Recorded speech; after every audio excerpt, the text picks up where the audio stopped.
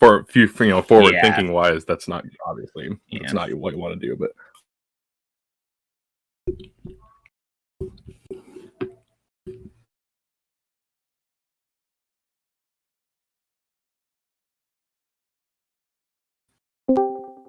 I mean, ultimately, you could like doing that would be like something we could offer as like here, advanced players. This is a customizable, customizable character sheet that you can also use, but use the basic one so you understand it.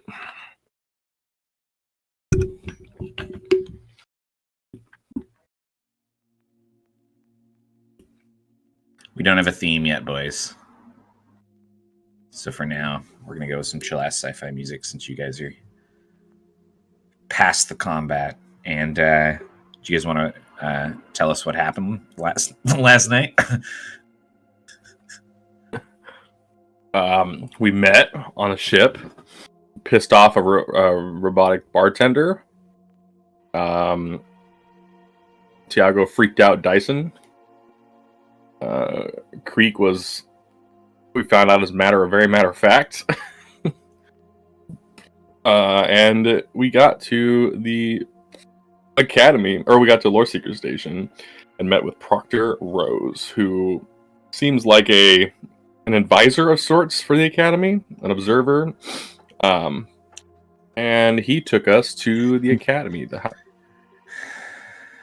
which we discerned was a floating island above, within the Avaran atmosphere. He gave us a basic task of sending him or getting a message to a colleague, one preceptor. Shit, I can't remember. Preceptor Arathea. I can't remember the name. Arathea. That's Go right. to the dock. Go to the docks. And I didn't reveal her until now. I apologize. Oh, really? Can go to the top.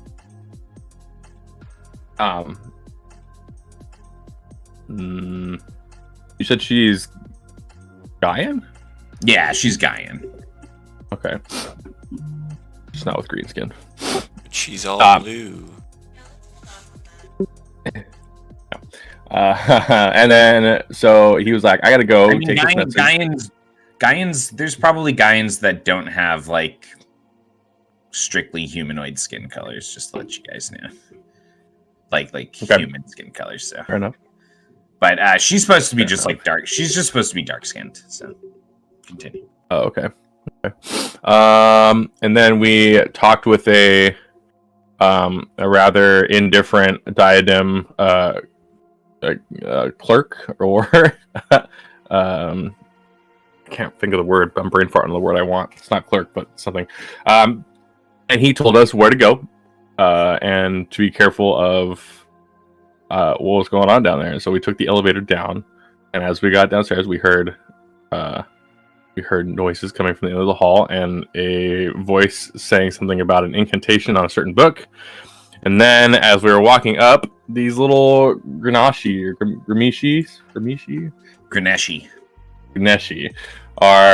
started tumbling out of a pile of books. And so we fought the Grenashi and realized they were coming from somewhere. So we found the book they were coming from, which spell to scatter all the books out of the way to find them. I did, yeah, exactly. We scattered books out of the way, found the book in the culprit, the book in question, which promptly coalesced essence around it and the other books into some kind of elemental, something of the sort. It seemed to be some kind of like creature made of essence. It was like you didn't make any checks, so. No, we didn't. But guys, don't forget using knowledge checks and combats and stuff in the system are quick actions. So. Yeah, we should have thought about that more. I did not realize. I thought it was more up to your discretion. I wasn't thinking about it. I was thinking about doing like recalling something you already know doesn't take very much action economy. You know. That's fair. So yeah, we took down the scholastic essence monster and talked with the preceptor. introduced herself, told us a little bit about what was going on and about how she was in the library, and then kind of thanked us by giving us some credits and to keep that on the down low and not tell Rose about it.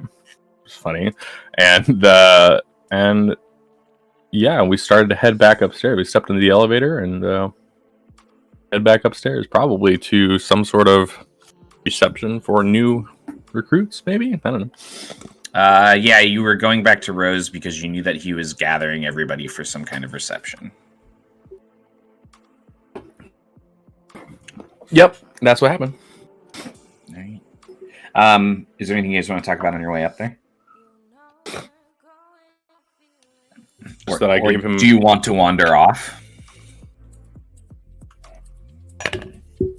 I mean, if we get up there and nobody's up there yet, like the reception doesn't look like it's happening quite yet, I'd probably wander around a little bit. Okay. Explore. Well, on the way there, is there anything you guys wanted to talk about, or are you just heading straight there?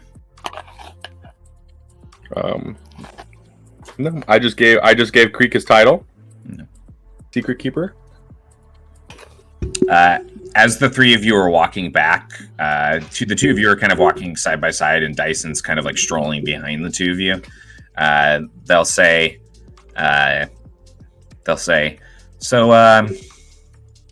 what in the Veils is going on in there? And guesses? I know like a thing or two about magic, but I think Essence is so, well, by nature, it's just so volatile and unpredictable, and maybe this is just an incident of some wild Essence getting caught up within these books in this library. Very strange. Probably very, very low probability, but that's what my guess is. I guess we really didn't ask her about it, huh? We could have asked her more about it. She didn't seem to totally get what was going on either. After all, whatever was going on was probably her fault. She even admitted to it. Yeah. Well, Creek, when we were fighting it, you seemed to be making contact with it, though. You were punching it. So it had some type of form, right? Yeah, it seemed kind of like it was made of force to me. That'd be my guess. It seemed similar to my shields. Yeah. Oh. Like magic shields. That makes sense. Well, his shields are made of mostly energon, right? Not how your shoot works?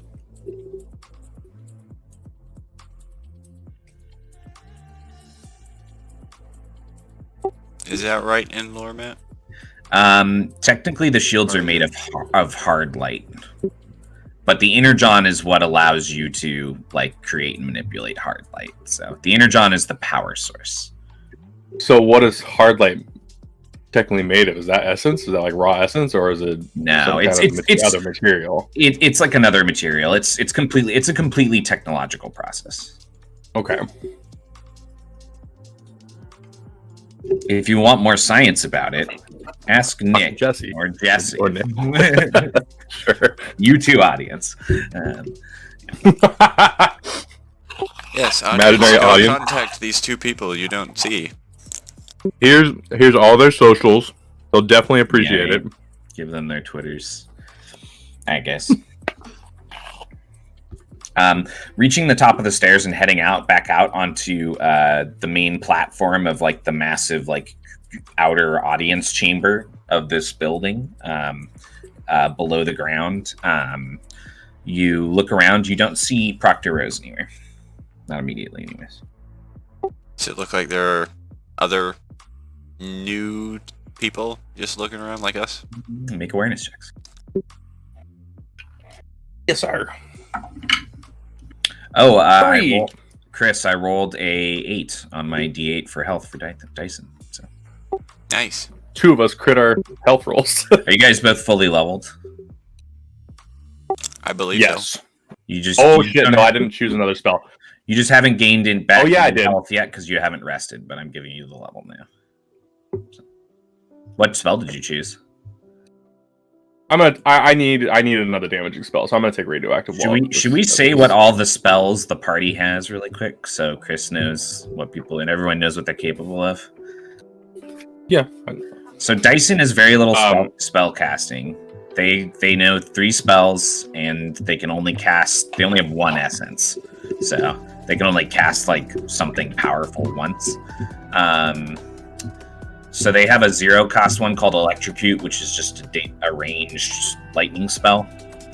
And then they have a base 1 cost spell called Hologram, where they can manipulate or project a hologram that can emit basic noises like simple music or short sentences. And then you can, like, when you choose to cast it, creatures within 10 feet of it have to make awareness checks to be able to tell it's not really whatever the object it's trying to pretend to be as a hologram. Sure. Illusions of magic. Yeah, it's like a little illusion spell that can be used for tricks and stuff, basically. But it can get a lot better, because as they get better at magic, they'll be able to empower it, and you can start doubling its size like over and over again to make it like big, huge things and stuff. And then they also took static charge, which is a spell where they make a power check against an enemy contesting their finesse defense, and if they succeed, they deal 1d12 hit points, and then as a quick action on each turn after that, for up to a minute or as long as their focus lasts, they can continue dealing 1d6 damage automatically, just like with their quick action, which is pretty strong. Impressive. And it's cool because I just got my Codex of Concentration because they hit level 2. So now they have, you'll notice actually that they've been working on it like in downtime, but it's basically like a small technological object that can take some of the focus that I'm focusing on and hold it for me. So I can just keep focusing on other things. That's how I like cheat out of my essence cap to like cast a bunch of focus spells as a technomancer. So you'll see. Pretty dope. They get pretty cool. Yeah. So that's what they have. Oh, also they got nanites. So they have you'll also notice that now when QWERTY, the drone, is flying around, there's very, very tiny, almost invisible, like, drone bots following them wherever they go. This like little like school of like, it's almost like a school of fish, but it's like little nanites is following them or following me. You can probably see some sort of little ripple in the air probably behind him. Yeah, exactly. And they have an ability. I can manipulate them with a quick action and send them to a creature within 30 feet of me and have them do one of the following 3 things. And I can do this a number of times equal to my savvy. So right now I can do this 3 times per rest. So I can have them enhanced. The creature gets a 1d4 bonus to the next active skill check it makes before the end of its next turn. I can have them infect. The creature suffers a 1d4 penalty to the next weapon attack it makes before the end of its next turn. Or I can have it restore. The creature regains 1d4 hit points. That's pretty dope. I like that ability. Sounds cool. That's what I just got. Oh, yeah. Okay. Well, I told Chris what I got at 2nd level. I did get access to my astral form for the first time, so I can survive in the vacuum of space for a minute with no ill effects. And my Void Walker subspecies thing is I can, I love that feature, and that it gets better like the more you do it and stuff, the higher level you get. That's so cool. But the Void Walker level 2, I get Void Anchor as an ability, which is I can send a mote out as an action. Right now, my singular mote, I can send to a point in space around me, and it'll stay fixed there until it's for an hour or until it's dismissed. And spaces within 5 feet of it are 1 darkness range band lower. So I can literally suck light out of a small area for like an hour. That's with my mote. Creepy. Yeah, right. The spells I have, you saw last night. Basic Void Lance is my damaging cantrip, or basically 0 cost. And then the Void Displacement is the one I use to scatter the books, and I can either I can harmlessly push. I can relocate, which is harmlessly push an object away from me. I can disarm something, which is a contested check against the creature holding it, or I can separate something, which is I can separate like 2 creatures that are grappled or like stuck together. Also a 0 cost spell. And then That is for, and then Ocular Phantasm is from a Harbinger list, and based on the talent I took, the magical knack talent.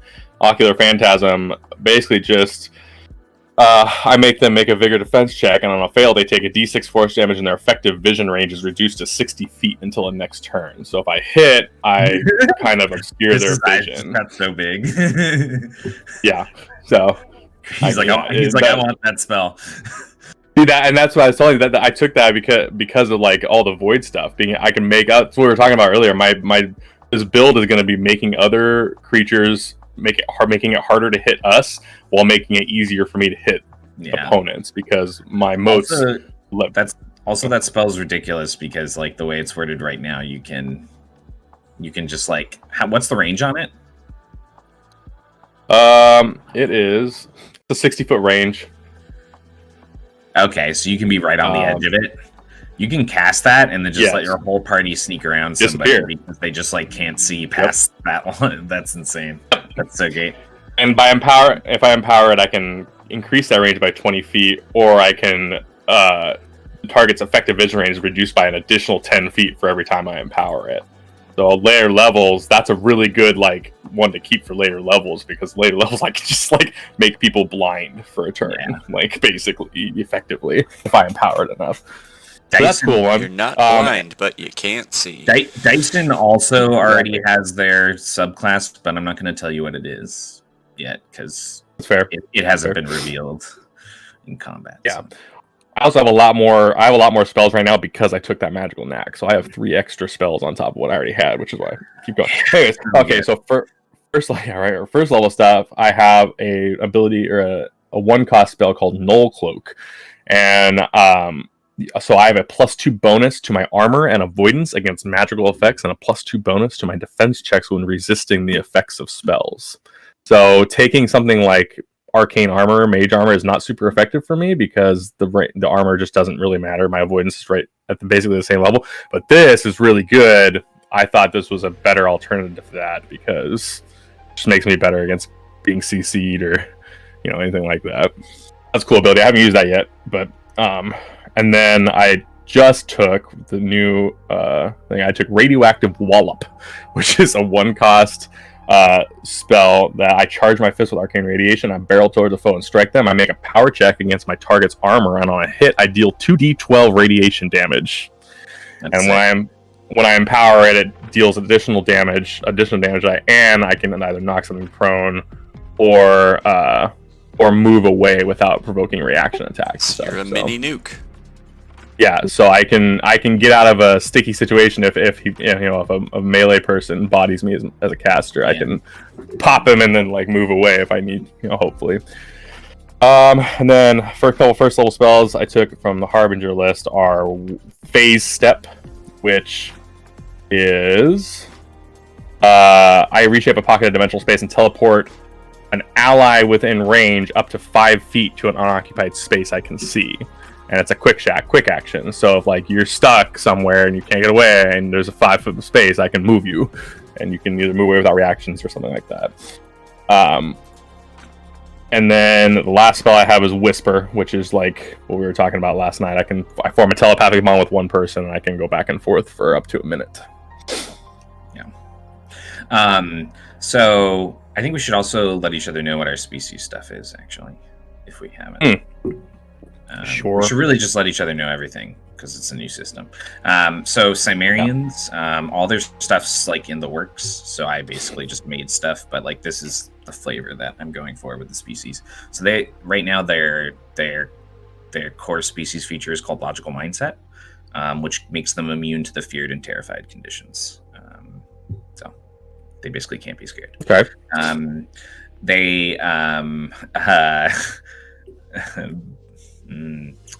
I'm not gonna say what it's called because it's like a backstory. It's a backlash on this next one. It's a backstory spoiler for Dyson, but and I'd rather it be revealed when you guys decide to get to know each other.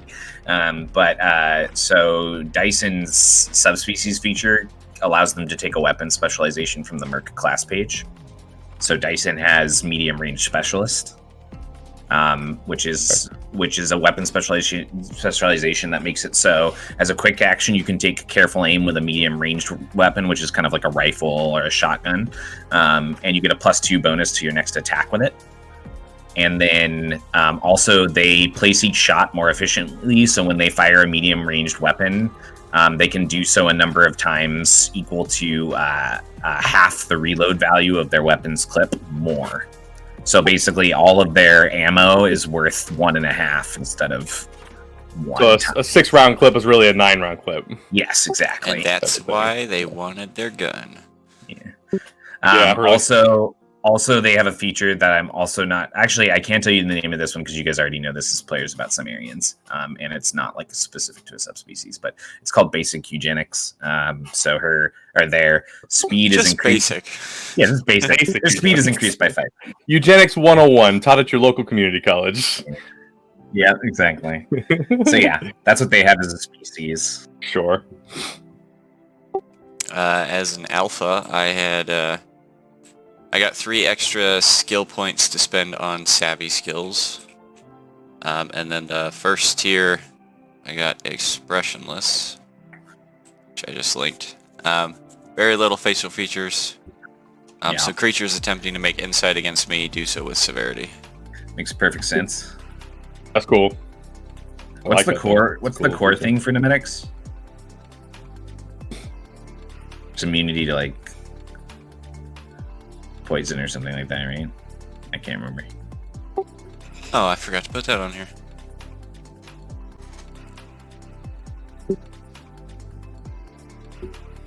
Is that what it is, though? I'm gonna double check. They have something. It's been a few different things, obviously, so... But this is pretty chill. I'm digging it. Yeah, they have a perfected immune system. Yeah. So you are immune to poison damage and the poison condition, and create opportunity on checks you make to resist disease. Man, it gives you immunity to poison damage. This is so good. You just like run into a set of enemies whose like best pop-off abilities involve poison damage, and you're just like, "Fuck you, dude! I'm a robot. I ain't poisoned by you, asshole." Like, it's so good. It's niche enough that it's like balanced, but it's so good. Anyways, True. All right. Is that everything? Yeah. So that's your 3 things, right? I think. Okay. So Averin. Shit. I didn't have this part up. All good, dude. All good. Okay, so Averin's core ability is I have a prehensile tail. So I cannot wield weapons with it, but I can use it to retrieve or stow small objects carried on my person as a free action, which is pretty cool. My subspecies is Shadow Sovereign Colonnade, and it gives me dark vision. So I have 60 feet of dark vision.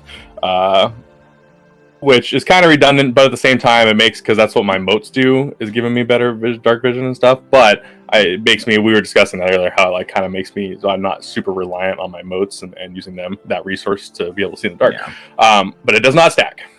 But regardless, and then my first level feature, I took one of the subspecies prereq ones called Ulai meditation. So after finishing a rest, I can spend an additional 10 minutes in meditation, focusing on the nature around me and empower my own spirits. The first time an effect would cause you to take a point of fatigue until your next rest, you are immune to the effect. Like, basically get a free fatigue point. It's not bad. That's pretty good. Yeah. I almost took, and I don't want to do reworks if I don't have to, but the other one, the prereq one for my subspecies is pretty sweet. Is you being prone does not reduce your movement speed, and you can stand up from prone by spending 5 feet of movement instead of half. Almost took that, but it's really, really strong, but I think it's a little bit niche, which is why I didn't take it initially. It's better on a character that doesn't do the role that your character's doing. Yes, exactly. But yeah. All right, you guys were looking around the platform? Exploring. I made a 21. I was looking around for other people that James rolled really new bad. people. Yeah. Yes, I did. Yeah, I rolled a 3. Other new people that might be looking around too. Tiago, you're still distracted by like the bruises and cuts from the combat. So you don't really notice anything in particular. You do notice that there's definitely some other paths into some other areas below the surface of the floating island. Sure. Creek, you do notice a figure that's near the landing pads that's just kind of like sitting on a bench with a like a real physical book in their hands. They're kind of leaned down reading it. They appear to be a Camian that are in they're a Camian that are in like gold and gray robes. They also look fairly young. Not unlike Tiago. I mean, again, And the Dyson. books, Dyson looks fairly young. were the books actual physical books in the fight we just had? Yes.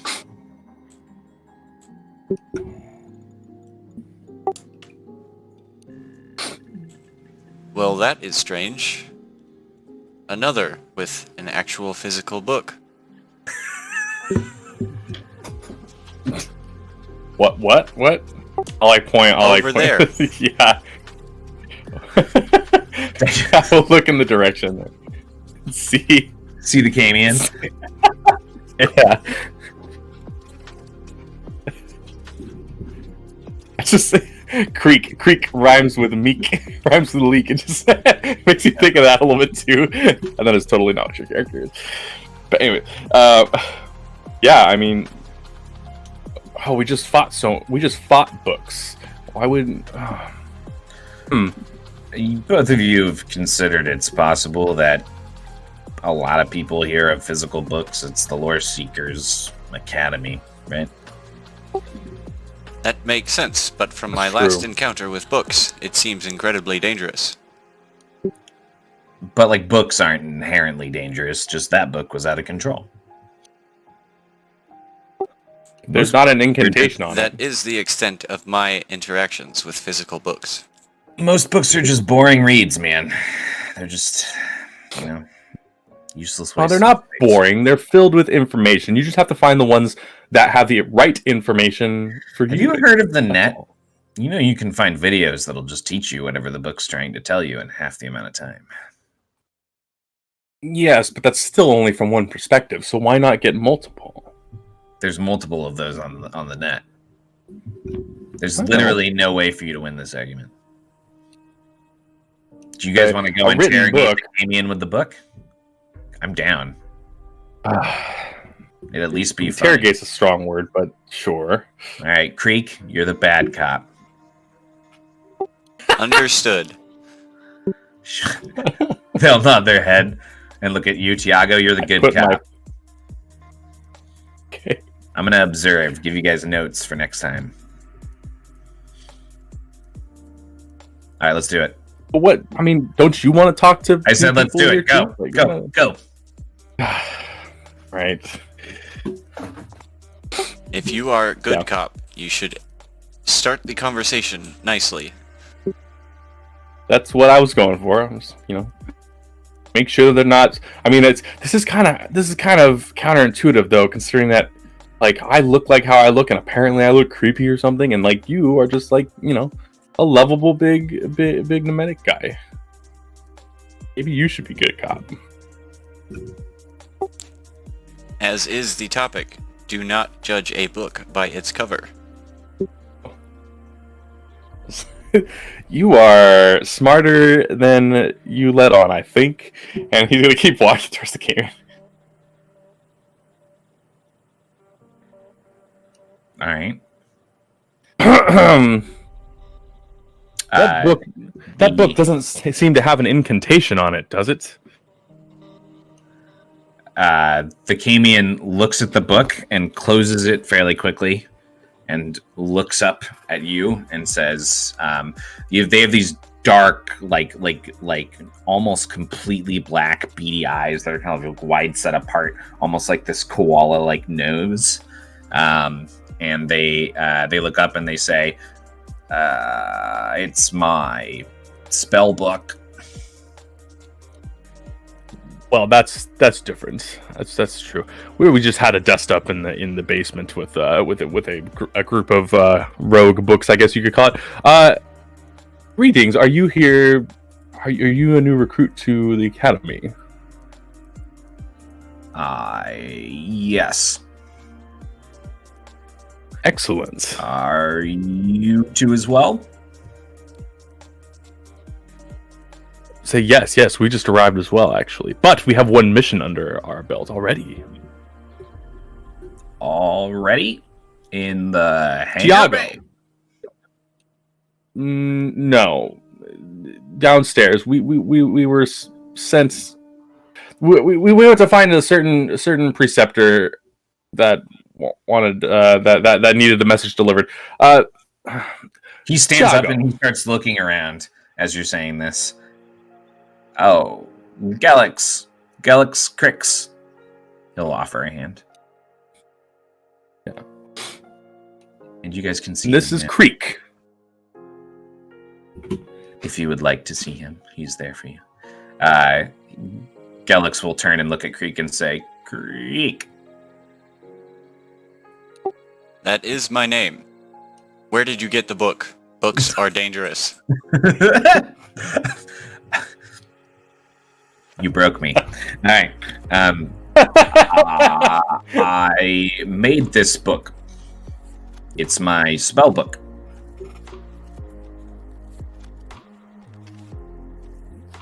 Maybe another bad cop, not you, another bad cop made that book downstairs. Maybe that's the source. Are you saying I'm lying? He squints at you. Me? Oh. No, I'm not saying you're lying. I believe you. I too have something that helps me manipulate essence, such as a spellbook. What do you have?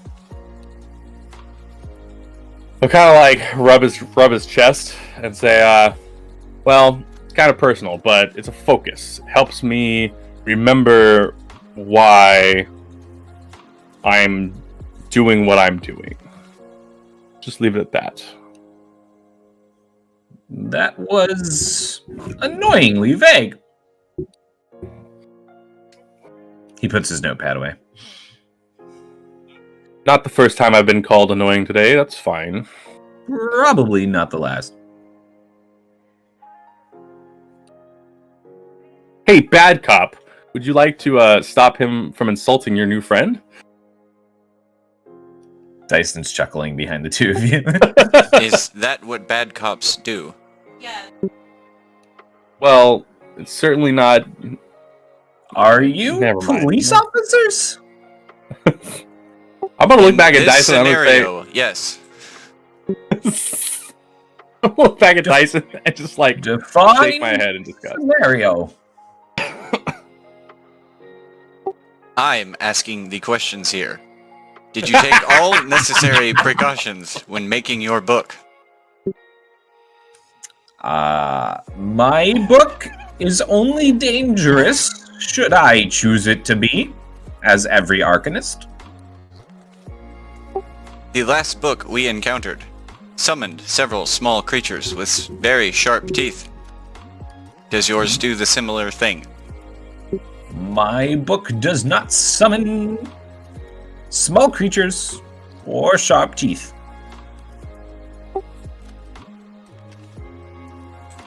You did not answer the And question. we're good. What about small creatures with sharp teeth?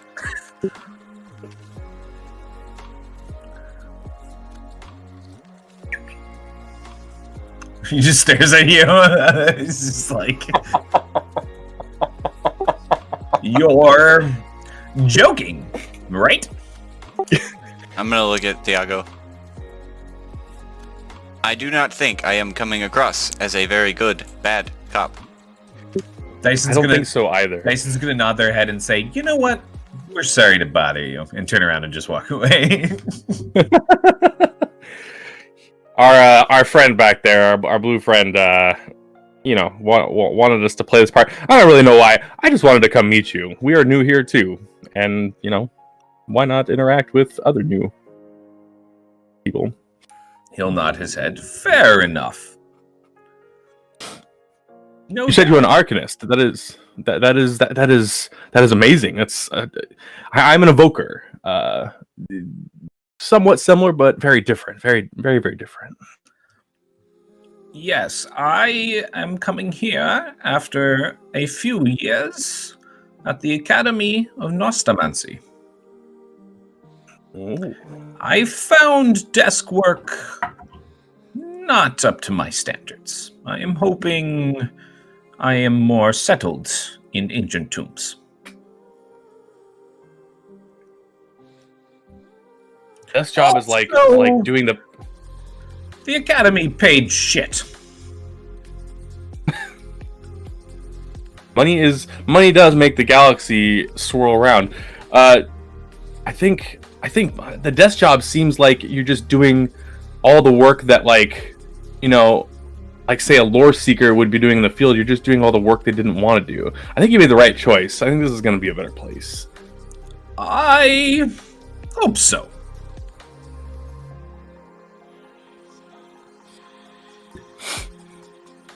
Why do we listen to Dyson? I'm gonna look up a creek.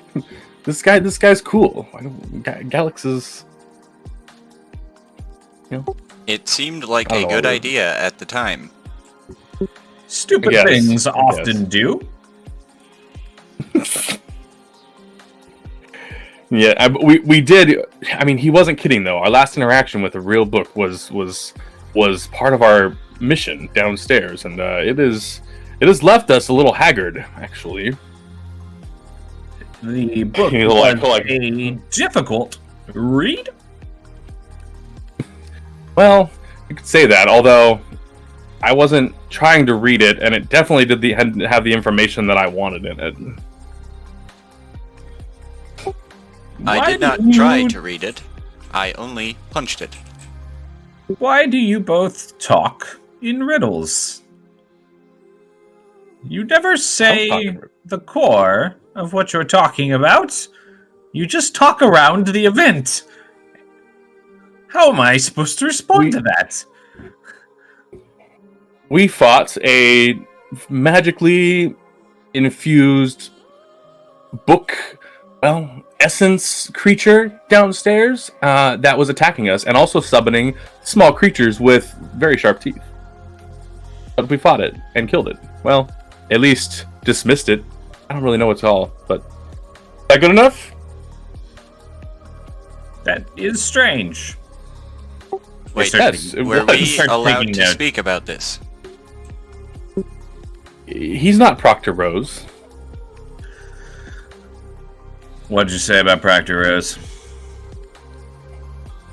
But he's not you! With this big old smile on his face, he'll turn on his heel and look to where the voice was coming from. You'll see standing behind Proctor Rose, you'll see two more mortals. One appears to be a Gaian. She's wearing just personal clothes. She's not wearing any armor or anything. You also don't see any weapons on her, or Galax for that matter. And then on the other side of him, there's a tall, arms crossed, kind of leaned back. There's a tall Kindurin with a pair of goggles over his forehead. And Rose will say, "All right, well, 6 is enough, I guess. You want to take y'all to the Grand Hall, so you're ready for the gathering." Sure.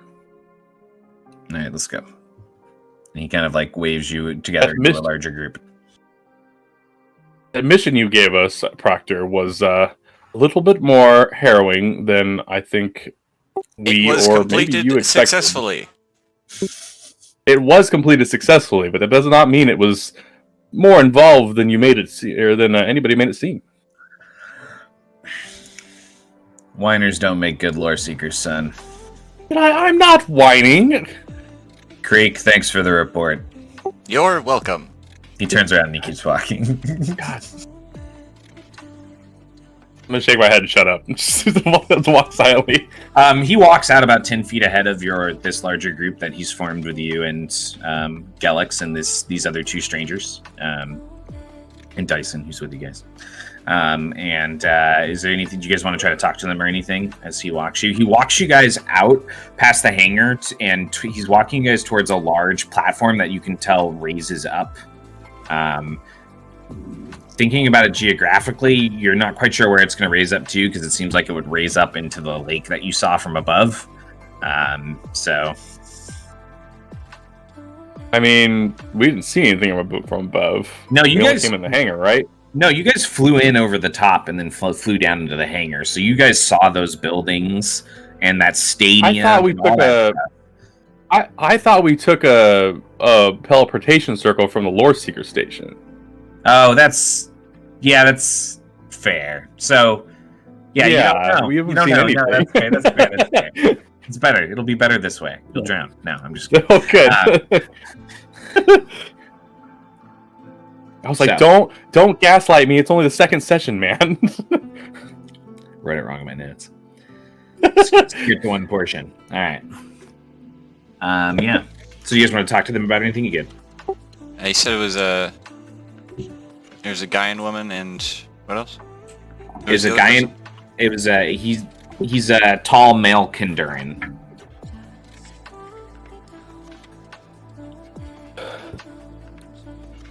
They're like scaled. They almost look a little bit reptilian. Do you right? remember? Do you remember the?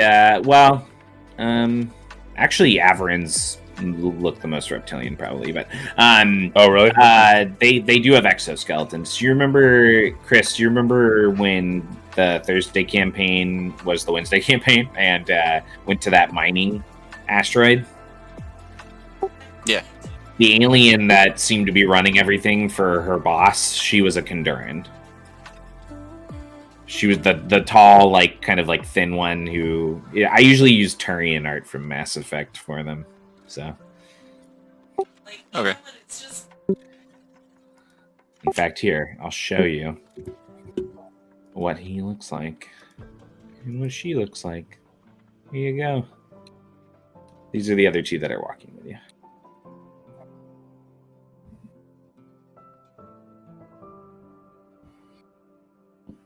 And the Kinduran had so goggles, just like it on the picture. Okay, cool.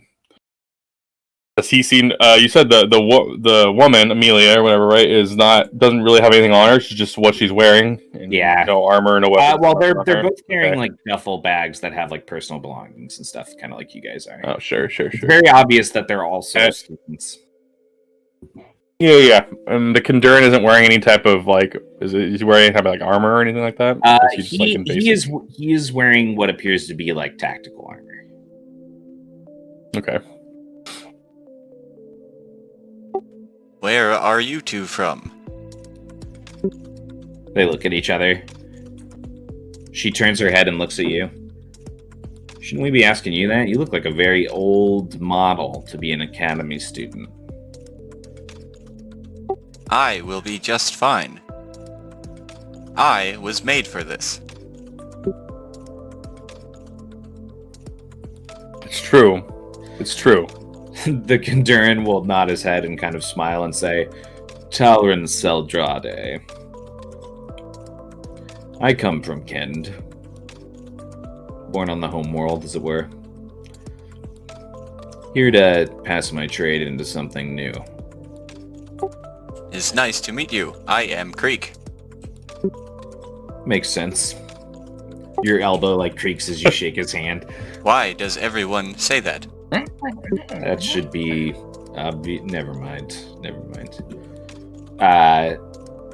The guy and woman will just kind of like salute off her temple and say, Amelia.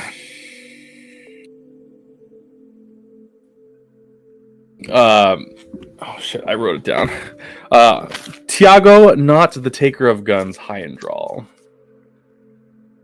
And he'll do like a little like stupid, like an over exaggerated like gesture. It would be after your name, just to let you know. Oh, okay. Like the way that the titles are set up is very in particular. That's why last night when your character called it a nickname, I was like, your character wouldn't call it that. Just to let you know. Like it's the titles are like very important. They're like sacred. Sure. Unless your character just like doesn't care, obviously.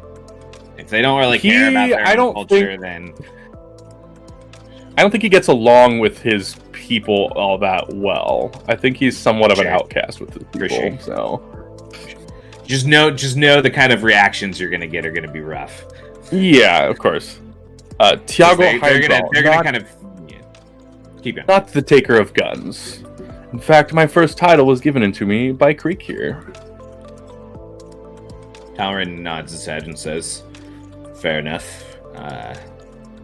Just so you know, if a gun is nice enough, I might be tempted to take it. So don't be offended." But I won't. will not be taking it. He is That's not right. the taker of guns. I am not. That much is obvious. At least you're a couple straight shooters.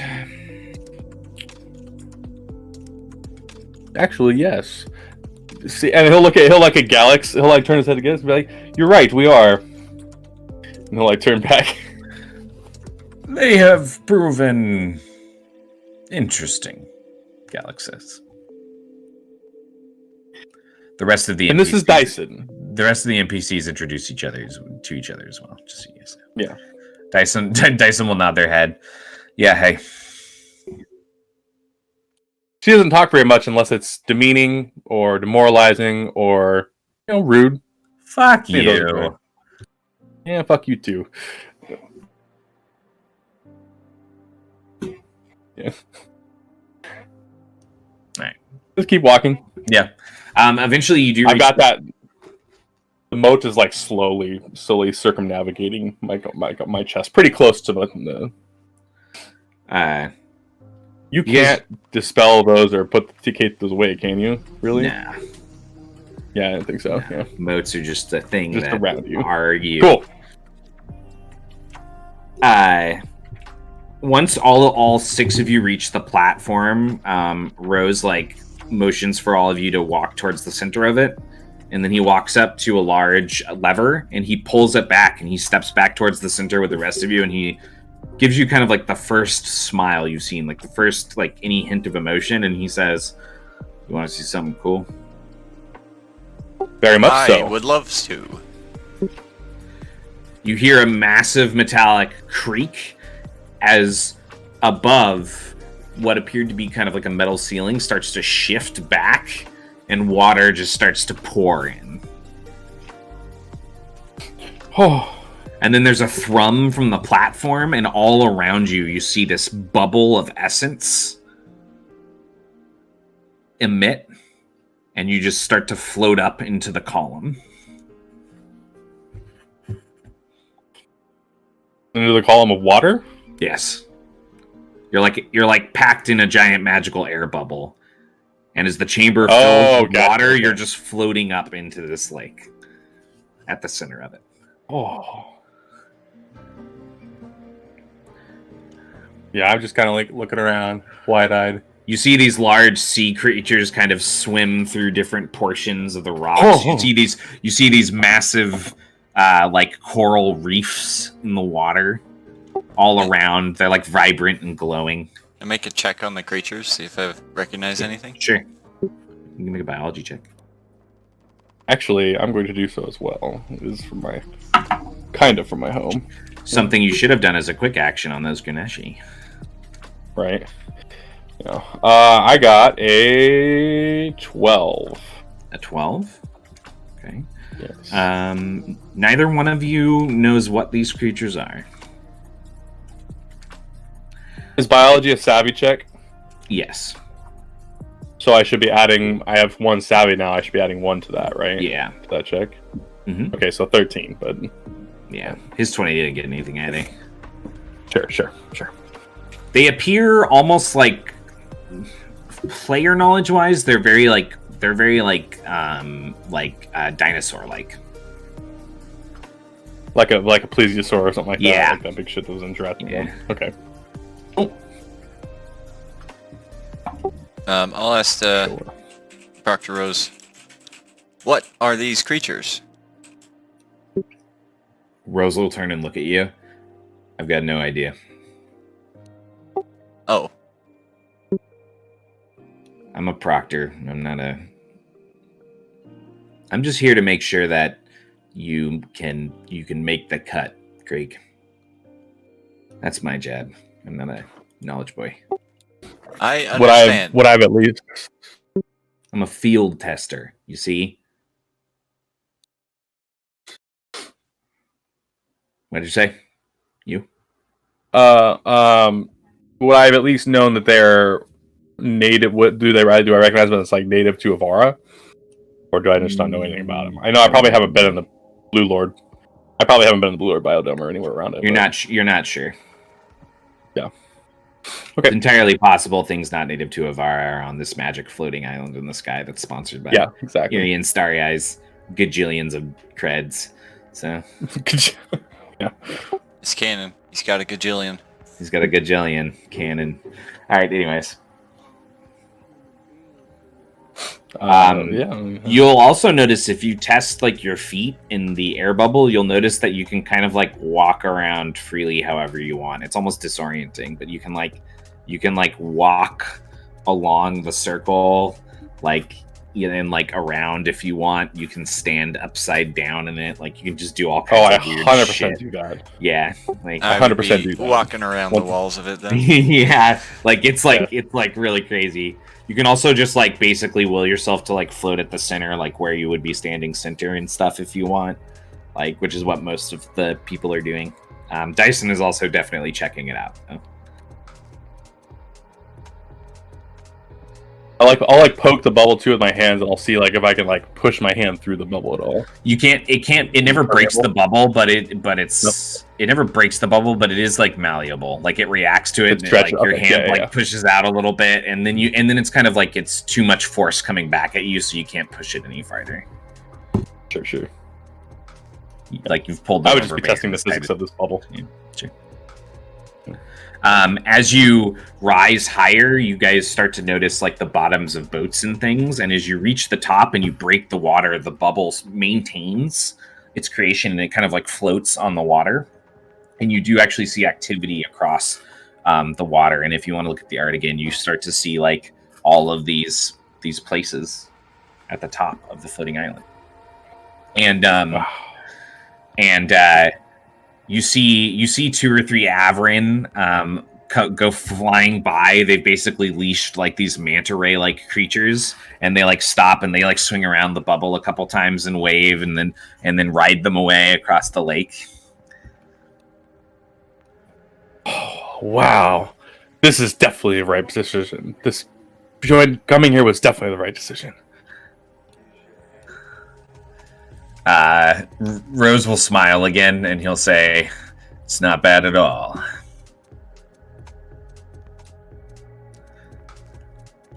And then he'll like stand at the center of the circle, and you'll see him reach out with one of his gloved hands, and there'll be this slight glint of light at the center of it, and the bubble will start to like move towards land, just like across the water.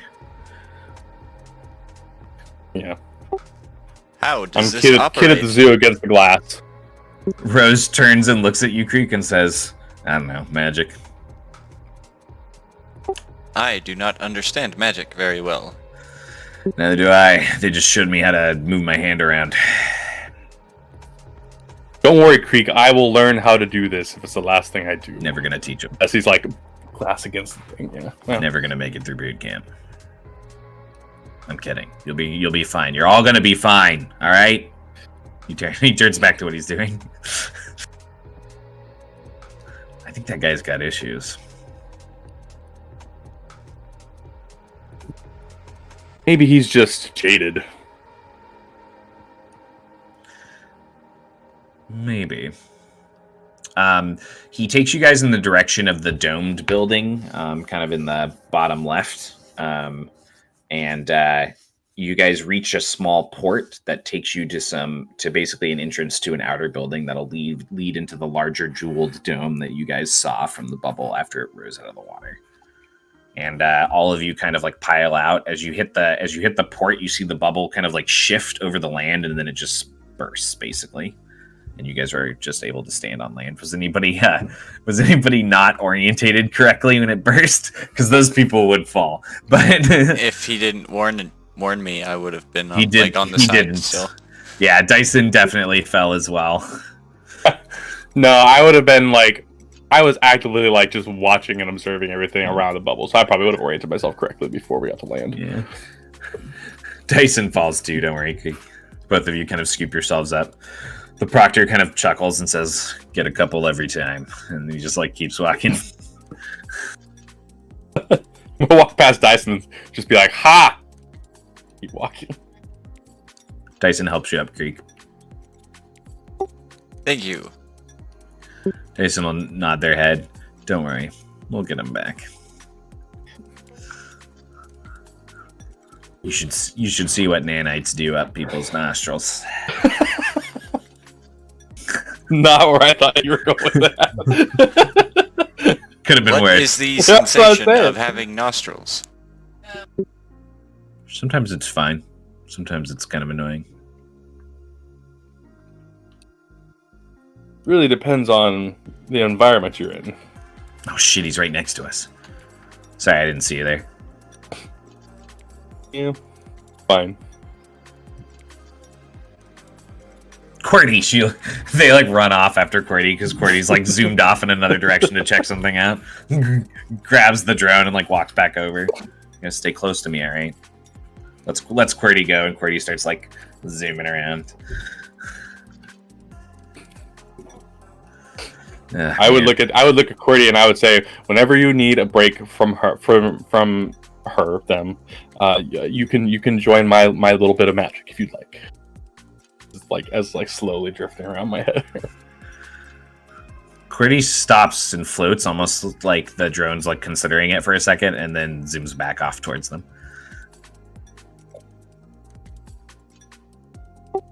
I do not think Corty likes you. Nah, he just doesn't know me yet. That's all.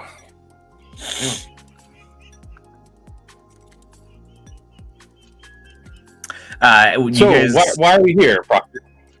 Oh, Rose turns and looks back towards you. You guys reach like the base of these extending marble steps that lead up to the entrance of this building, and he'll say, "Oh, the headmaster usually likes to say a thing or two to the new arrivals."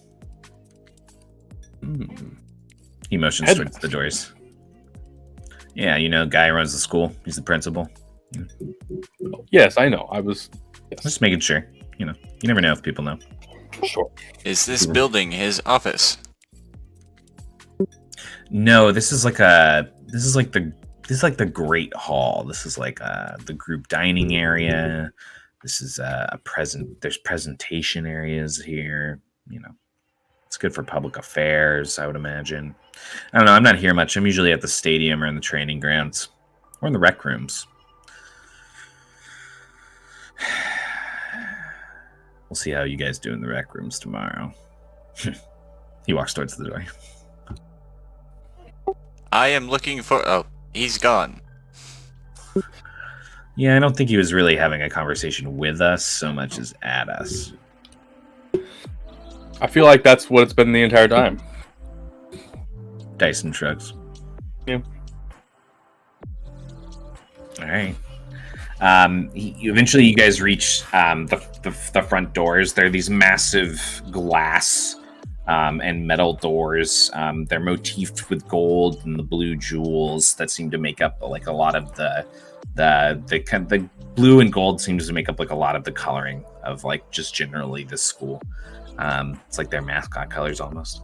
As you reach the doors, they do automatically kind of like slide open, and a red carpet with vibrant flowers and animal art like across it kind of opens up into this large reception area with these great red oak like tables and plush couches, and you see what looks like probably at least another 50 or 60 like new arrival students just like gathered in different groups in here, eating and drinking and talking to each other and waiting for like things to start.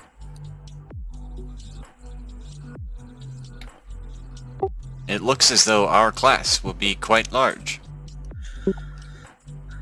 More than I expected, true. Although I didn't really know what to expect, so I don't know.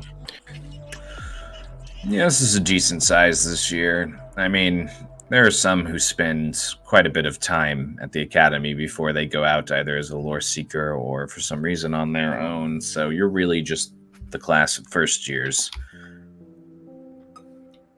Really depends on how quickly you're ready for the field. Everyone's different.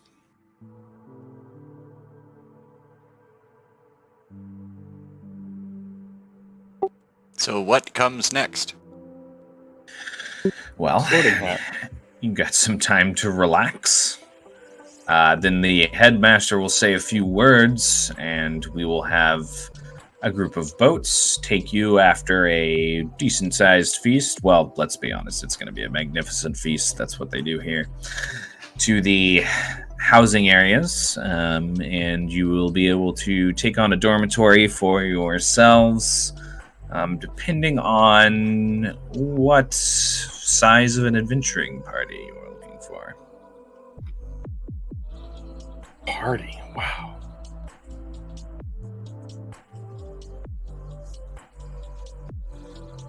He nods his head. Yeah. Cool. Do we have to sit somewhere in particular, or can we just kind of No, just mingle. your own thing? You know, Oh, all right. mingle away from me. Yeah. Sure. Already way ahead of you on that one. Really? Because you're still here talking to me. But I'm looking for a way out. I gave it to you. There is one over there. Thank you, Creek. Lead the way, Creek. And is there like a food table or something? Make awareness checks. Come on, guys. Morning. This is weird. We don't play D&D at 11 o'clock in the morning mostly. I got a We need to play 9. D&D whenever we damn well can. A 9? A 9? Okay. Yes, there are food tables and things. I would start heading over towards food. Okay, sure. Yeah, I'll follow.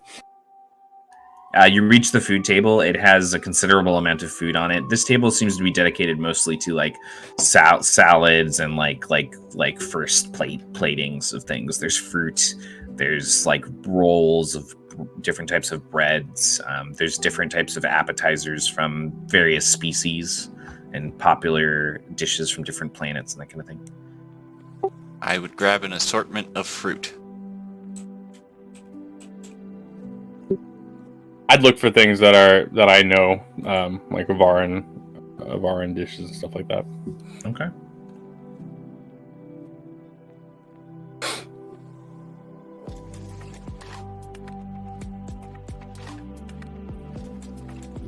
Sorry, 1 sec. Good. Go ahead and make an investigation check. Or a biology check.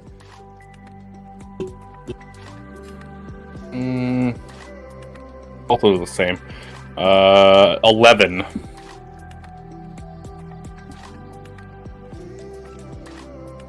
Okay. You do find some Avaran dishes on here. Specifically, you find a couple popular apps that are like fish-based from the Blue Lord, as well as some things that you recognize as being from the Green Lord biodome. You don't find any dishes from the Shadow Sovereign. Yeah. Cuisine was never my people's strongest addition to our culture. Yeah, I think I've read a little bit about you guys. About the Shadow Sovereign? Yes. Yeah. It's difficult in Does it some feel ways. awkward at all, knowing that you're physically in another biodome? No. I mean, I don't really want to get into it much, but like, I didn't really. They were my people, but they weren't really my people. I never felt fully immersed, if that makes sense.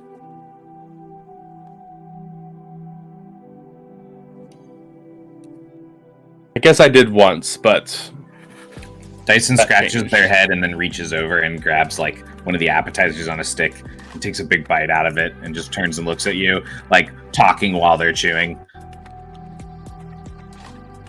It's probably a good thing, dude. Most people don't like your people.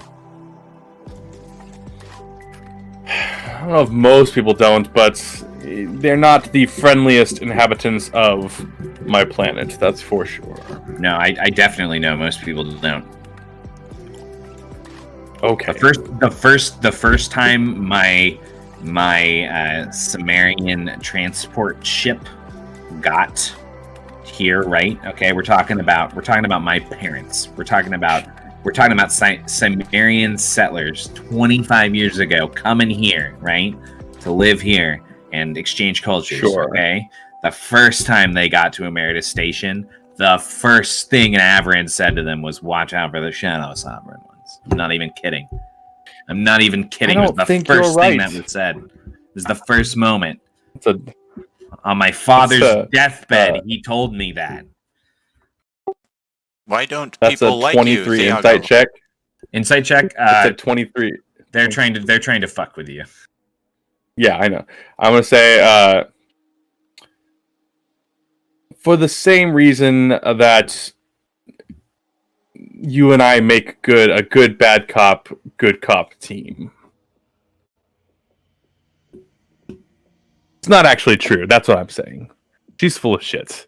She doesn't know anything about my culture. Well, maybe she knows some things, but not about. They shake their head.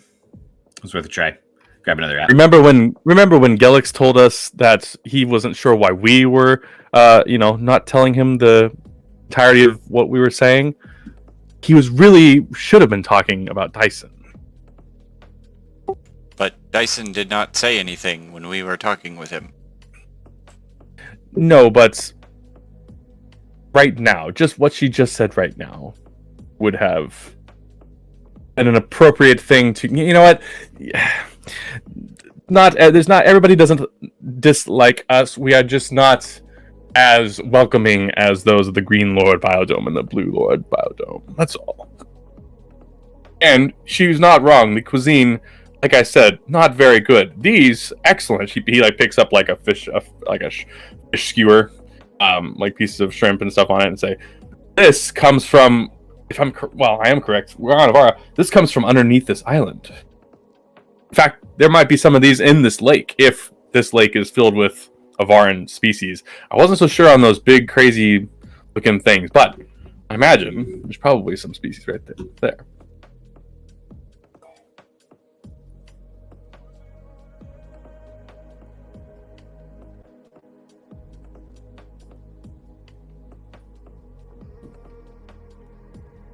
You understand that there's like multiple subspecies of my people, right? Like the ones that live below us on the Blue Lord are very how do you put it, carefree people, living off the land more than anything, and the Green Lord. But I think the ones that are the most well known are probably the Green Lord Biodome. They are probably the most diverse culture on the planet. Yes, I do know that you have multiple different branches within your species, much like nemetics. Exactly.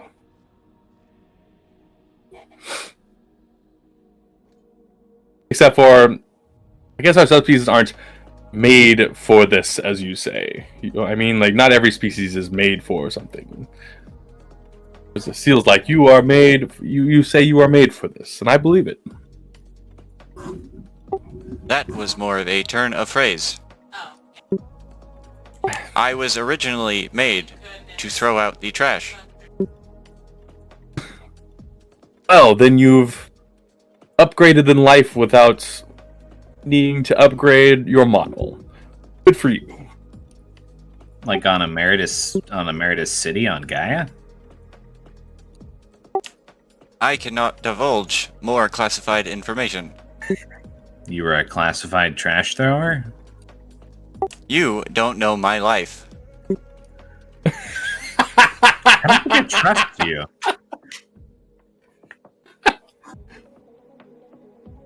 Considering that we all just met, I would find it hard to trust any of you yet.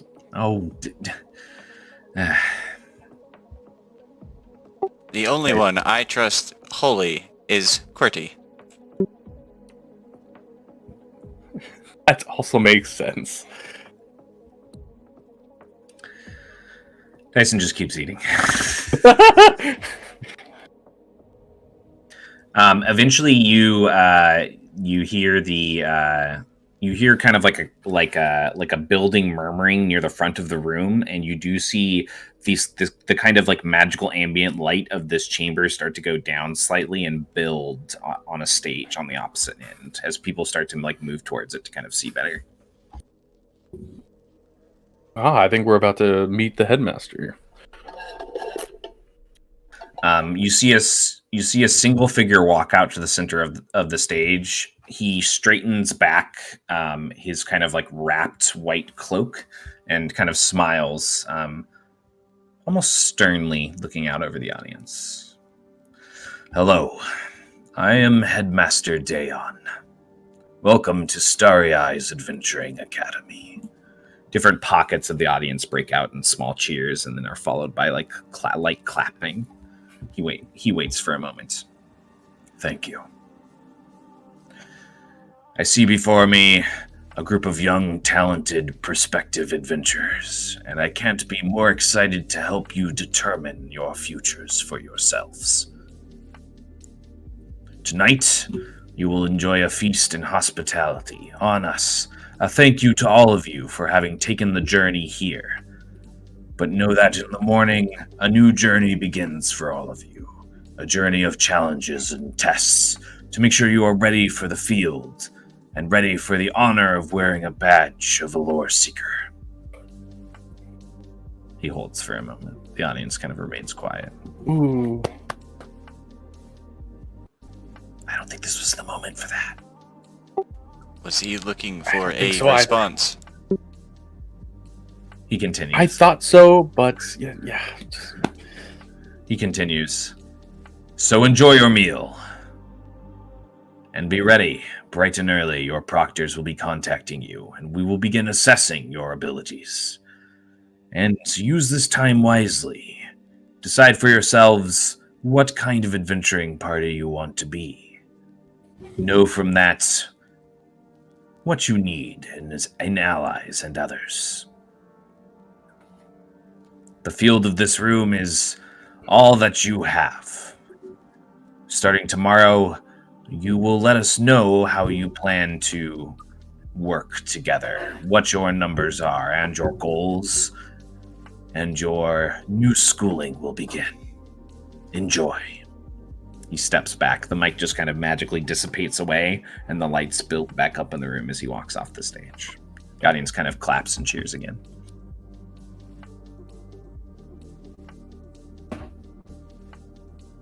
Stern, but someone you strive to impress, I think. Dyson's going to turn and look at the two of you. So what's the plan? Triumphant trio?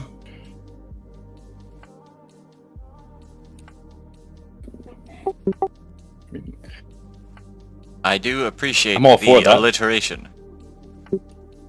Poetic, I know. We've obviously proven to be effective, in the field, as it were. Although we weren't really in the field, but we worked well together. They nod their head. Fair enough. At least three's not a crowd. Unless you guys want to try to pull in some more allies. I don't know what it is, but I kind of like that Camian that we talked to. More magic? He had an odd candor, but We're going to be fighting over spell scrolls if there's too many of us. You know that, right? it's true. What the vibe you got from Amelia and the Kanduran?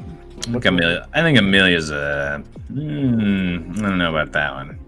Kanduran seemed nice. Kind of had dad vibes, actually. Maybe the reality check that we all need here in this group? I don't know. I think Creek does a pretty good job. Yeah, Creek? Keep us in line? I can cover that. It's up to you guys. More numbers is probably safer.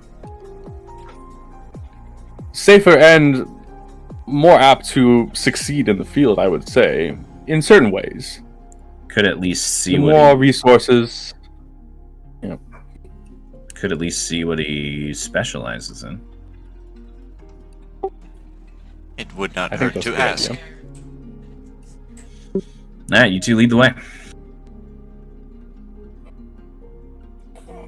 All right. No cops this time. She'll lean over to Creek and whisper in his audio input port on the side of his head. She'll whisper, "Bad cop." They'll whisper, "Bad cop." Awareness not- check, and I rolled a 3. It's fine. Didn't I even started notice. walking forward. Yep. Yeah, sure. I will approach them All right. or find them. wherever they You are. want to try to find Tower and Seldrade? Yeah. He kind of split off into the crowd. Sure, make awareness checks. That's better. That's an 18. 12. Okay. Creek, you're scanning, but well before you notice him, Tiago, you see him standing off to the side, just kind of watching a larger group talking. He's standing like near a snack table that has some Kandarian foods on it, and he's like occasionally like reaching down and like refilling his little plate. I'll approach and I'll say it's a good choice. Those are pretty good. Couldn't help but get a good feeling from meeting you earlier. I know we didn't talk much, but he was talking of finding an adventuring party, and the three of us, and he'll like gesture back to Dyson and Creek. Three is good, but when you gesture back, Dyson goes like they don't know what's going on. don't pay attention to her. There was something to safety in numbers and success in numbers as well. And what do you specialize in? What do you do? What are you good at? Talaran kind of gives you kind of like an amused smile as he looks at you and then over the party, and then he looks back to you again and he says, "Well, I'm an experienced soldier, if I have to be honest. I fought in the Kandarian forces for a little over a decade, but I'm looking for a different line of work that could use my skills, I guess. Mercenary work didn't... some of those jobs left a bad taste in my mouth. I'm decent with a blade. That, I suppose. I'm decent with a blade. I'm decent with a gun.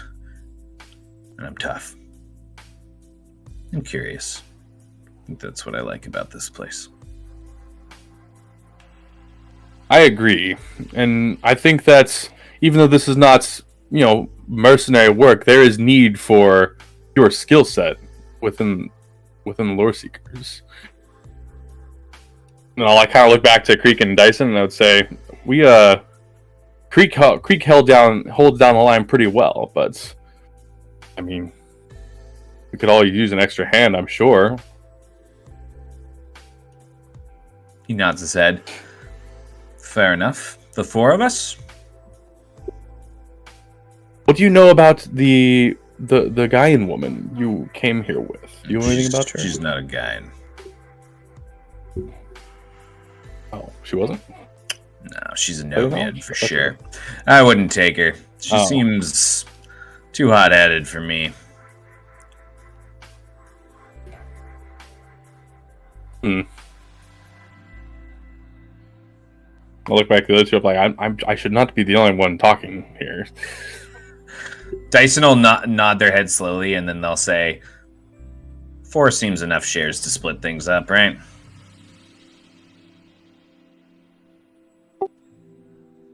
Four seems all right with me. We can always see how our first rec room test goes and decide from there.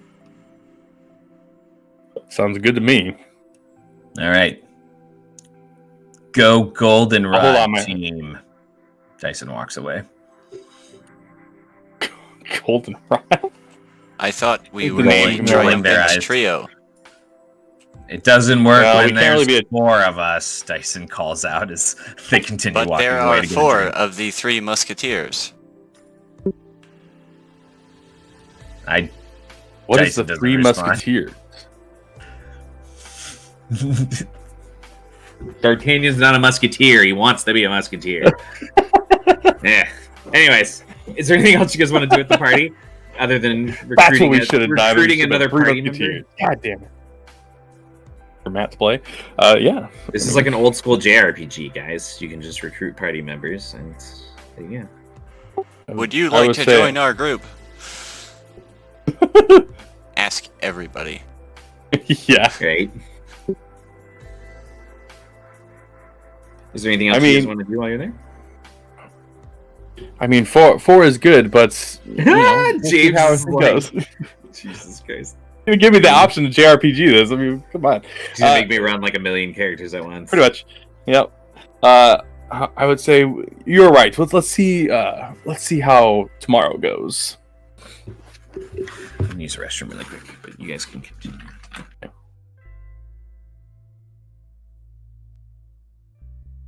But more food now. More food, and I'm gonna wander off, find some more food.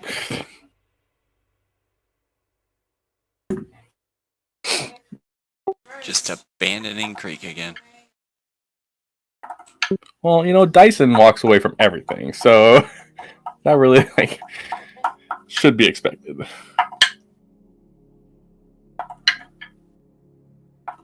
First, you're ditching him in a dark cave. Now in a room full of God, I'm people. never gonna live that down. That wasn't even in character.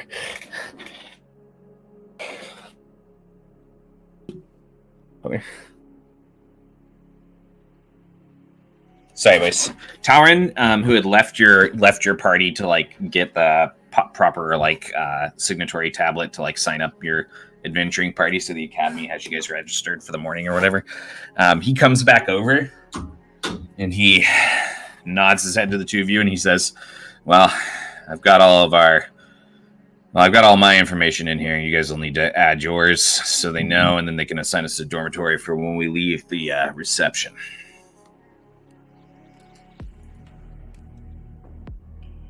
All right. Just take his But, tablet and put it in, or do we need to go get that from somewhere?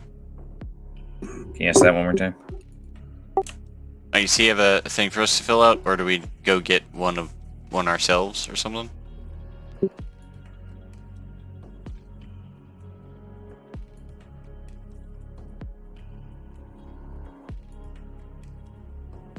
That's losing it. No, my headset just the battery died midway through Chris trying to ask me questions. Chris, what were you asking? Does he have the thing we need to fill out, or do we need to grab that? He brought it with him. You guys just need to like take it and fill it Okay. out here. Yeah, I'd grab it and start filling out what I need to. Creek, you would notice at the top it asks for an adventuring party name. Let's try Triumphant trio. Tauren will look at it and he'll say, "Oh yes, it appears that they would like us to have some kind of catchy name or something about possible publishing rights, if you know." I have already filled it in. He'll look at it and say, "There's 4 of us." I don't see the problem. Do you understand how numbers work? I do. Maybe it's a way of tricking any opponents that think they know about us. They'll expect 3, but then they'll get 4. I don't see anything wrong with that. This seems kind of dumb to me, but I honestly don't really care. It It works. is either that or the quadrilogy. I kind of like that more, to be honest. We could just take some time to think about it.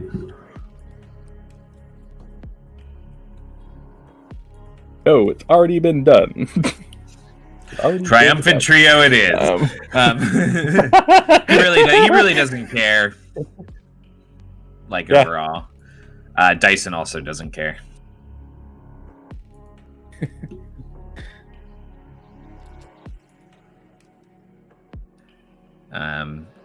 Creek, you finish your information, and Dyson fills out theirs as well. So you guys have it all ready to go whenever you're ready to turn it in. I'm not forcing you guys to come up with a name today. You can just say that you put down a name, and you can decide. That works. Down the road. Okay. Yeah, that's good. All right. Talron takes it back once everyone's done with it, and he says, "I'll take care of this." And he goes over and hands it in and everything. It's been a bit now that the reception's been going on. It is starting to die down, but it definitely appears that it'll just like keep kicking until everyone leaves. So.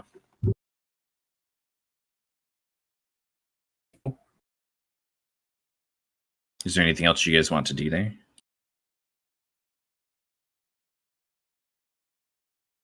I mean, I'm not saying that you should. I'm just... yeah, I probably keep an eye out on all of us, but also like on the 2 others we met, just to see if they like find others or something like that too. Okay, sure. They don't. Tauren does some conversating, but he doesn't appear to be doing any kind of like recruiting or anything. Oh, you mean you were paying attention to Galax and Amelia? Yeah. Oh, sorry. Just to see if they like found others or like what they were doing. They definitely do mingle as the night goes on. Both of them do appear to attach themselves to groups. Okay, sure. Doesn't necessarily mean they're permanent groups or anything like that. No. But I make a mental note of that. Yeah. At one point during the party, as you guys are kind of like getting last drinks and stuff and talking to each other, just the 4 of you at a table, you do see a figure step out of part of one of the crowd and walk towards all of you. You recognize it as Preceptor Arathea. She nods to all of you and she says, "I noticed you all earlier, but I've been busy attending to some expectations of my position when at gatherings like this. I just wanted to come by and again thank you for your aid with that magical mishap that happened earlier today." Sure. No problem. Glad we could be effective even before we were put through our first rec room test. She'll smile and nod her head. "Yes, I may have spoken to a few about your deeds, and it's possible that this party is linked to your name spreading around amongst those that might consider themselves rivals to all of you. You've set high expectations from the proctors." I look at Talron to gauge his reaction to this. He scowls. Yes. Should we not be all working together as Loreseekers? Oh, no, we are, but obviously in any kind of academy setting, there's some level of grading to the procedures. We do want you to try your best, and the proctors don't mind a little friendly competition. Not my purview, of course. I prefer to study what is found and teach the students how to do this as well as I do. But for one such as Rose, like you met earlier, it's fun to watch you push each other. See who comes out on top. Competition should make us all better. Exactly. That's the point. All right. I guess we appreciate your support, indirect support, I guess.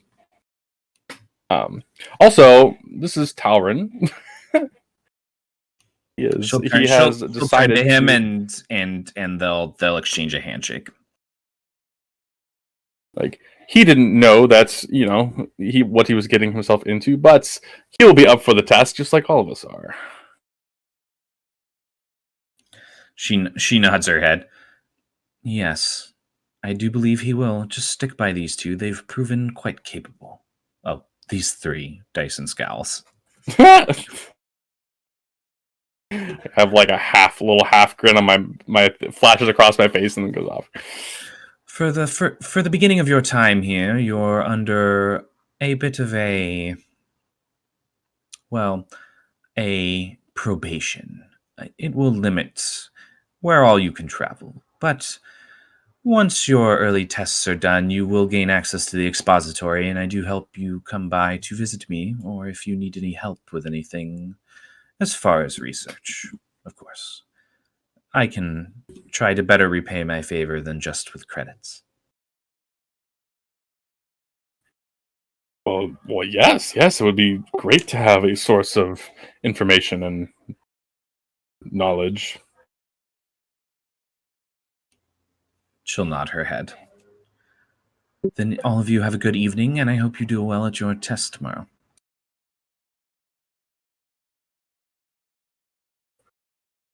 Well, thank you.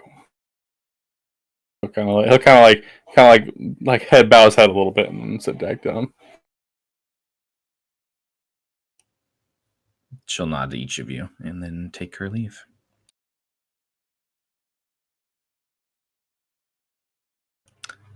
Is there anything else you guys would like to do at the party? I'm good. Chris is thinking I don't really think hard so. about something. Okay. Creek was thinking really hard about doing something, or? You said the computer thinking wheel spinning. Yeah, sure.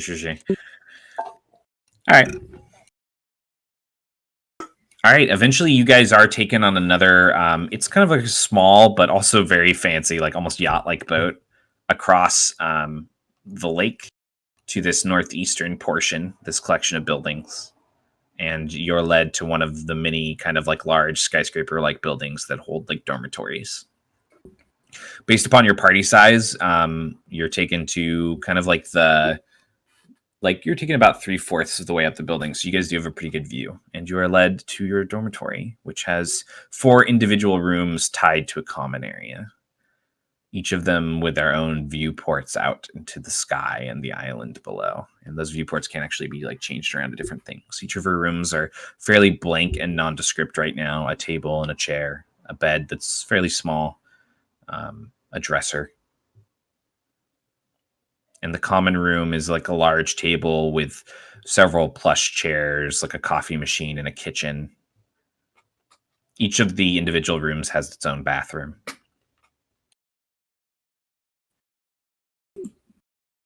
Impressive. Talron will nod his head. I'm going to take the back corner. And he just like walks towards one of the rooms to claim it. Yeah. Dyson Pick one. Dyson plops down on one of the plush couch chairs, but they don't plop back into the seat. Instead, they like rest on one of the armrests and kick their legs over the other one, and they start like playing with QWERTY. Yeah. I still don't look at the other have 3 my rooms. gun. Sorry, it just eats away at me. I don't think I'm they not are sure giving you're it going back. to have it. No, they can't take your personal things. Jeez. They just don't want me to have it. I think even if right you have now. it, though, you won't be... I don't think you'll be able to use it regardless of whether you have it or not. They have to have a shooting range here. That's crazy talk. We were here like 5 minutes before we got attacked by something. It's true. I don't know. Now I'm gonna go look at I'm gonna go look in the 3 rooms and see if there's any differences between the rooms, and finding that there's probably not. I will check. Actually, make a flat savvy check. Just roll a d20 and add your savvy. 16 plus 1. You do discover that one of the 3 remaining rooms is slightly larger than the other 2. I picked that one. Okay. No, I don't. I would say I'm not that big. I would come out of the room like what I was doing and say, Creek, I think this room is slightly bigger than the others, and you have a lot of equipment. Maybe you want to take this one? Hey, there's 2 of us. Yes, but she seems to be, or they seem to be all, just in your space. QWERTY's a second-class citizen. Or she just shares the space better than anybody else. I don't really care. Dyson takes one of the other rooms. Yeah. I would say this one is slightly bigger, and like I said, more equipment and more space to move around might be nicer for you. I don't know. I will take whichever one is left. I mean, all right. Which one do you take? I like look at both of them for a second. I take the bigger one. Ah, there it is. Yep. At the end of the night, at the end of the night, you're standing there. Thiago, having just walked away, being the last of the four in your party to close their door. Thiago is? Yeah. Okay. The other two are. Sure. I will. If it's dark, is it dark already? Yeah, it's pretty dark. The party went pretty late. Sure. So I guess I'll just like either if I can see outside, or if I can't, I will go outside and just kind of like look over this place. You said there's a lot of buildings, right? Is it kind of like a small little like plaza that has like a bunch of different things? Okay. And there's like shops and like food places and stuff down there too. Like it's like living in a little like oceanside Italian town, but it's a school. Sure. They got sci-fi skyscrapers, obviously. Yeah, I like that small Italian town on the river with massive skyscrapers. Yeah, I mean, I will walk out and kind of like groan to myself and just keep walking until I get down to like the beach or some area that's a little bit less lit. Sure. Just I'm gonna go down there and sit and contemplate and move myself a little bit and take out the two. Man, I didn't think about what they were gonna be. But the two little pieces of like two things on the necklace, I'll pull it out and like just mess with it a little bit as I'm sitting somewhere in the dark, and I'll pull the moat up to like right in front of my head, and it'll like go into my head, and the eye will open again, and I'll just take a look around with dark vision now. Okay. Just mostly meditation, mostly just chilling, and then I will eventually go back inside and go to bed. Maybe after like I don't know, half hour, 45 minutes. Okay. Anything else you want to do before you rest, Chris? Creek would find something that he could write or draw on his door with.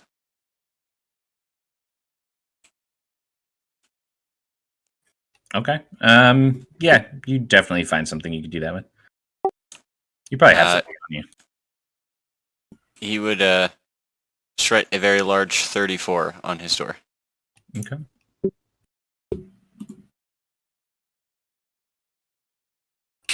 And then he'd go to rest. All right. You guys rest for the night, knowing that there will be a test in the morning. And let's take our first break there. Just because it's a good time, too. Sure. A cup of coffee. I'll be right back. Yeah, man. As a meditation that gives me 1 point. As a Khinduran, they have their core species ability is their exoskeleton, which gives them an armor rating of 10, even when they're not wearing armor. So they just naturally have an armor of 10. He is a Vashar. So most Khinduran grind down their claws in modern times, but Vashar leave their claws like long and natural, and you would have noticed that about his claws, which means they're deadly. So it makes fisticuffs. It basically gives him the martial artist's feat talent. Okay. So it makes fisticuffs a class skill for him, and his unarmed attacks deal 1d6 slashing damage. Solid. And then he also has a Khinduran neutral talent for level 1 called Bonded by Responsibility. Culturally, Khinduran are expected to not only act in accordance with their own species traditions, but also honor their ancestors and histories by basically aiding those around them. and no responsibility is more important to their people than the protection of each other. If you're moving towards an ally, you gain an additional 10 feet of movement speed.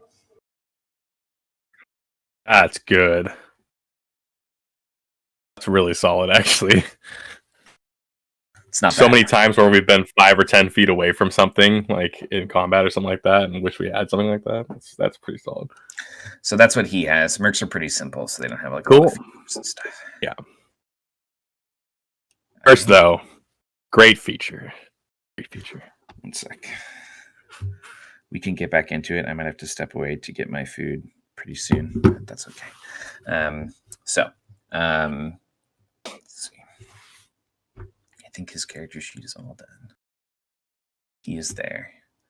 All right. All of you awaken the next morning to a loud animal's call, a massive throaty croak, like the largest toad you've ever heard, rippling out across the sky right as the sun rises over the expanding waters that this island floats above within the clouds. It wakes up each of you because it literally vibrates your bodies. It's like an alarm clock. And everyone would probably hear a loud thud from Creek's room.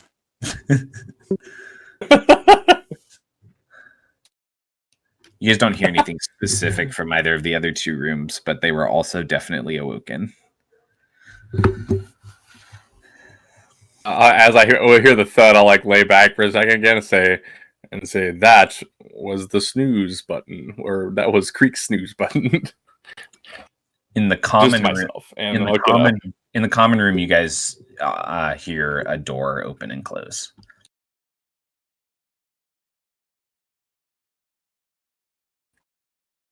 Yeah, I'll walk out. I'll like open my door. I'll get up and open my door and like walk out and basically just like sweats, whatever I was sleeping in. Little moat like lazily like flying after me. All right, Creek, how are you doing? Getting up off the floor and making my way out. You walk out, looking across to the door next to yours. You see Tiago walk out as well. Dyson and Tauren have also exited their rooms. Tauren is already fully dressed, and Dyson is also in pajamas. And all 4 of you see Proctor Rose standing at the door. It's closed behind him now. He kind of scans the room slowly and nods his head. All right, then. Looks like you're all ready to go. I mean, give me 5 minutes. Hurry up. Damn. Yeah, he like goes back in his room, muttering about not having enough time for coffee and shit. Dyson does too. Tauren walks over to the coffee maker and starts making coffee because he's already ready to go. I knew we recruited him for a reason. Because you needed a responsible one. Yeah. Creek, do you need to get anything? Presumably putting my bulwark armor on. Yeah, sure. Once we're ready, I would like poke my head in and ask if he needs any help. I would help him don the armor if he needs it. If you I don't know how long donning and doffing. If you assist in putting this on, you could die. I would advise against it. He's like standing completely still, frozen in like the most awkward position, like 1 foot off the ground, like the suit partially on, but he's maintaining like completely frozen position because he doesn't want to like mess anything up or set anything up as he talks to you. But you know, fair enough. I was just trying to make life a little easier, but if it does not make my life easier, then I suppose I appreciate the offer, but only another bastion would be helpful. Fair enough. And I will walk back out and get coffee in a to-go mug that was magically there, and let's go. Tauren has like he's like filled his to-go mug, and he motions to them. It's all ready to go. Oh, solid. Thank you, Thank you. Tauren. He'll nod his head. You drink coffee? I don't have to, but I do. Weird. Dyson comes out all ready to go to you. Proctor Rose nods his head and says, all right, so day one, we like to throw you in the wild. Here's what we're going to do. I'm taking you to one of the rec rooms. We're going to run you through a simulator. A little retelling of one of Mr. Starry Eye's stories. Which one is it? Oh, no. If you'll know it, you'll know it. That's not the point. We want to see how you do and if you can survive. Fair enough. He'll nod his head. The rec room will simulate an outfitter first. You'll be able to get some equipment from them to take in with you. All right. It'll be a little bit before you're ready to get past the academy stage. Once you're a full Loreseeker, obviously there won't be so many restrictions on what you're carrying. But at the academy, we like to keep things close to the chest. He nodded his head. Sounds fair enough. Follow me. And he'll walk you guys out. He'll take you down a couple interconnecting corridors and then off to a platform to the side where you see 2 or 3 guards standing outside a door. And he'll nod his head and the door will open and he'll take you guys into a side room that has a teleportation circle in it. And he'll say, this is going to take us to the stadium. That's where the rec rooms are. The stadium itself is actually a rec room. It's quite amazing. Excellent. I'll hop on. The teleportation circle teleports you guys across a short distance of the island. This doesn't have anywhere near as big an effect on you guys, so there's no need to make any rolls or anything like that. It's like a short hop trip. Stepping out, he leads you guys up a set of stairs into a long hall that has several large double doors across it that lead into paralleling rec rooms. They all have their own digital signing on them. You pass 2 or 3 that are in use, and then he takes you to a left side door and he slides a badge across it and it opens and you see inside a blank white space, a large square room.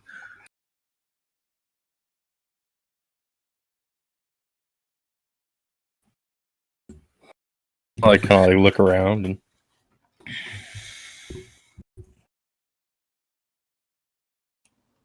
He motions for the 4 of you to head in. Tauren nods his head and walks in. Yeah. drain my coffee, leave that. Drain the to-go mug, yeah, and leave it outside and walk in. Sure.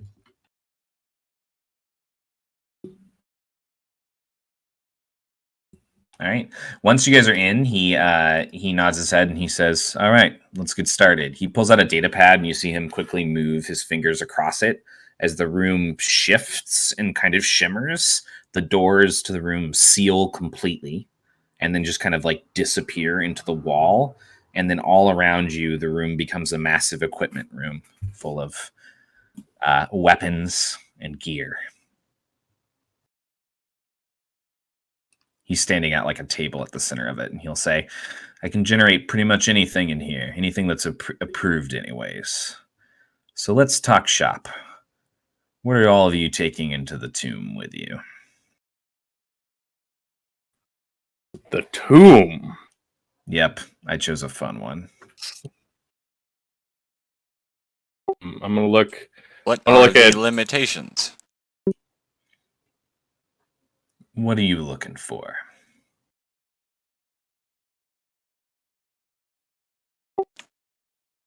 Well, if it is a tomb, we may need climbing gear, flashlights, And I will require a weapon to protect myself, just in case.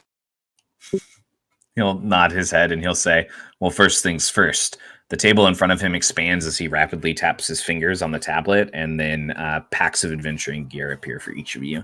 These include grapple shots, which can grapple up to 30 feet of a ledge for you guys. And it also has essentially like flashlights and rations and survival gear, that kind of thing. Wait. And he'll reach in his like pack behind him and he'll pull out the music box and he'll say, I don't actually need anything other than adventuring gear. I'm going to sit here for a moment though. Don't interrupt, please. And he'll like sit down with the box and start. That's weird, but okay. Give me one sec, guys. Sure. I should have done that back in our rooms. I forgot. I think it takes 10 minutes. That's the problem. But hopefully I got it in there where he won't punish me for it. Well, he's certainly given you the time. He left. Yeah, right? Exactly. Exactly.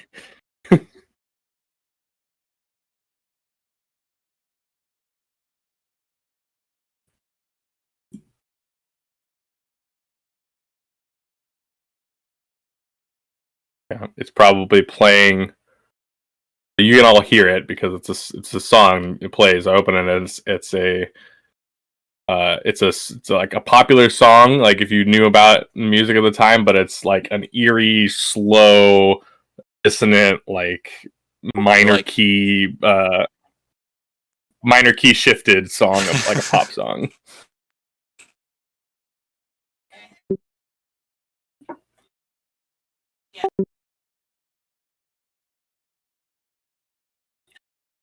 Yeah, so as I pull it out, it kind of all of you, and then he generates food and starts eating, waiting for requests.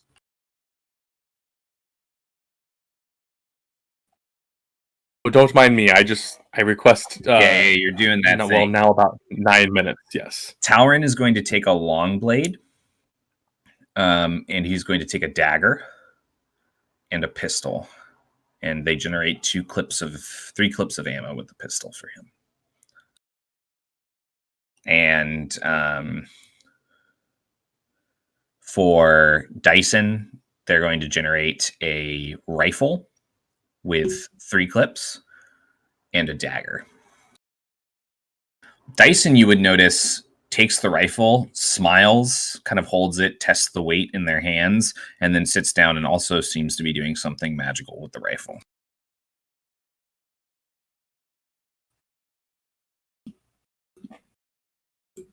Cool. Would a rifle be a heavy ranged weapon or a medium range? It is a medium ranged weapon. Are heavy like heavy like turrets and that kind of shit? That what we're talking about? Heavy is like a flamethrower, a grenade launcher, a turret. Okay. For sure. A flak cannon. Sure.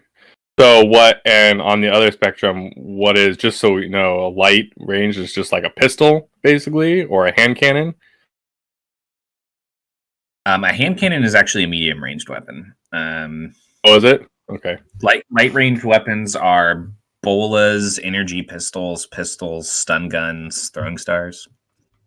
Medium range weapons are like bows, energon bows, energy rifles, hand cannons, rifles, shotguns.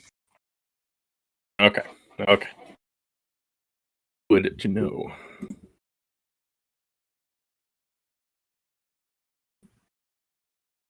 Equipment is something we don't have a lot of right now. So. Sure. It's on the to-do list. I would be best suited with a fist weapon of some kind. Fist weapon. He'll nod his head. Light melee weapons. He'll generate a pair of cestus for you. They deal 1d6 piercing damage. Okay. Yeah. These ones he generated with spikes because he knows that you already have bludgeoning damage covered. You don't want anything in case you're stuck shooting across a corridor or something? I will take a rifle should I need to fight at range? He'll nod his head. He'll generate a rifle with 3 clips. A rifle, if you would like to add it to your bar, is 60 feet to 120 feet. Or sorry, it's 60 feet to 150 feet. And it deals 1d8 piercing damage. And it can fire 6 shots. 6 and then reload. I'm sorry, we changed that. It can fire 4 shots in reload. Okay. Reloading happens a little bit more often in the new system. Is that an action or a quick action? It's an action unless you Okay. take something to change that.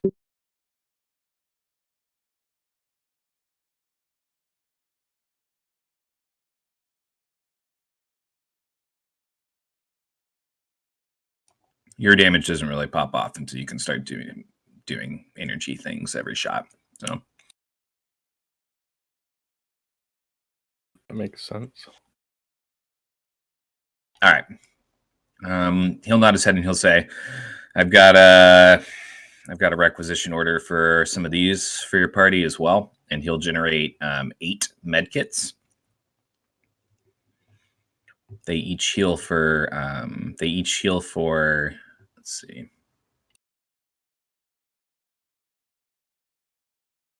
Let me get it because we have finalized those. Ooh.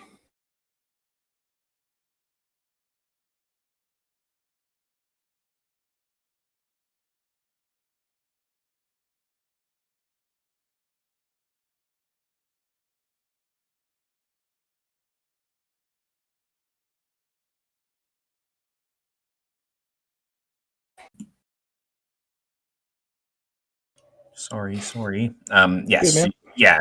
There's 8 basic med kits. Each of them heals for 3d4 hit points plus trauma ranks.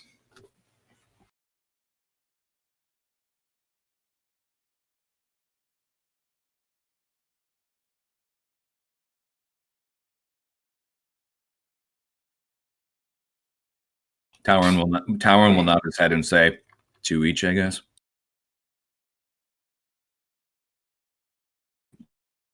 Yes, that sounds good.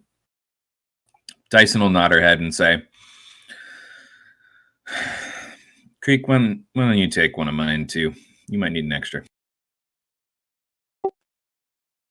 Okay. He'll nod his head. All right. Anything else you guys think you'll need going in there?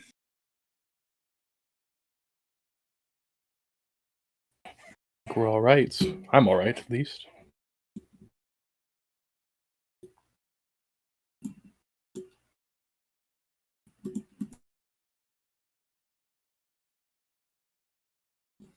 Fucking go. Sorry, I said no macros.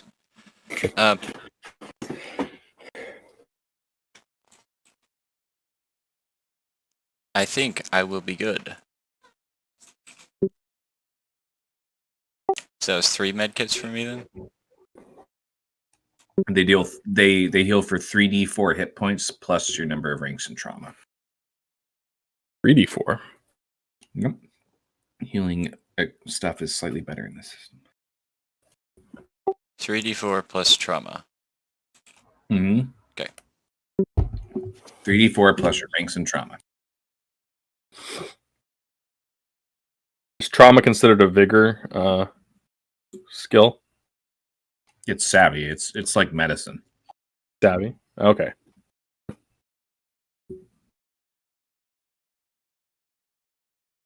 All right.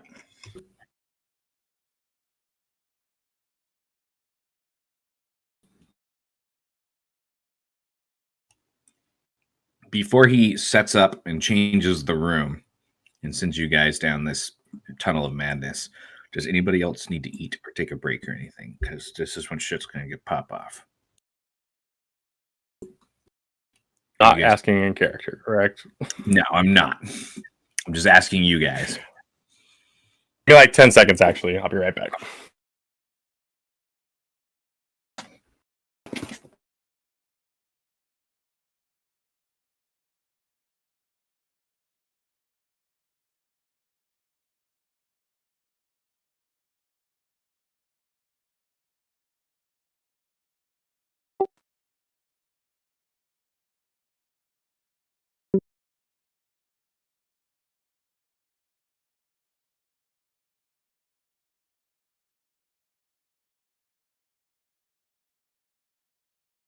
jamming out those macros. Yeah, I'm just testing if they're working.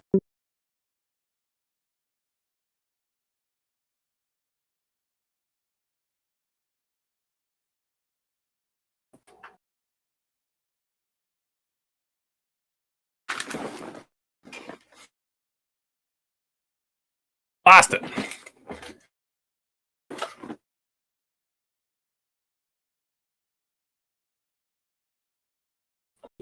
The fuck did you say? I guess we didn't lose him. You just lost your camera. Yeah, I didn't want you guys to see me stuffing my face. I'm gonna take a minute to finish eating, and then we're gonna do this. Sure. Oh, the other thing that kind of sucks about being on the browser is that the push to talk doesn't really work. It's like in a limited. You really need to figure out what the fuck's going on with your computer. I agree. Maybe. Is there a text store near you? I mean, I could find one. Yeah. But I think the Geek Squad looks at stuff for free. sure. I know you say you were asking about people who know more about Windows, but I will share screen again so that Chris can see what happens. And maybe you have insight on what's happening.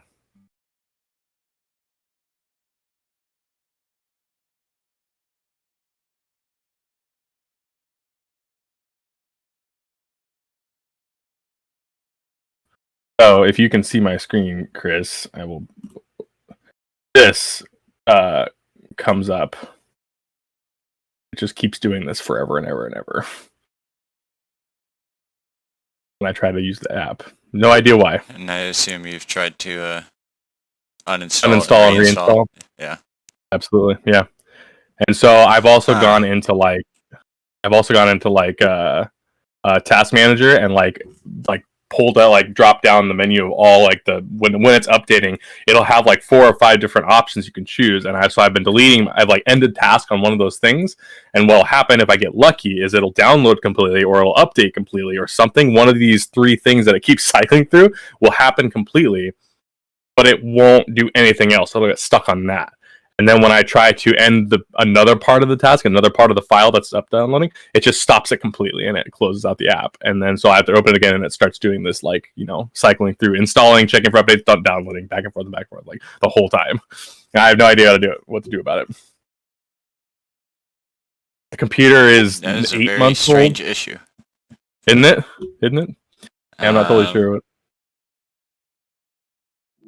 The only thing I can think of would be maybe it's a driver issue.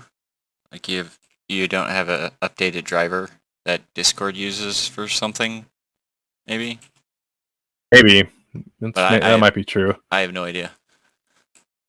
When we looked, I showed Matt yesterday too, and we went in and searched like the files and stuff, and you can delete the file from like the usage area. I don't even know what it's called. I'm very tech retarded, but like you can delete the file and then you can go back and like try to reopen Discord again, like reopen the app that I have, and then all of a sudden the deleted file is just there again.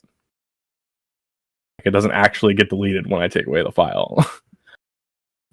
But whatever. Like I said, it works. In your user section, that would be where Discord is tracking like your preferences and settings and whatnot, and it would automatically get put there so it can locate it immediately, because those would also be in the main installation folder for Discord, wherever you have that installed. Okay.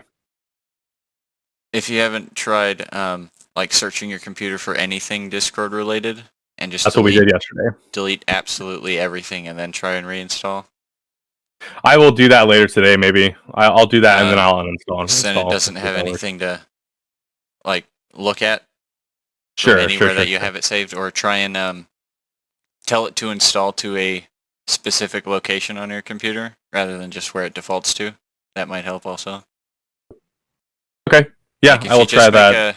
Make a new Discord folder on your desktop or something, and just tell it to install to that folder directly, and see if that does anything different. Oh, sure. Okay. Yeah, I'll do that later today. We'll see if that helps. like I said, I can deal with it now. It's just a little a little taxing because it's within the browser, but not not something can't deal with. I would like to be able to use the app again. That'd be real nice. If you want to go real crazy, you can install a virtual box and install another operating system within your operating system and run them in tandem, and then have Discord running in the virtual machine. Dude, I don't know what the fuck you're talking about, man. I am so High level. That's some high level shit, I think. All right, guys. It's entirely unnecessary. Yeah. Sure. 1 second, let me get some new music going. But I can complete the music box portion and get the Yeah, definitely. extra opportunity on that. Okay, cool.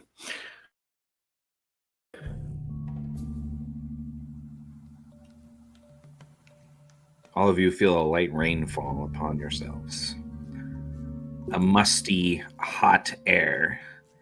The smells of fruits and trees. As the rec room fades away, as Proctor Rose fades away, and your party of 4 stands in a small, muddy gully. Looking up and around you, you see just a hint of sunlight is able to penetrate this jungle.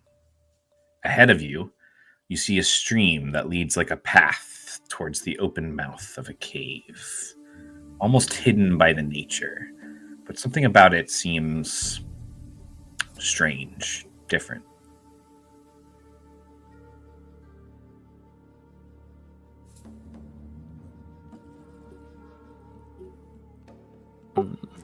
Could I look around, see what Absolutely. might be giving me that vibe? Yeah, Go let's for make some. Be awareness? Tauren steps back from the party and he continues like swinging the long blade a little bit, testing the weight and like shifting it between like a two-handed swinging sword stance and like using one hand. And then he stops and he says, "Huh, I should ask for some kind of shield." That's okay. We'll be fine. I think Creek's got you covered there. If you really No, I mean like something to, for the mummies or whatever's down there. mummies. I mean, it's a tomb, right? You ever read a Irian Starry Eyes book? I used to read them to my kids. They were younger. No, I have not actually. Read one of them, read all of them. That's kind of what I gather. Everything here has the moniker Starry-Eyed on it, so I would have thought that Eyes. there was a Starry Eyes. Sorry, there's a modicum of embellishment, I would imagine. Oh, In did some, we get in some of his work. a title of the book that he wrote about the Thursday campaign? And No, but I can get you guys the title. I'll make sure I have that for you guys by next Thursday, okay? He hasn't actually that book hasn't like finished its process of being published yet. That's why. Why. But this would be taking That's place after why. that, right? Yes. So Creek could have read it. Creek a big fan of Irian Starry Eyes books? Obviously, That Is he like a huge be fanboy? why he decided to go to his namesake academy. All right. Well, I don't have the name right now. I'll get it for you, though. I promise. It'll be something good. I'll tell you what. It's going to start out with Irian Starry Eyes. yeah. So, anyways, Eerie and Starry Eyes and the listener. Dyson's going to point down the stream, and they're going to as they're looking around and inspecting the environment with the rest of you, and they're going to say, "I think I see a light source down there. I have a very strange feeling that's the way we're supposed to go. What do you guys think they're testing here?"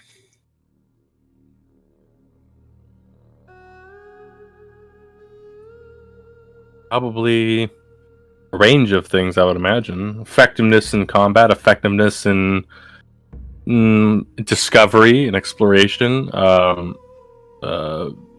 ability to work as a cohesive unit, and I don't know, willingness to.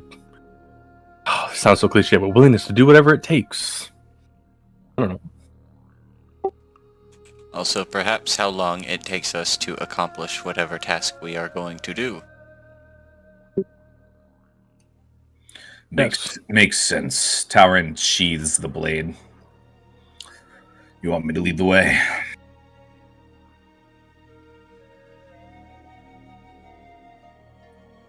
I think you two can probably, either one of you. I think the both of us at front would be best. What happens if we get attacked from behind, Creek? Those two will deal with it until we get there. Better hope so. We've got QWERTY. I don't think you're really grasping what QWERTY does, like what QWERTY's capable of. I was making a joke. Oh, okay, good. I was making a joke. If it helps, any QWERTY will attempt to save my life. And you say that she enhances your awareness of your surroundings, correct? So, not a bad thing to have watching our backs. I am pretty hard to sneak up on. I got you. All right. Yeah, I will.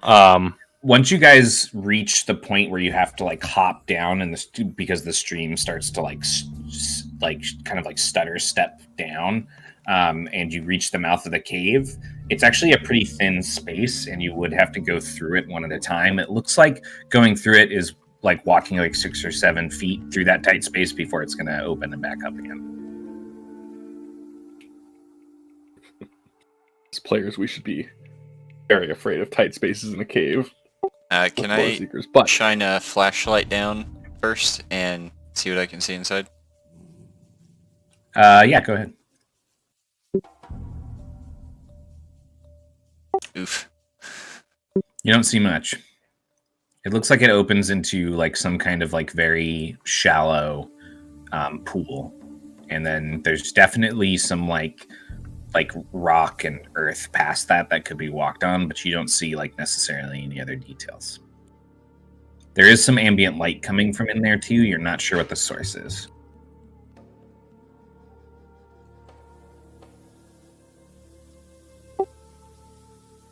Well, Dalaran, do you want to go through first? And then I will bring up the rear once these two pass through. And then we can continue onward. He'll nod his head. Wish me luck. He'll reach up to the goggles and he'll snap them down over his face, and then he'll kind of like duck in and disappear.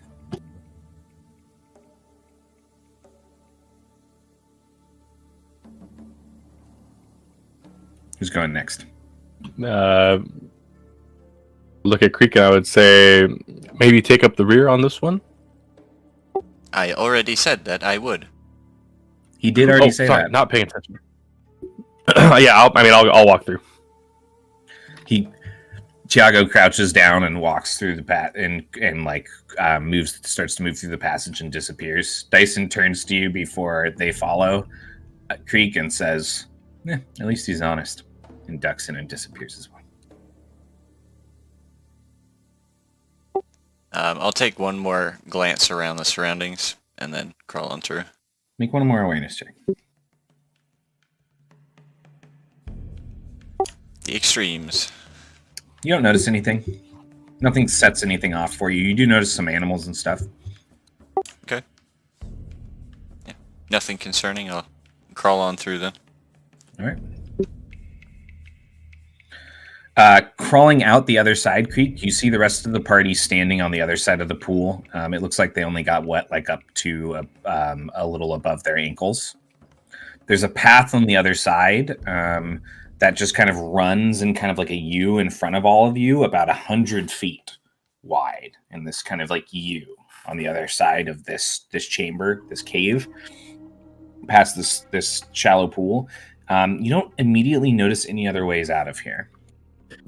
It's a very strange, like kind of like dead end, but there's something about it, the way it's kind of like this perfect like shape, like a cross, like a perfect half of sphere. It's strange.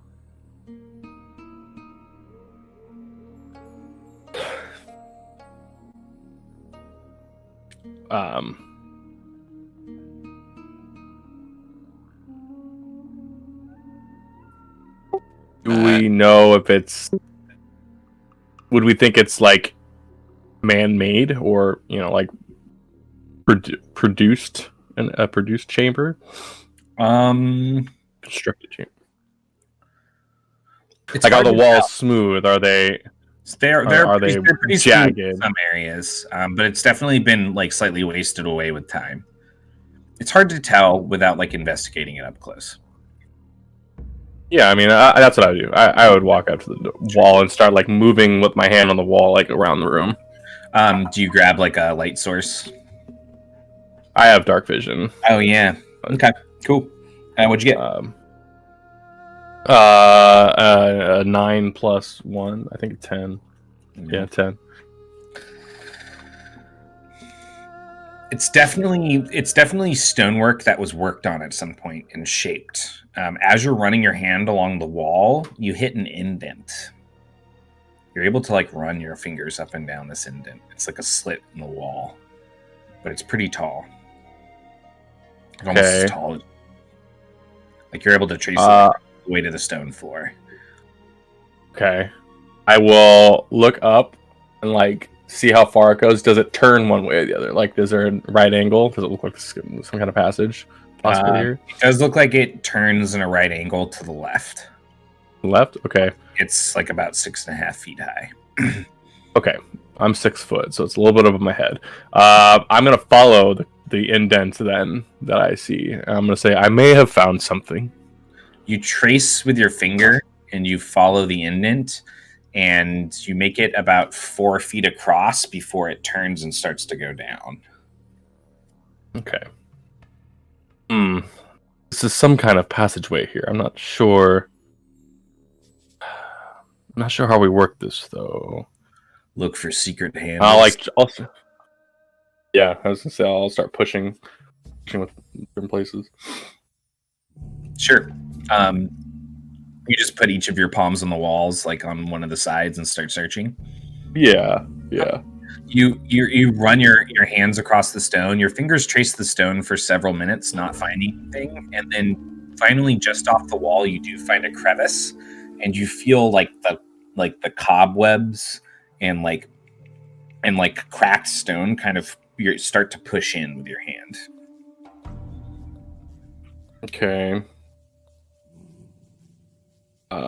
It pushes in like a brick pushes, like part of the wall like pushes in. No, like there's some kind of opening, and your hand has found There's it. a little opening. You can like push through with like the vines and stuff that are covering it. Oh, sure. Okay. I was like, I'll like take a look closer and I'll like be like, I definitely found something. I think we can open it, whatever this is, with this, but we should be ready for what's on the other side. Talmarin nods his head and draws the sword. He kind of steps up to the door and flexes his shoulders. I'm ready. Perfect. And I will. We have your back. I'll kind of like grimace a little bit and like push through like the vines and things with my hand, like stick my hand in this dark.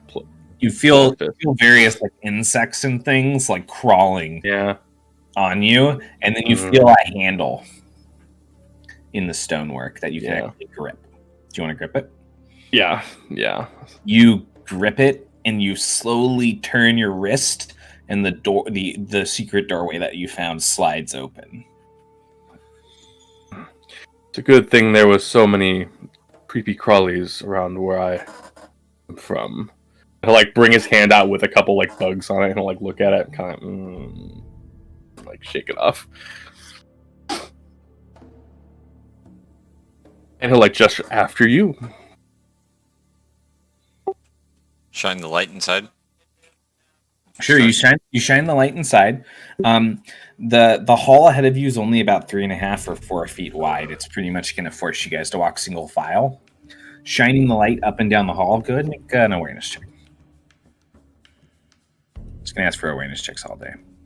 5. You definitely notice carved tiles, stonework on the ground, and you notice that along the walls on either side there does appear to be art. It looks like possibly like like embossed in the or like sculpted in the stone is like the art of like lines of like humanoids walking together, but they're actually like life size. They're like each one of the humanoids is around your guys' side, and it's just lining both of the walls.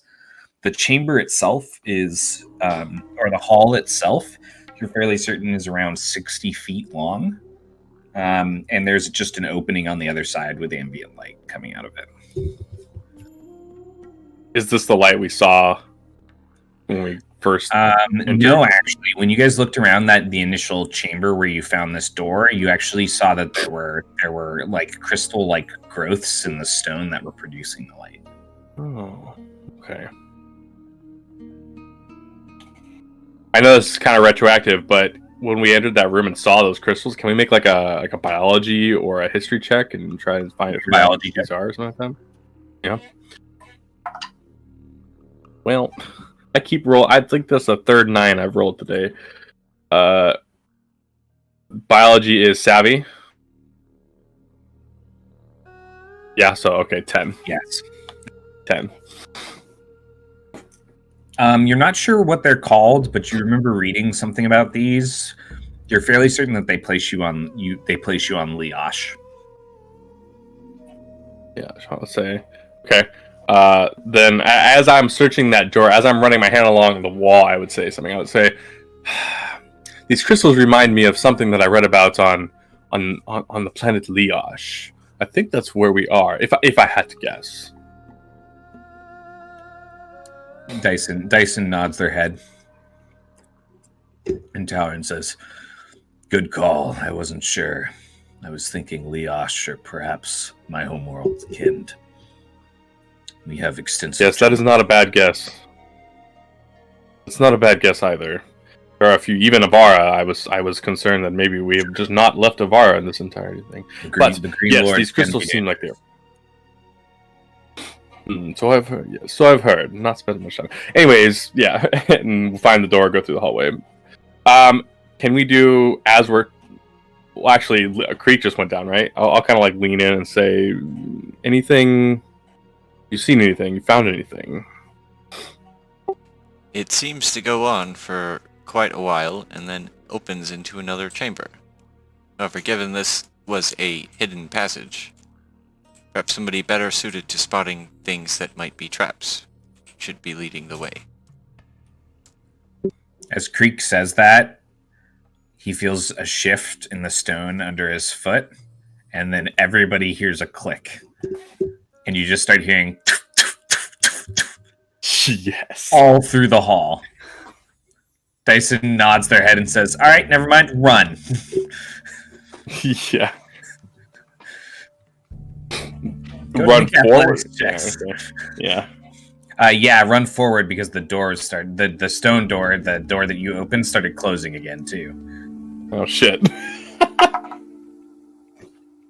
Oh, natty 1. That's not good. Creek. I got a 6.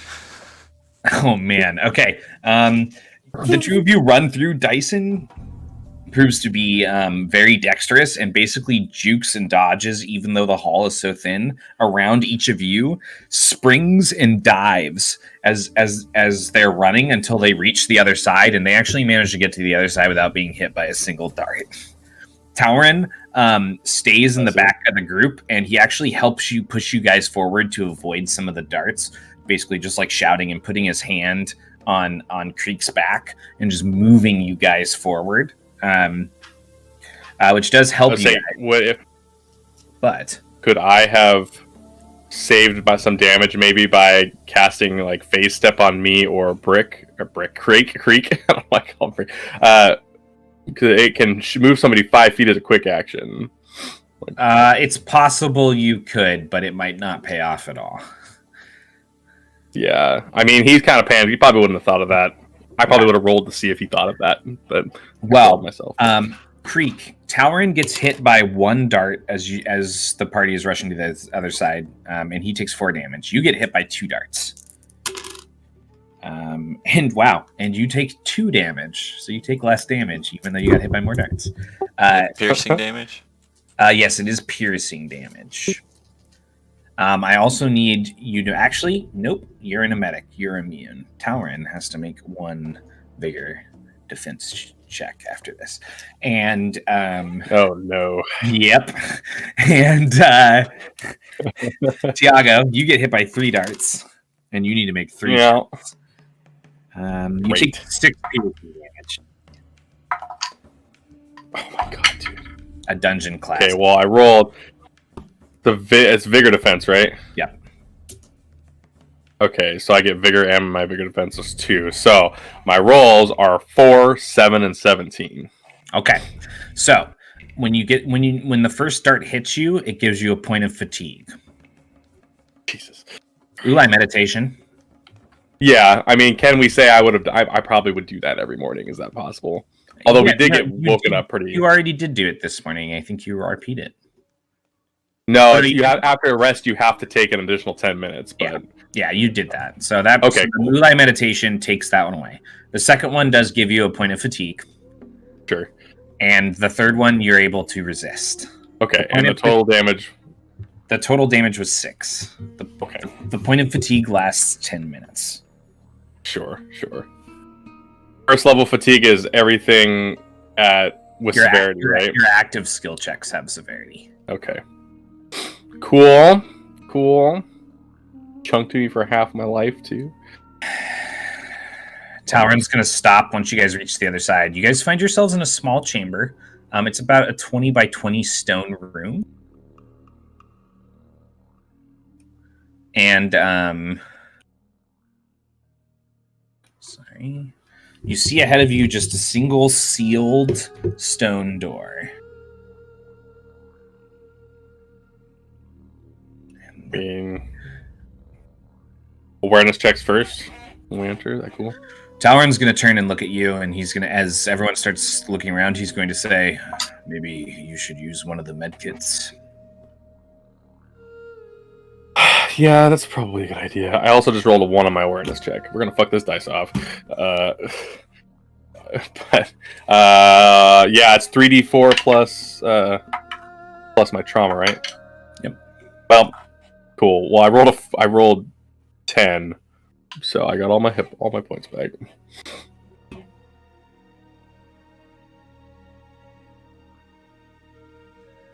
That's good. Yep. And can I look over that new door that we got here? Yeah, sure. Go ahead and make an investigation check. There are also some side tables and like furniture, like cabinets and like bookshelves in this room too. 25 investigation. Okay. So Creek immediately walks over to the door and starts investigating. Dyson is going to go do that with Creek. Talrin is going to start looking through the tables and stuff. And you... damn, dude, the crits today. Yeah, I'm going to sit in the middle of the floor. Dude, how many crits have you had, Creek? At least 2 in the last few minutes. Yeah, 2 since we've gotten in here, at least. And you've had 1 crit so far. We should keep stats for this campaign. Right? I don't think I've crit anything. Yeah, you crit today. Oh. Yeah, let me find it. It was you rolled a 20 on an awareness check earlier. Did I? Yep. Oh. Yeah. It's up there. It was like one of the... You know, maybe that was last night, probably. But still, within the campaign. What do you want to start doing after you apply the medkit to yourself? I mean, the awareness check wasn't really anything, but I would probably, since I did roll a fucking 2 or a 3 on that, I would probably naturally go to the desks and then the furniture anyways. Like, okay, go ahead and make another investigation. Jesus, well, it's a 4th 9. Investigation. There's worse things to roll than 9. There's like 8 things worse to roll. It's true. That's another 10. Okay. Hold on to that. Sure. Creek, you and Dyson study the door together, and as you're looking through it and like noticing these crevices and brushing back the dirt, you actually brush back a bunch of dust and broken stone and like other things that have overgrown it. Dyson actually cuts away some vines with the dagger that they got, and you guys find a glowing set of runes on the door.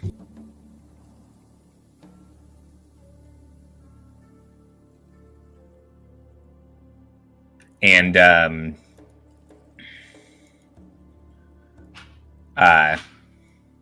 sorry.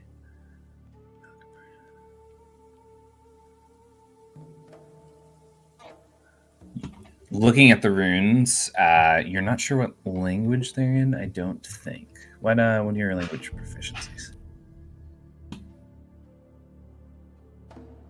I actually forgot to take any languages. Yeah, I was gonna say So- shit. Well, I you did just not- get them from your species Let's unless you see. take something to add more. Or something. Nemetics, no. I think you know. I know. Galactic, Gaian, and Source. Yeah. There's a first level pneumatic feature that allows you to know every basic language. It's called Translator.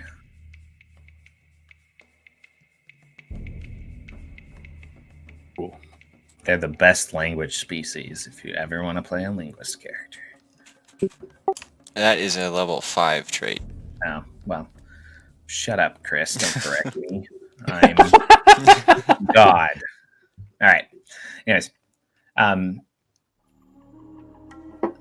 Dyson nods their head and says, I don't know what this says. Nor do I.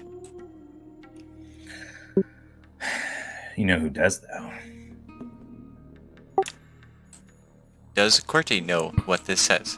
God. It's not as cool if you say it before I say it.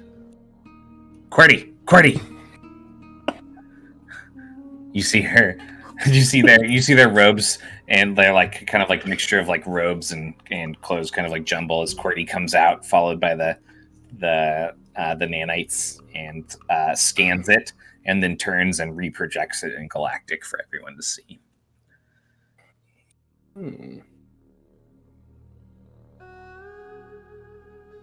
There's what it says.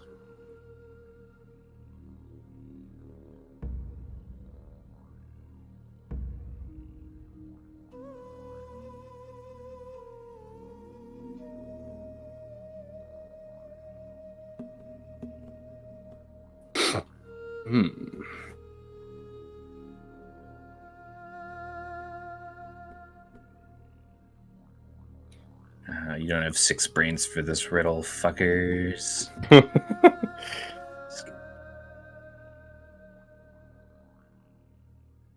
The session is classic D&D as fuck, though. It is.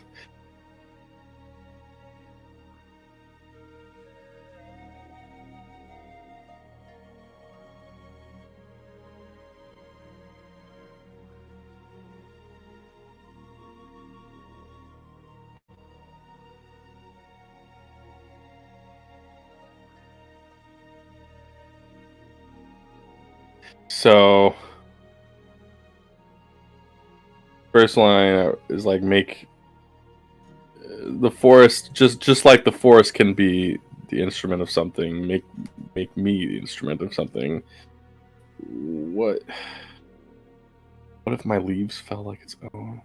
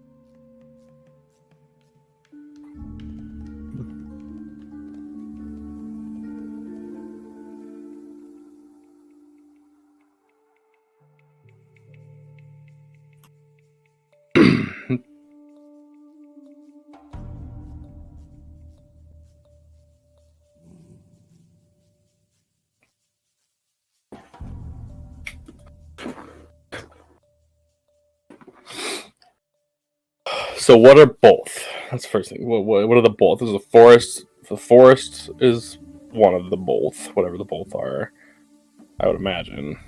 Yeah. What's the other? The forest and the.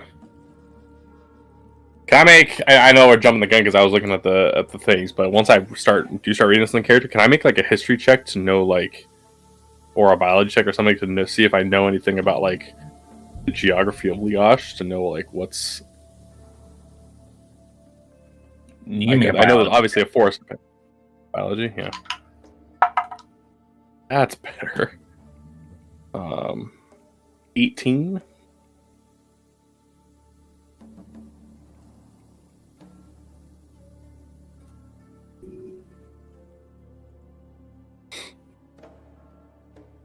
You know that Leosh is like one of the more natural planets that exists at this point.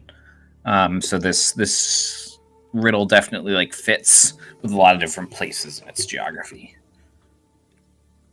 You feel like this might not have to do with like specific geography though. Sure.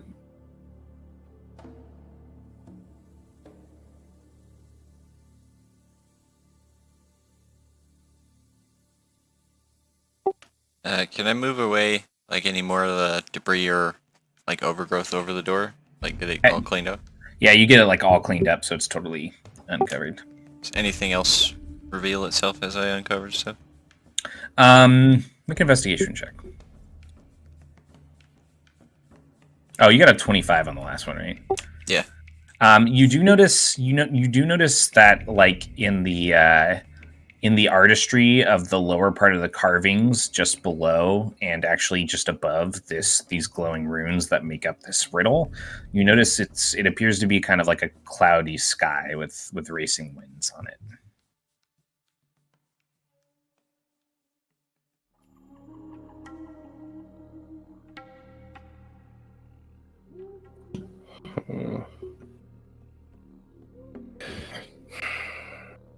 Can I try hitting the door?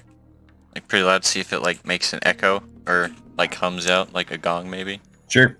You just want to curl up your fist and hit it?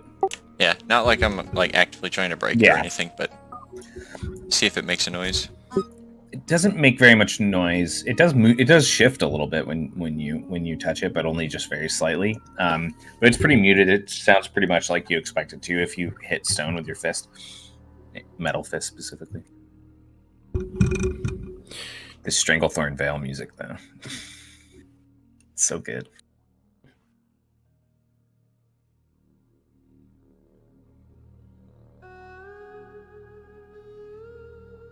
Did you notice anything before we were assailed by wherever we are? Did you notice anything on the walls in either of the chambers before, the one where we found the door originally, or in the hallway? It could help explain where we are. I'll say to the room. Tauren looks back towards the way he came in, and he says, "I didn't notice anything, and honestly, I don't want to go back to check." I am concerned that we're just going to get bombarded again if we try to go back. But Dyson nods their head and says, "It just appeared to be carvings of Leontes marching in this direction. I didn't notice anything else about it."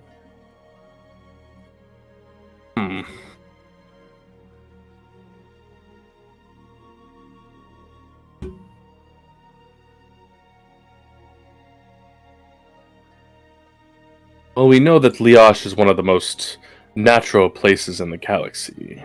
Or at least used to be.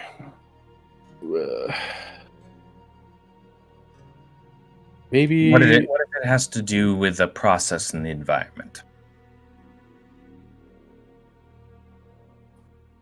Like the changing of the seasons. Or Perhaps. the weather. I'm honestly not a big fan of riddles. I rather like them. It forces you to use the knowledge you already have to solve problems and possibly gain more knowledge for a problem down the line. exactly what Loreseekers seek out. Sure.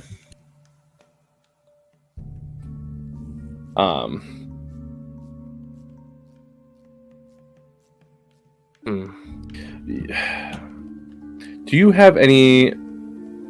Do any of the spells any of you know produce like environmental effects, like wind or things like that? I think we're the only two spellcasters. I don't have anything that does that. I guess I could You're an try. That's What? really you're an evoker, right? That's really something you're supposed to do, not me. Yes, but even amongst evokers, we still have our specialties. What about? I'm gonna say, stand back from the door. Both of the other two step back immediately. Yeah, I'll stay back. I don't know if this is going to work, but we might as well try. I'm gonna cast Void Displacement. And I know it's not an actual like wind necessarily, but it's harmlessly. I'm gonna use Relocate to harmlessly push 10 feet in a direction of your choice. I'm going to attempt to move the door with the spell, like push the door in, like Sure. attempting to simulate like wind or air movement. You manipulate the void essence in the air, and it does form like this small black orb that begins to eat up the space around it. And then as it dissipates, it shifts and it pushes the air like wind across the door. And when that wind hits the door, all four of you see the carvings begin to shift and activate almost like they're living art. And they blow like the wind as the door opens. Environmental phenomenon. Good call. Excellent work. Dyson nods their head. Yeah, it was a lucky guess. Still got us where we want to be. And I'll look at Talra and I'll say, after you again. Fantastic.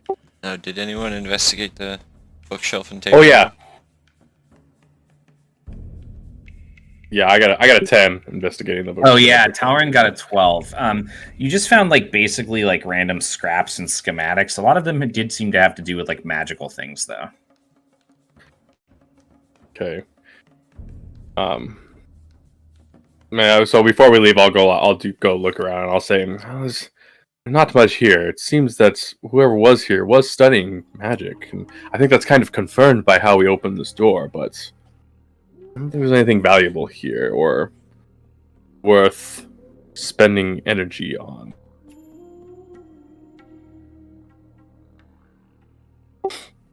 Then let us proceed through the doorway. All right. Talrin will nod his head, and I'm going first, I take it. If you'd be so kind. It is either you or me. That's fine. He steps through and starts down the hall. The doorway opens into another long hall. This time, he is going to walk very carefully forward. He takes 2 or 3 steps forward, and he looks back at the rest of the party, and he says, I think we're okay. There's no tiled floor. And then he turns back, and he takes another step forward, and he suddenly just slips out of view. Like down. You hear him grunt, and then he trips and just slips out of view. Like just seemingly through the ground? Yes. Talren? Oh, The voice just kind of dissipates after. I'll rush up close to where he was and see if there's like a hole in the ground now or something. Make an investigation check. I will come up behind. Studying it more closely, what did you get? 19. A 13. 13. Both of you and Dyson all stop and realize that there appears to be some kind of illusion, like almost like an optical illusion, that's making it look like the floor continues forward flat, but it's actually like a steep decline into a trap of some kind. And it's Alright. it's a gap past that decline of like 30 feet before it's actually even ground again. Can we see like where the cutoff is between actual ground and this illusion? Yes, I try passing my hand through it. sure. You reach out and you pass your hand through it, and all of you just see your hand out in the air in front of you, like it normally would be. Like this seems to be like more of like a physical optical illusion than anything else. Like just the way that the patterns of the stonework and the construction of this hall is just makes it seem like if you don't look really closely that it continues going straight. There doesn't appear to be like an actual magical illusion to the wall, but the details of the optical illusion are probably magically enhanced. So it's like stonework has the magic. The Indiana Jones, the Yes. third one, where he steps out kind of. and that pillar just blends in perfectly. Yeah, pretty much. Gotcha. And Talron just like didn't catch it at all. So Can I look? Now that I know where to look, can I look, get close enough, even if it's down on like hands and knees or whatever, and like use my dark vision and see how far it goes? I have 60 feet. you can't see. It's longer than 60 feet. Also, the angle cuts off a lot of what you can see past like 30 feet. Talrid, can you hear us down there? No noise. Dyson's gonna nod their head and say, "That does look like a bomb and slide, though, right?" Probably. One way to find out. You know. Dyson jumps down. Oh wait! Oh, you have a flying drone that you. Oh yeah, QWERTY!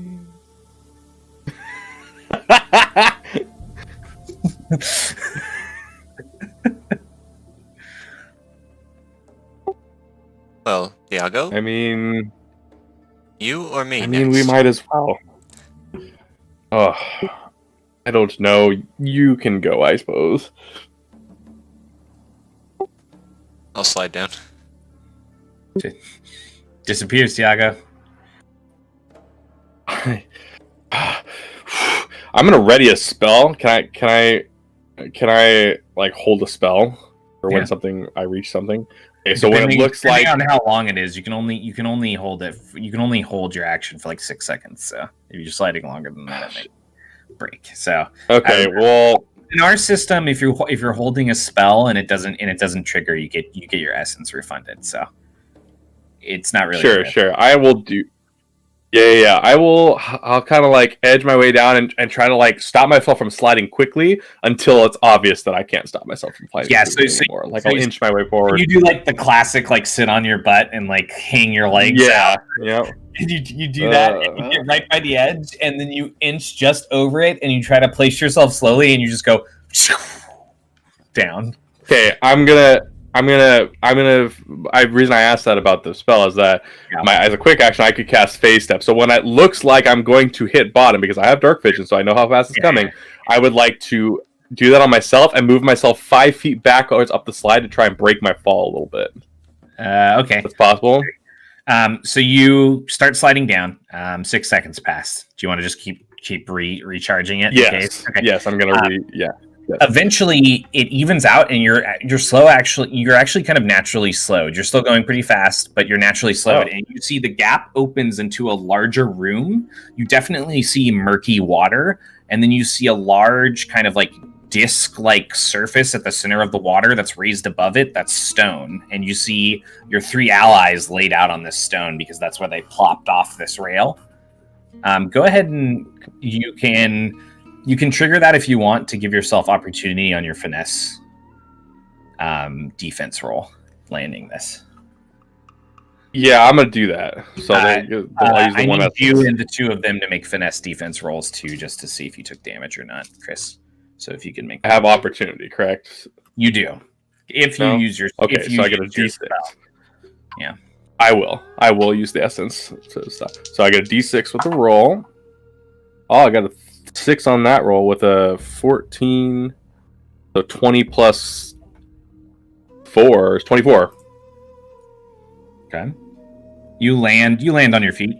Actually land pretty fancy. you landed on your feet too, and so did them. So nobody took damage from that. Standing on the disc, though, yeah. as you shift and land, all of you feel this disc-like surface shift slightly. Oh shit! And you and you realize that it's starting to lean towards the side that all of you are standing on. I think we Oh need shit! to I watched this spread show our called weight. Cobra Kai. I'm gonna start heading to the other side of it, trying Yeah. to even us out. I actually did this like 5 years ago in a session, and I'm just ripping it off and doing it again because I loved it so Yeah. much. Actually, I did it longer than that. I did it before you played with us. Actually, Really? all right, Funny. you run to the other side. As you run to the other side, you look out over the water, which is like 2 or 3 feet lower than the edge of this, and you see that the side of the stonework appears to be like shifting inwards, almost like you guys are standing on a top. Once you get to the other side, Tauron will run to another section, and Dyson will run to another section, and it'll start to kind of even slightly. Dyson's going to say, "Oh, this is super annoying. I don't like this one at all."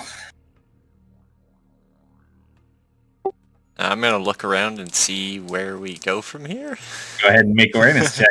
I mean, it could have been worse. None of us were hurt, and we all landed pretty gracefully, actually.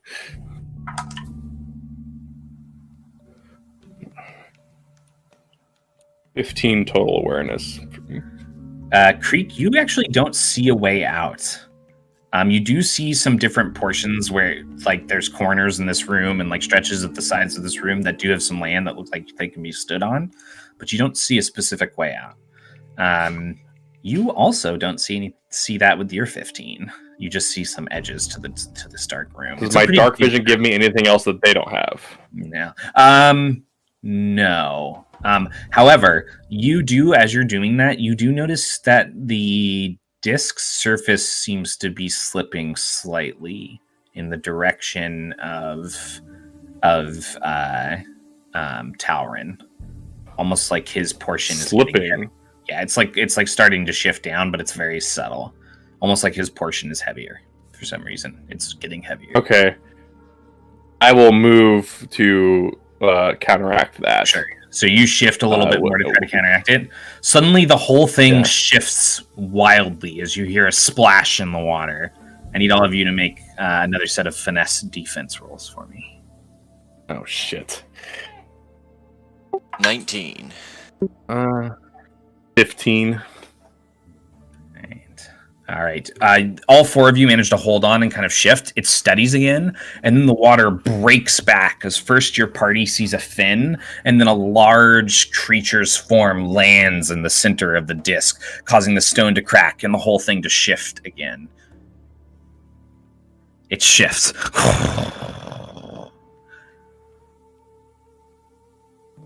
And it's in your documents now. My god, it's a shark salamander. Sharkamander. And let's roll initiative. Awful.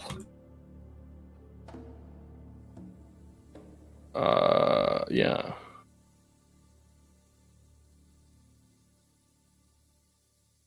Five.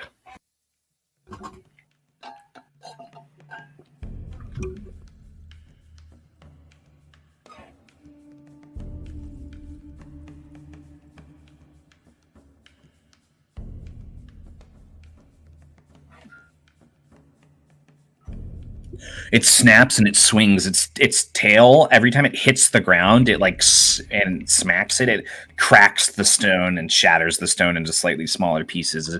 As it hisses and it opens its mouth, you see its teeth retract back into those rows of like shark teeth, and it growls again.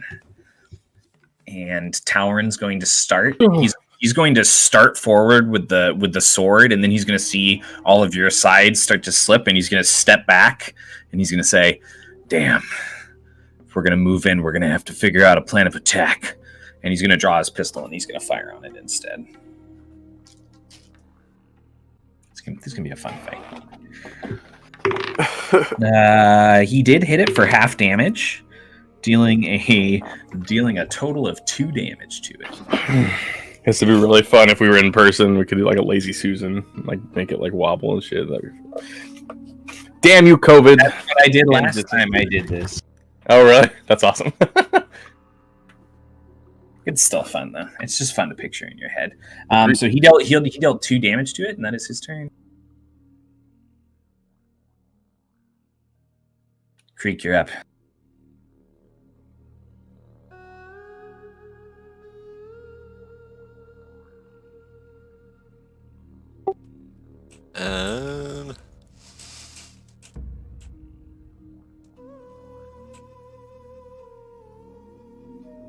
We will all have to move in on it together, or move to the opposite side of whoever it charges at.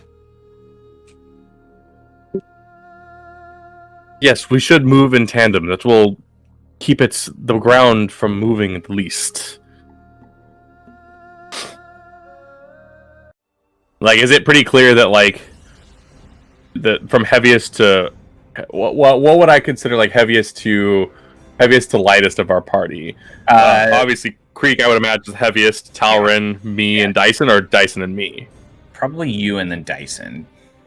I am taller and bigger. Yeah. Dyson's kind of like thin and frail looking too. There's something going on with him physically, so. Okay. And this creature, what size is it relative to like Creek? It's large. It's definitely at least twice the weight of Creek. Oh shit. Okay. Yeah. I mean, this thing's like larger than a bear. Okay.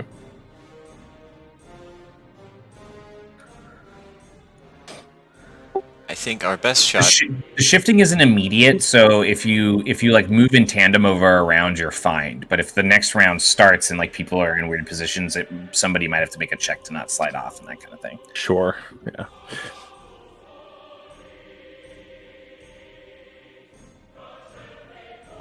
Based on its size, I think our best shot is if Talrin has it on one side and the rest of us on the other. Oh shit! Yes, that checks out.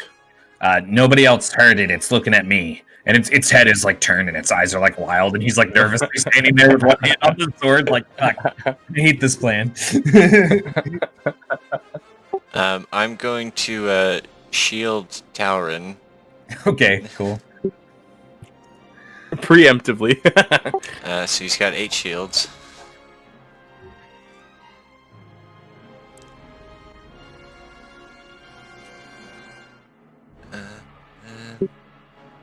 There's a shield section.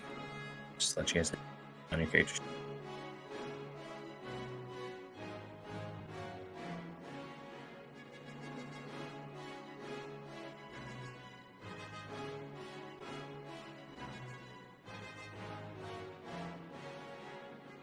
Talron's already got like 26 hit points. It's fucking crazy. Nice. I'm not seeing like the hard light constructor. Is that an action to do? Yes, it is. Okay. I don't see that written in here anywhere. I think it is. Okay. It's just a lot of text. I might just be missing it. So I'm just skimming through to see if I can find it. But yeah, if it's an action, I'm gonna put up a panel. Okay. So it can't turn to like go away from facing Talrin. Like it's on the opposite side of it. So like the wall and Talrin have this creature in the middle of them. And then I'm going to be prepared to move to the opposite side. But I'm not going to shift quite yet as it hasn't moved. Okay. All right. Anything else for your turn? That is going to be it. All right, it's Dyson, and then the creature, and then Thiago. Yep. Dyson's gonna open a palm, and it's gonna start to crackle, and then smile, and is gonna sweep down and drop the crackling handle on the rifle and aim it up, and is gonna fire at it. Full hit for Dyson, dealing 9 piercing damage to it. Actually, dealing 11 piercing damage. And then it goes. It's going to whip its tail against the ground again and cause the whole thing to shake. When it shakes, I need Tiago to make a vigor defense check. Why me? Because it randomly affects the person it targets with the shake. Jesus Christ. You've been 12. singled out. 12. You are knocked prone. Oh, shit. All right. And then it rushes at Talrin, who draws the blade just in time to brace for the attack. First, it makes a bite attack. Natural 1. He dodges the bite attack, and then it does reach up and it claws him once, dealing 8 slashing damage, which is exactly enough to break the shield. Better than hurting him. Agreed. All right. That is the creature's turn. Tiago, you're up. All right. I'll like get back up carefully, and I'll move to try and counteract. I'll like look real quick and can't try to counteract like the movements. Can I make, as a quick action, can I do like a, you know what, I'm gonna attack first. I'm gonna void lance. I'm just gonna throw void energy at this dude, at this thing. Okay. You know what? No, I'm gonna attempt something first. I'm gonna void displacement again. I'm gonna attempt to relocate. I'm gonna attempt to push this creature towards the edge of the. Okay, sure. Do you want to push it towards, which edge do you want to push it towards? If you don't push it towards Talrin, you can push it towards either towards where Dyson's standing or towards where. I mean, yeah, you could push it towards where. As I want to get it. If I'm successful in pushing it, I want to get it goes for 10 feet. So whichever is the way is closest to getting it off this platform, I would like to push it toward. I mean, that would be towards Talrin. Okay. Yeah. I mean, that might push him off the edge. It's like on. Oh. He's like fighting it in melee combat to the edges right now. Yeah. Okay, I'm trying to visualize. I want to try. And you guys are evenly placed across the circle. So if you want to shift it, you can shift it. No matter what, you're going to be shifting it towards somebody, but you're not going to be shifting it very far towards somebody if you shift. No, I didn't think so. But I didn't know. Is it like right in the middle of the circle? So like it doesn't matter. It's like on the edge. You guys remember? You guys all agreed that you needed to move towards the opposite edge on your turn. Yes. Well, I don't want to push it directly into Talrin, but like, can I push it like off? I'm still trying to push it off the side of this circle or towards an edge. You can try. You might catch Talrin too. If you don't push it, like the only way to not catch Talrin is to push it away from him, which probably won't shift it closer to an edge. Yeah, I mean, okay. The side, and it'll get that would be the closest way to shift it toward and keep it towards an edge without hitting him at all. Yeah, I mean that's what I want to do. Whichever way that it looks like I can, while keeping Talrin as safe as possible. Can you post that? So it is. I have not made anything. I've got the docs up and I'm reading stuff. So one object within range, you can see weighing no. Oh well, never mind. Oh I yeah, don't do that only works on like 20 pounds, and it also has to be 20 pounds. I have void lance. I'm gonna attack. Let's go. Natural 1.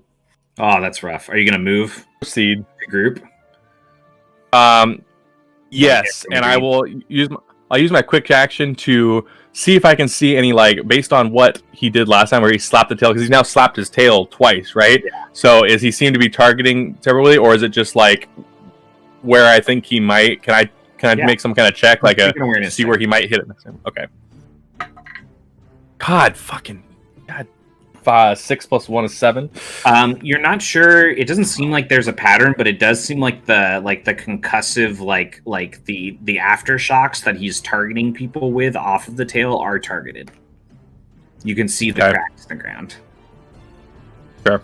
Okay. I mean, yeah, and I'll move to the designated area we kind of calculated as a group. I think everyone was grouping on Creek because Creek was Yep. All right. Round 2. Talon's gonna attack it. Oh man, he missed. He's not gonna burst.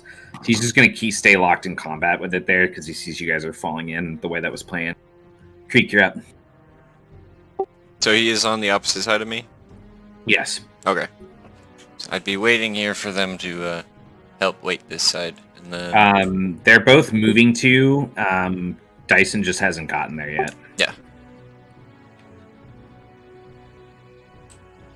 Then I suppose I'll take out my rifle and try and shoot this thing. Do it. Oof. 8. Yeah, that misses, unfortunately. It's rocking the disc just enough that you just, like, your shot misfires off. It's a good start, guys. I mean... he's within... Full round of misses. You within 60 feet of me, Talron? I guess. Yeah, I'm gonna shield him again. Okay. I'm more charges. So, purpose of that. I have one more charge after this. Okay. How wide is this disc? The disc is only like 40 feet in diameter. Okay. 9's a really good roll, by the way. All right, the shield. You see the air around him refract and ripple with hard light before disappearing, and he kind of like smiles and stands up a little straighter in front of this monstrosity of a creature. Dyson's going to use their quick action to empower their next mundane shot, so that they get to add their savvy to their attack and damage rolls with their rifle. So they rolled a 13, but they're going to get to add 9 to that. So 22. Nice. And hit for another 5 piercing.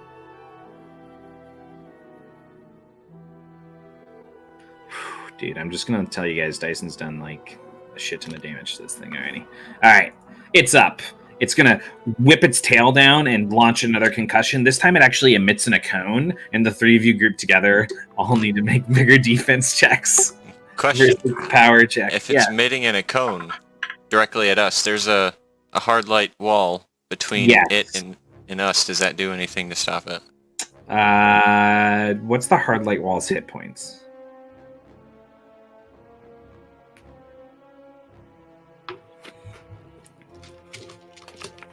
Does it have hit points? Has an avoidance of 0 and AC of 10 plus your savvy, and hit points equal to your bastion level plus savvy. So that would be 5 health. Should be an AR, not an AC. It's got 5. Okay, give me 1 sec. Okay, I need you all to make the saves. So you do see it catch the damage, and it actually absorbs some of the damage before it breaks, but the effect does still go through and hit you guys. What kind of save was it? 17. It was a vigor defense. 17? Yes. 7. I'm sorry. Bigger defense? 15. 15? Okay. Well, you passed anyways. So you only take... Actually, you don't take any damage at all, so you're good. Dyson passed as well and didn't take any damage at all. And despite your failure, you only took 1 point of damage because all the rest of the damage was absorbed by your hard light plate. Perfect. By your tile. So shields up. Hey. And then it's going to make a claw attack on Talrin and hit, dealing 6 slash. And it is Tiago's turn. All right. I mean, yeah, I'm gonna try to hit it with Void Lance. Do it. Kind of what I do. Hey, low levels, you know. Oh no, another. I rolled on that too. Oh man, you're terrible. All right, Amos. Yep. Anything else? Yep. I staying put nope. to keep the balance since he's held it there. Yes. Okay, Talon's gonna make another attack on this thing. Oh, 19. Let's get right. rid of this dice too. He deals 9 today? damage to it. Guys, this is actually just a simulator, and I'm gonna kill my own creature. It's still up, but it is looking pretty weak now. It's struggling, and its fin is like drooped. All right, Creek. You see the Talron is held to your plan, kept everything in line, and this creature's starting to look weak. I'm gonna try and shoot it. All right. That hits. 15. That's a full hit. Roll your damage. Minimum. 2. You you shift and you take a few steps. The disc shifts and you trip, and as you do, you fire. Your rifle butt hits the ground and it fires, and you see the bullet lance out and zing through its eye as its whole form shudders and then falls to the side and slips off into the water. Talron nods his head. Oh, thank goodness. That was a little too close call for me. You know, Quickly, even out the weight again. you know, Oh, even out the weight. Also, if you can do so, just to make sure, maybe there's another one in there. Dyson, can you electrocute the water and see if we can send an attack into the water so that maybe we won't have to deal with any more of these? I can electrify a localized area if you want. Somewhere in the chamber, you guys hear the sound of moving stone. It's possible this room's trapdoors were tied to that creature guarding them.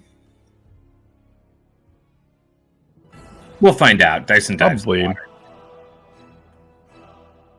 Probably. water. You hear the water break hesitate. as Dyson's head pops up, and before they start swimming towards the closest land, they say, "This water's disgusting." It looks like it.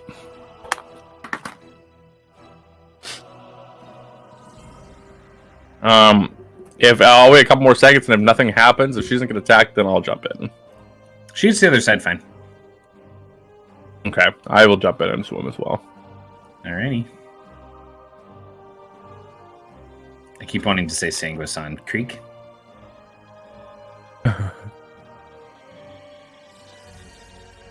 I'm gonna look in the pack they gave us. Their rope in there.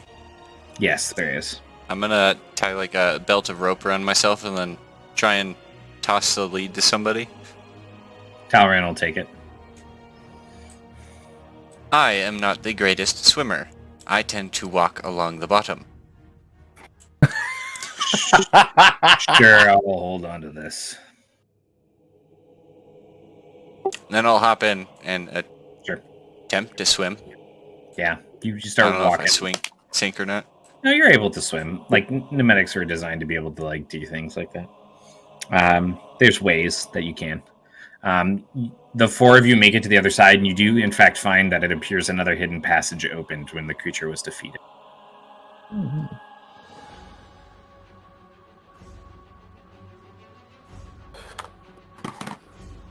Interesting. Talron, how you feeling?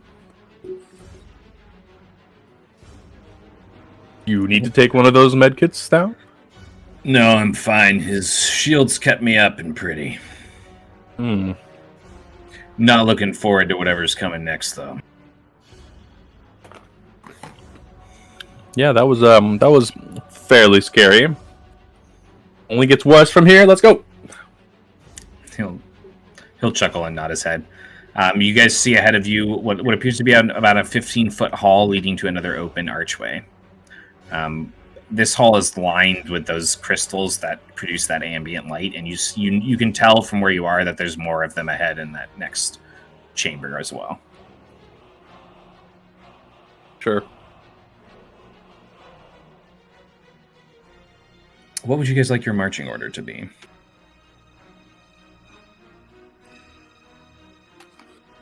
Either second or third. Sure.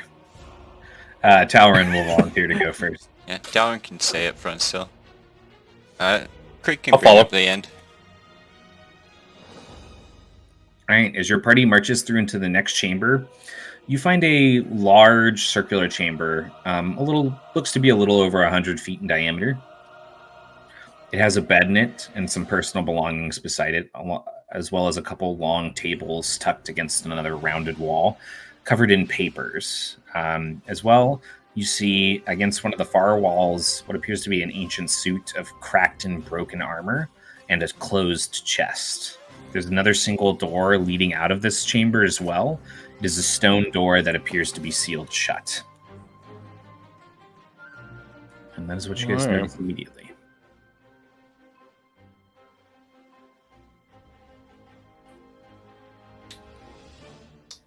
I will. I mean, I'll make an awareness check first, I suppose. See what Yeah, go ahead. piques my interest the most. Oh, that's pretty good. That's a 20. You notice that at the center of this room, there appears to be a rectangular slab that is creased, not unlike the hidden door that you found before. Just in the middle of the room in the floor, you said? Yes. Okay. I will get down and I'll kneel down on one knee and I'll start running, kind of sweeping away any debris and dust and shit around the edges of it. See if I find anything else that way. Investigation. You just find its edge. Oh yeah, go ahead.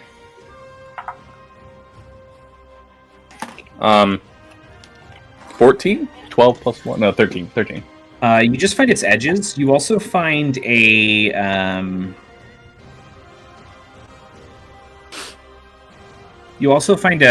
wooden plaque at this high in a high center position on one of the sides of the rectangle, kind of at the head of the rectangle, that says "Drown your sorrows."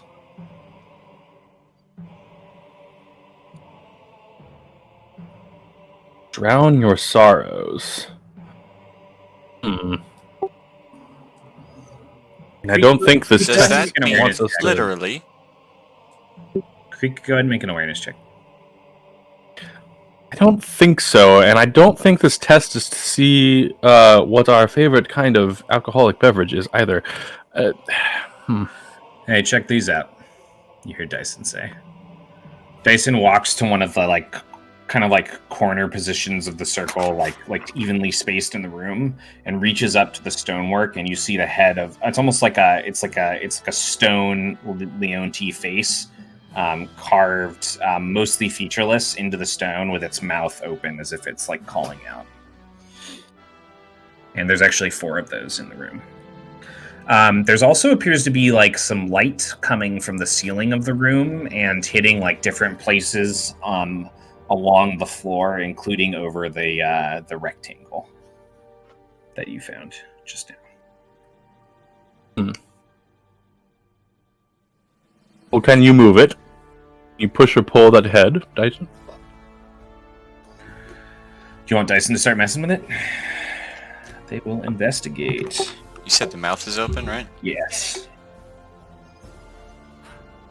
What if we are meant to drown these statues? Dyson frowns and then reaches into one of the mouths with their hand, and then continues reaching in until it disappears, all the way up to their upper arm area. And they say, "There's quite a lot of space in this thing." And they slowly, carefully pull their arm out. I didn't really feel anything in there, though. Did you reach? I'm gonna look up those. I'm gonna look down. I didn't. I'm gonna look down at the thing in the floor and look, and then my eyes will go wide, and I'll say, "We need to look for." I'll look straight up. How high is the ceiling? The ceiling is about 12 feet and slightly vaulted. And those things are the mouths are about what, 8-9 feet up, maybe? Not even. They're so the heads are about 5 feet up, and they're blown up. They're massive head carvings. They're not life size. So they're about 5 feet wide, and the mouths are about 2 feet in diameter. Oh. I mean, and there's furniture and stuff in here, the last rooms, as well. Yeah, there's other stuff you can look through. This drown your sorrows kind of scares me. I kind of think that if we take a wrong step, then water will start rushing through the heads of those Leonti statues, and this room will fill with water as some kind of trap. That's what I would guess. Talron nods his head. That would suck. Yeah. But we don't have a way forward, really, either, it doesn't seem.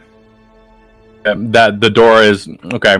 Yeah, I mean, I'll rush to the door, the other stone slab door that's good, and investigate that.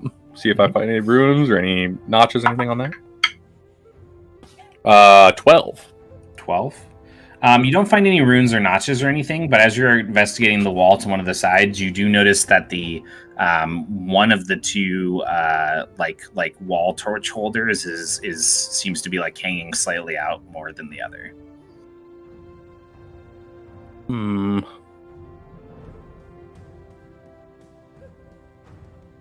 One of you come over here and maybe move that. I have an idea for this wooden plaque in the ground. The wood. Is there like a crease around where the wooden plaque is, like in the floor? When I looked at it, like, does it look like there's something set into the floor, or is it like you didn't notice a crease or anything? You haven't tried to like pick it up, but okay, it didn't seem like there's anywhere to grip. Okay. Dyson will nod their head and say, "Why don't you pull on that thing?" Because if that triggers a trap like I thought, let's get hurt. No, but I wish to like that from where we're standing, right, guys? Oh, fucking fine, and I'll pull the. You grab it, you pull it, and there's the kind of like this loud like groan of stone, and then it's almost like you feel and hear like the soft turning of gears across the stonework all around you, and that rectangular slab begins to raise out of the ground.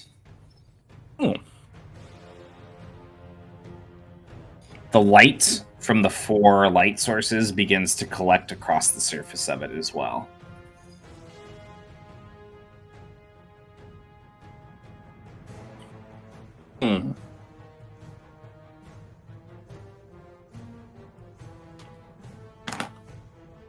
How high up does the rectangle start going up? How high up does it go? Yeah. It raises until it's about 3.5 to 4 feet off the ground, and then it shudders to a halt. Go ahead and make investigation checks on it.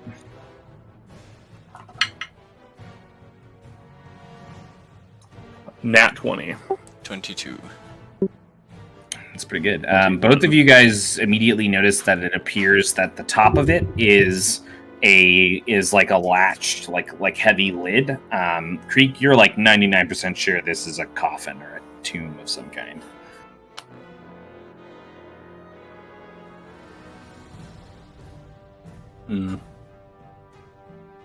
I'm pretty sure there is a body in this. Or at least that is what it was designed for. Yeah.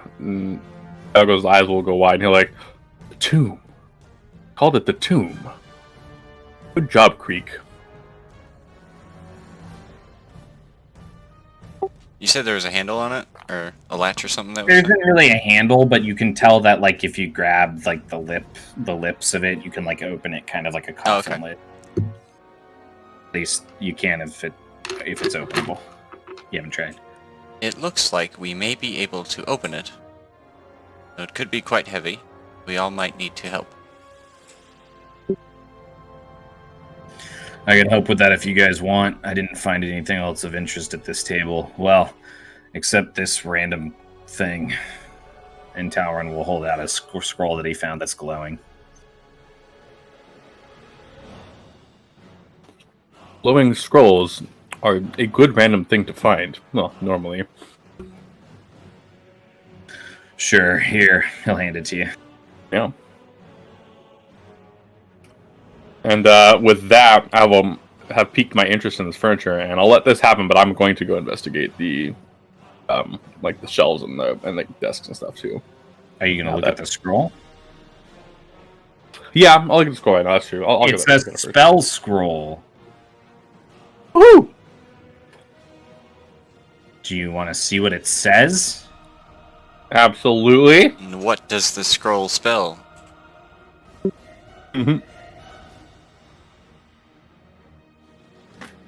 A 6 cost spell. Holy crap.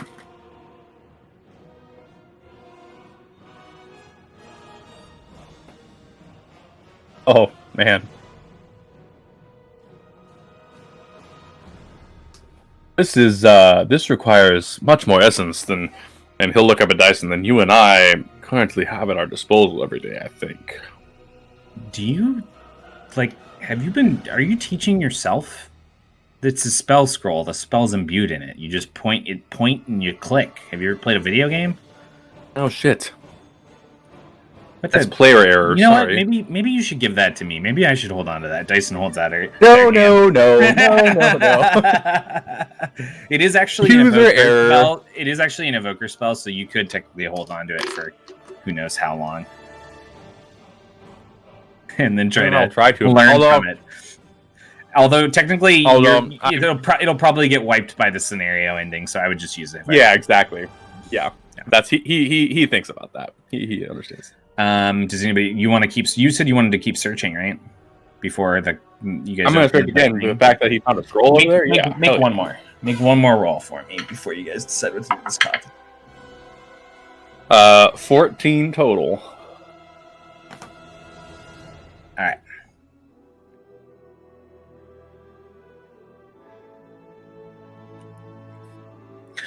Yeah, with the 14, you also find a healing potion. Dope. Which in this system heals for quite a bit. I will post that so you can see what it does. Oh, it's not a medkit. That's right. I was thinking it was a medkit.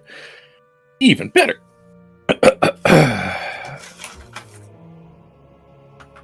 Holy shit.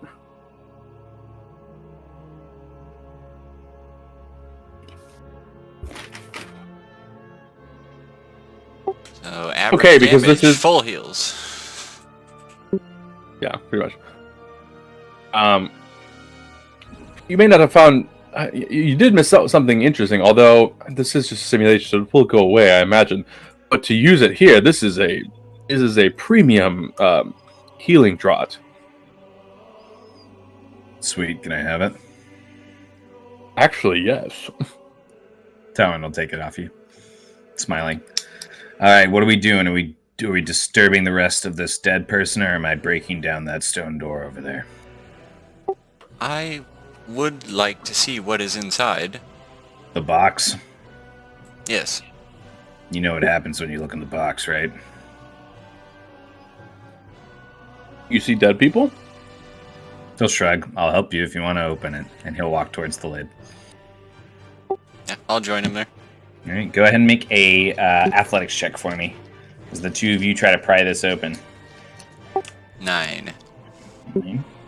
He got a 13. The two of you grunt and then push back on the stonework, slowly lifting it up, and then the lid tumbles open. There's another creak through the chamber as all of you see the form of what appears to be a wrapped body at the bottom of the tomb, and then all four of the mouths start to burst as some kind of deep red purple liquid just starts to spill out of them. The door that you guys came through begins to shut.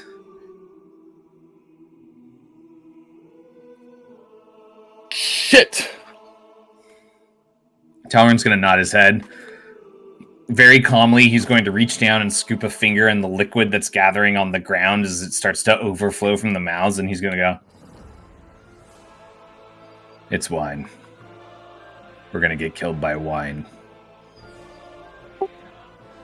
Wine. Not if we not can blood. open that door. Good call. He's going to run across to the stone door that was sealed, and he's going to start hitting it like as hard as he can. It's not super effective. I'm gonna look in the tomb and investigate to see Sure. if there's anything in the tomb with the mummy. Yeah, go ahead and make an investigation check. 16 total. This stuff's working out. You start digging around, and do you actually climb inside and like start looking underneath the body and stuff? I mean, I'll try to reach stuff and look at it, and then like look back and see the more wine coming out, and be like, ah, fuck, and then get in. Yeah, I'll get in the fucking tomb. So there's this moment where you're reaching around, and you got a 20 total. No, 16. 16. You feel something press back, and you see a small opening in the floor slide open. Bless you. Twice? Oh man. Anyways, you see it slide open enough that you can drop through it. This is clearly some kind of like false tomb. And then as you turn your head up to announce to the party that you found a way to escape the trap, the mummified form goes and reaches out and grapples you. Ah! You can make a finesse or vigor defense. Finesse.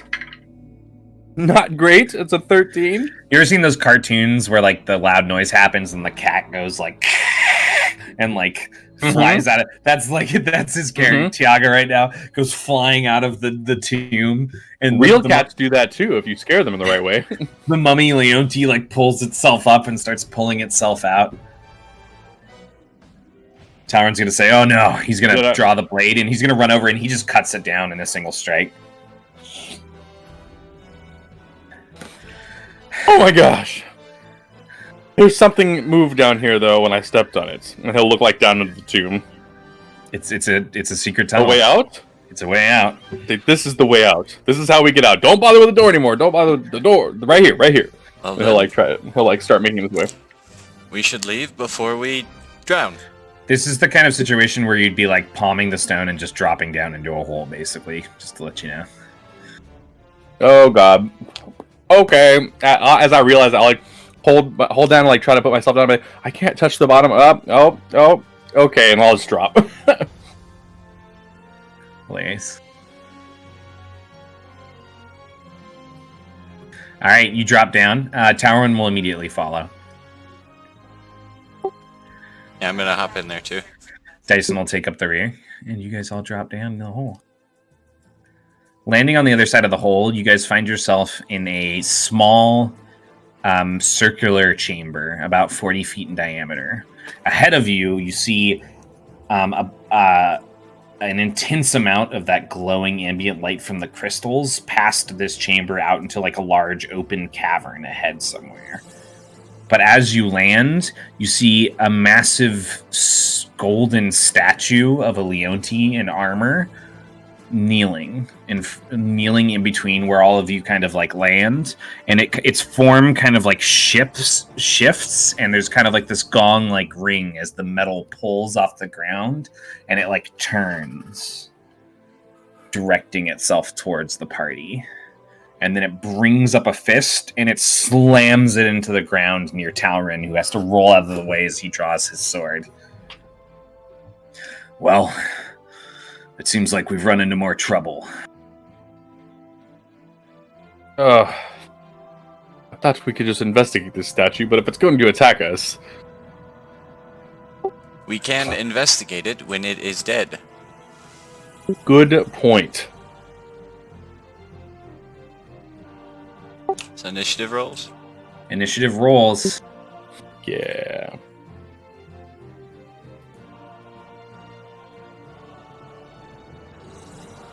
Woohoo! Much better.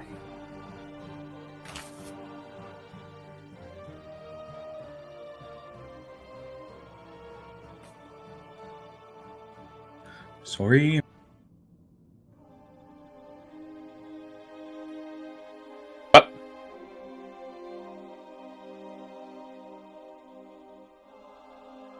All right, Tiago, you're not taking up the rear this time. You're going first. What? It shifts and it turns, and as it opens one of its palms, a gleaming golden sword forms in its hand, and then in the other arm, as it juts out, a shield forms, and it straightens itself towards the party.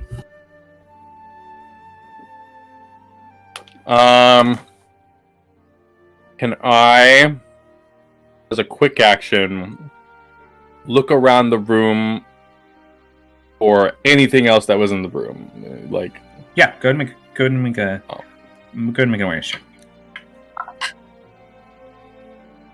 Let's see that one. It's fucking 9. Jesus Christ, it's my favorite number today. That's a 10. Nothing. You haven't noticed anything other than what I've described. Actually, way past where that ambient light, the chamber opens up into that great cavern where the ambient light is. You do see what appear to be like carved or stoneworked steps leading to what appears to be a tomb similar to the fake one that tricked you. But that's a good ways in the distance. Like it's at the very edge of your vision range. The ambient lights don't even see that far. And the sentinel guy, is he blocking the entire way out into this cavern? No, not necessarily. You guys could try to just run around it, but it could also chase you. True. Is it like regular, like a Leonti size, like normal size, or is it? No, larger? it's big. It's like a giant statue. Okay. I would reach back and form some void energy and like hurl a void lance at it. And as I'm doing so, I'm gonna say, we can fight this, but maybe it's too big to go through the passage down the way. We could also just run. But it either definitely way, looks like it could follow you through the cavern. Just to let you know. That's clear. That's why I told you it could chase you. Like it could follow you through the cavern. The cavern only gets larger.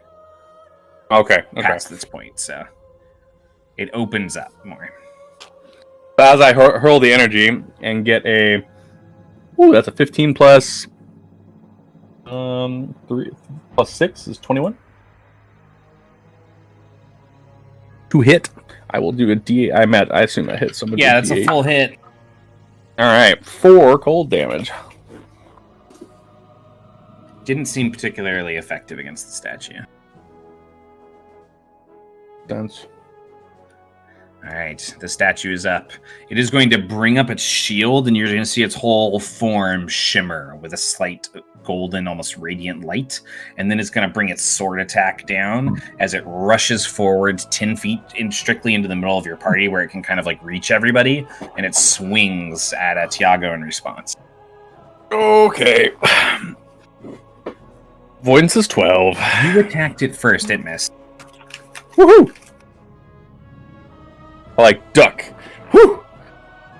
It only has one attack with its action this turn, so then Talrin's up. Talrin is going to he's gonna rush in and attack with his sword, even though he doesn't think. Yeah, the shield. It's gonna easily block away his strike with its shield, but he's gonna stay locked with it to try to keep it focused on him. And then Creek, you're up. I'm gonna rush in, if I can, like to the opposite side of the statue from where Talrin is. Yeah, you're able to like juke around and try to get a different angle on it so that you guys can like pincer attack it. Yeah, like trying to get around behind it so it can't use its shield as effectively. Sure. And then just try and punch it. Go and make a cestus attack. Ugh. Yeah, unfortunately you miss. Anything else with your turn? That is gonna be it. Dyson's gonna nod their head and say, all right, I got a trick for the big one. And they're gonna spin there at 1 point of essence to attempt to static charge this guy. Power check versus its finesse defense, which probably isn't high, since it's a big-ass metal statue. One can only hope. Yep. Dyson hits it. And immediately you see the charge of energy off of it. It leaps up towards Dyson's mind as they're going to focus on the spell, and then Dyson catches it with the codex and stores it with the codex. And then Dyson deals a d12 and can use their quick action on each turn after this to automatically deal a d6. Woohoo! For the d12, That's really good. 7 lightning damage. All right, that's Dyson's turn. Back to the top of the order, Diago. Okay, sorry. Family. You can talk to other people on a holiday. Family sending happy Thanksgivings, exactly, right? Okay. I mean, yeah, I'll run around. Well, you know what? I'm gonna cast Void Displacement. I'm gonna run around it and try to cast Void Displacement, and I'm going to attempt to disarm it. Its sword probably weighs more than 20 pounds. Ah, fuck, that's right. It's really big, yeah, sorry. One of the empowerments on this spell should be able to like push heavier objects. Like if you empower it. Just a possible thought. For I'm making a note. Continue. I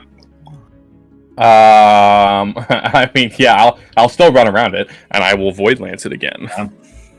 Gotta do what you gotta do. I'll probably be close. I'll probably run around, so like I'm not right next to Creek, but I'm maybe like 10, 15 feet away from Creek. Yeah. That's an 18 to hit. That hits. Roll your damage. 5 cold damage.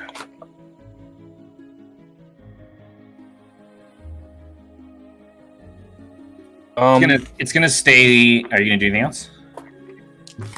Quick action. Can I see what? Can I make a check to know what it's made of? It looks golden, right? But is it actually made of metal? Can I tell? Can I make an investigation check. 8 plus 2, I think. 9. Jesus Christ. I feel like crit roll today. Fuck. Alright. Somebody's doing the Mighty 9. You're not sure. It Right? appears to be like gold, like living gold, but you're not sure. Okay. On Fascinating. its turn, it brings in 2 massive strikes at Talrin, who locked in combat with it, not really taking notice of Creek's presence yet. Talrin manages to dodge the first one since it's too strong for him to parry, and then the second one does strike him and catch him for damage. It shatters the rest of the barrier that was on him, and it deals an additional 5 damage to him. He shouldn't have had that anymore. The barrier says really? it lasts Okay. for 1 minute. I apologize. Then it deals a little bit more damage to him, and he's a little bit more hurt. And that is its turn. Yeah, it's 1 minute or until it takes enough damage to break. Talrin comes back in with another attack, but only deals half damage for 4. And then it is Creek's turn.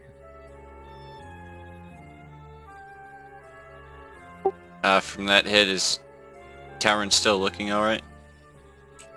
Yeah, he's only been hit like once. Okay. I will try and punch it again. Okay. Punch it. This darn statue. 11. That hits for half damage. Woo. 2. Man, hitting for half damage is good. Alright. Dyson is going to use their quick action to deal a d6 for 3.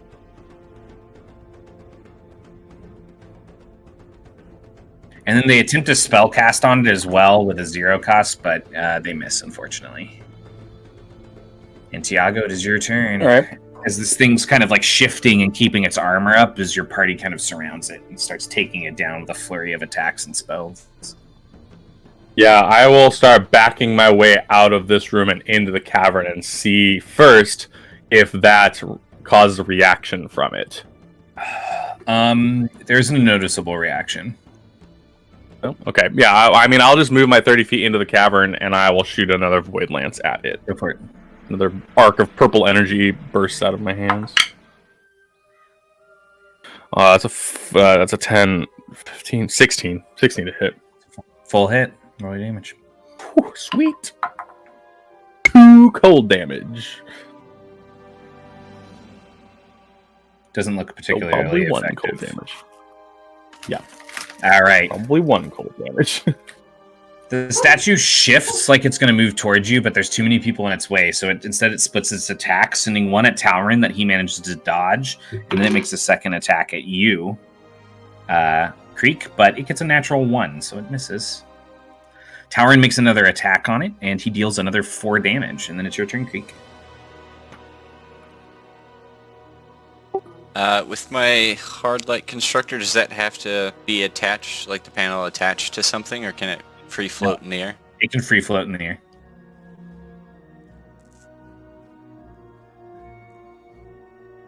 Can I make an awareness check to like see how the statue is attacking, like where since it's giant, where the arc of its sword is swinging at? Like how the arc of where it's swinging its sword at Talrin, so I can maybe like put a barrier in the way so it hits the sword The sword hits them before it would You're get fairly hit. certain that if you just like put it in the general area in front of him because of the size of the blade, it would catch that possibly. That's a smart I mean, strategy, though. Technically, it's possible it would be intelligent enough to like change its swinging once it knows that's there, but because you can't really do it as a reaction. Yeah. I was about to ask you, can you hold that? Probably not. Actually, you can in our system. You can hold quick actions and actions. So, But that would virtually make it like a reaction, which is not what you want, right? well, I mean, In this situation, kind of, yeah. It's worse than a reaction because you're using an action and a reaction's worth of economy on it. But Yeah. Oh, that's true. That's a good strategy, though. it is designed more for setups than reacting. But I don't see why you wouldn't be able to use it to react. Yeah, I'm gonna hold a hard light panel to pop it up in front of the next swing against Talron. Sure. Anything else with your turn? That's gonna be it. All right.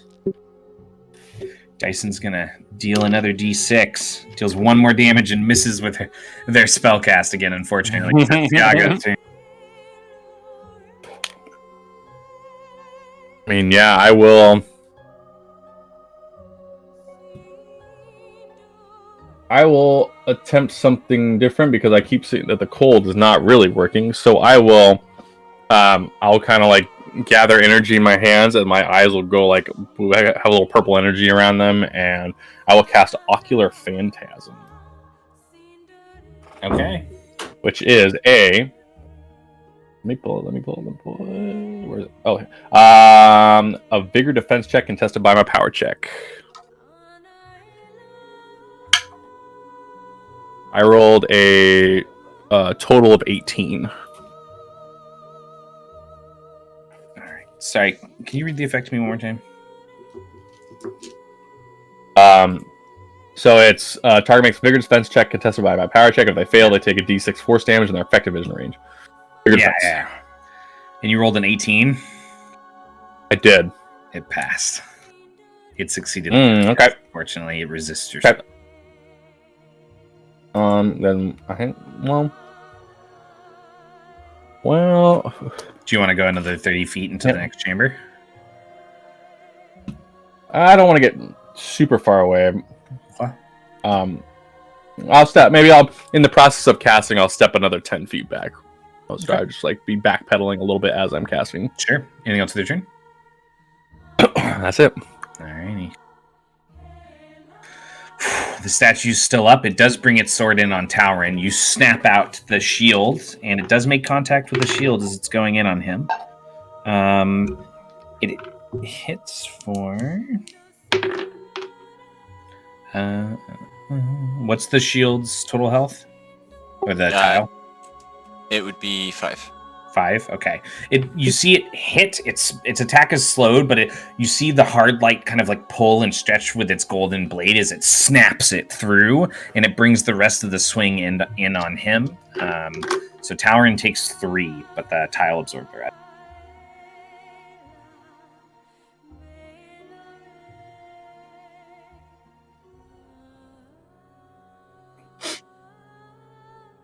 He's at 18 of 26, just to let you know, Chris. All right. And then it is going to make one more attack on him, but it misses. He manages to dodge that one. And it's Talron's turn. He goes in with a counterattack, but it manages to block away the blow with its shield. And when it blocks with the blow with its shield, it actually knocks his sword out of his hand. So he kind of like steps back now, and he's like reaching down to pull a dagger because he's lost his sword. Then it is your turn, Creek. I'll go into attack. Got a punch. 11. 11. That hits for half damage. 3. Its form shudders from this hit. There's several dents in its body now, and it started to slow its movement. The bottom tip of its shield is starting to like drag against the ground as it slouches, but it is still staying up. Dyson sends 6 more lightning damage into it. Its whole form shudders, and then it sinks to the ground. And the animation that had kept it going just dissipates from it. Did you see that? I did work. Well done. You both owe me drinks. You That two was an coward. excellent spell, Dyson. Can't make that a hard light.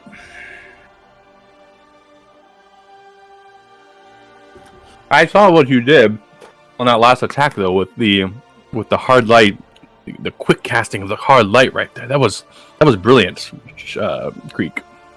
You're okay.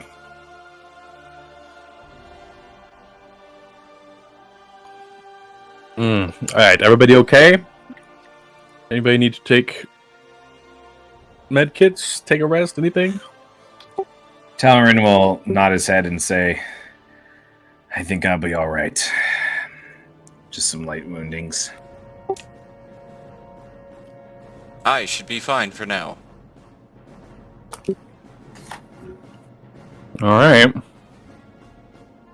I'll take one last look, like kind of like walk up to the statue, kind of like look it over real quick, and after that, I'll be like, well, Make an investigation on to check. the next. That's an 18 plus 1, 19. 19. You definitely notice that, like, the presence of its essence seems to be centered somewhere below the plating of its chest. I think if I didn't have anywhere else to go, I would like to try and pry this chest open. There seems to be a source of essence there, but don't think that's important right now.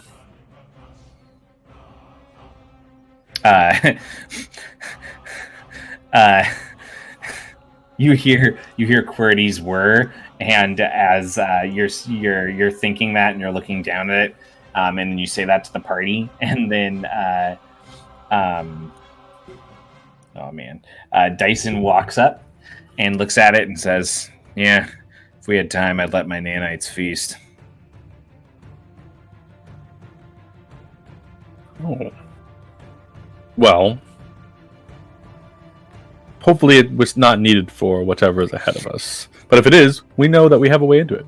I want you to know something. The magic was inside of us all along. That's ridiculous. Agreed. Dyson starts so walking dramatic. towards the opening in the cavern.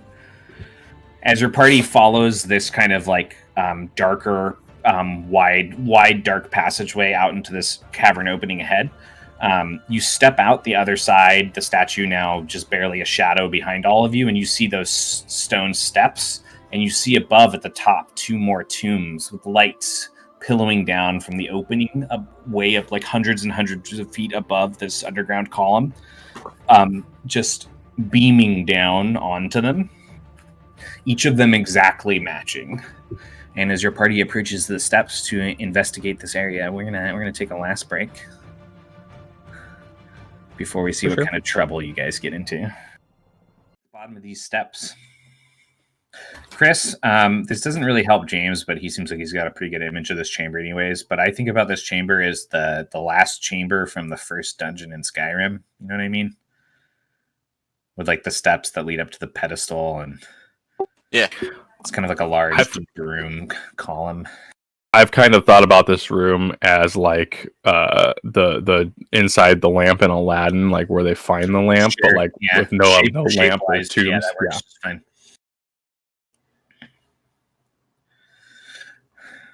Dyson's gonna nod their head. Well, we found the tombs. What's a Loreseeker supposed to do now? I believe they are to seek lore. In whatever form it may have. Thanks for the textbook answer.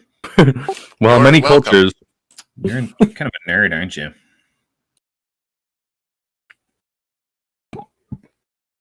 I mean, by nature, he's kind of a nerd. I don't know how to respond to that. Don't. All right, what's the plan, guys? Tyron's gonna nod his head. I think we should double check to make sure there's no wine-related traps this time. He starts to look around the chamber and he says, although this chamber is quite a bit larger than the last one. Yes. At least not without bottles to collect said wine. You are a very strange Nemetic. Were you dropped on your head at some point? I don't remember. When was the last time you got retrofitted?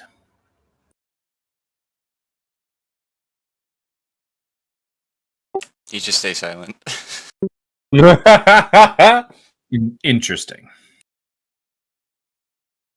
Well, I shouldn't say most. Many cultures buried their deceased with tokens and pieces of the life to take with them to the afterlife. And I don't know a whole lot about Liash culture, but we can guess that if there's a gigantic room like this with two pillars of light so beautifully put on the two tombs in the room, and the entire encounter was called the Tomb, and Eerie and Starry-Eyed thought it important enough to write about, there's probably something valuable up there.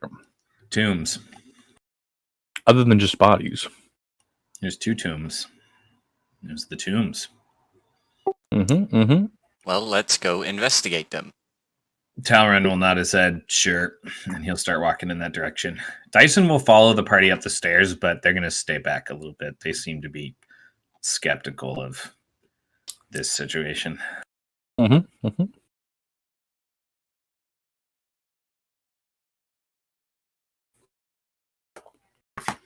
gonna keep my eye out as we're walking closer to the tombs. As you guys walk Anything to the catches top, my eye. yeah, good make awareness checks as you guys walk up the steps. They're carved. You notice that on the stone railing on the sides of the steps, there's like carved like intricate different like animal heads and stuff from Liash. When you guys reach the top, you see that the tombs are kind of sitting at like an angle from each other, and you guys are like approaching in between the two of them. In between the two is a long table with what appear to be ancient-looking embalming tools and equipments. And each of them has a side table on the outside of either of them that appear to have small clay urns on them that appear to have been carved on and worked on in earnest. All right. I get a natural 20 on my awareness check. Sorry, 22. You notice that sticking out of the lip of each of these urns appear to be gems. Sticking out a lip, or just like encrusted around the... Sticking out of the lip of them. Like they're like resting inside of the openings. Oh. Interesting.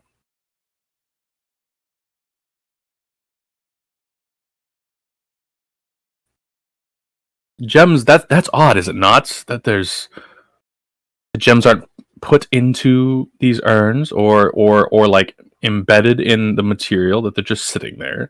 Doesn't that seem odd? It could just be a custom. You're not wrong. Are the tombs completely sealed, or are the tops like a jar? Like they're exactly like the last center a little bit, right? the false tomb that you guys found. They're exactly okay. Are the gems are they all the same gemstone, or are they various different kinds of gemstones? They're different kinds of gemstones.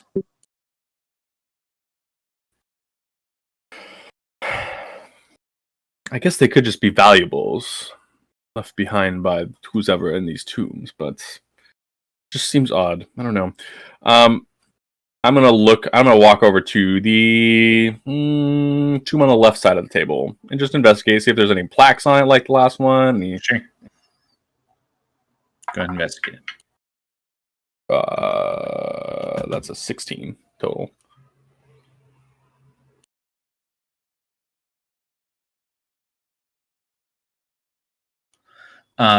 Investigating it, you don't notice any plaques or anything on it like the last one. It is pretty intricately carved. You see faded letters that appear to have once been a name, but they're very hard to make out because it's so old. And you also see what appears to be some kind of like cross-like crest at its center. Okay. Ugh, excuse me. Say okay, brother. Hmm.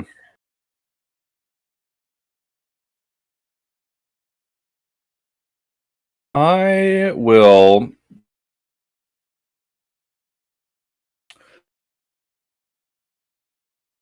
Can I make the cross? Is it like seem like just like a basic cross, or is this like a symbology? Can I make a check to see if this is like a particular symbology or something like that? Like what is that? History or magic or something? You could make a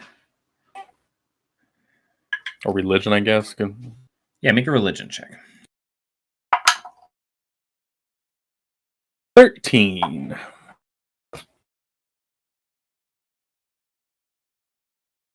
You don't recognize it. It does appear to be some kind of like crest or symbol. Based upon the fact that it is like a gravestone and stuff, you would assume it might be like family related. Sure. Whoever's buried here has got to be important. I don't know if this is a family crest or something, and he'll like point out the cross sigil or whatever on it. And I mean, but just everything points to these tombs being particularly important. But I can't read the names. It looks like there used to be some writing or carvings on here, but it's been a long time.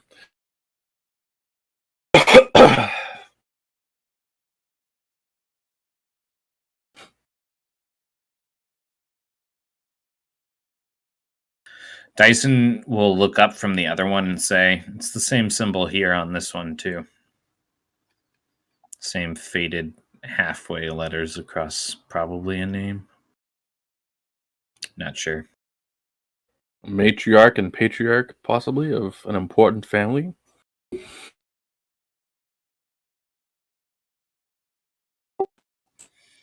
Maybe.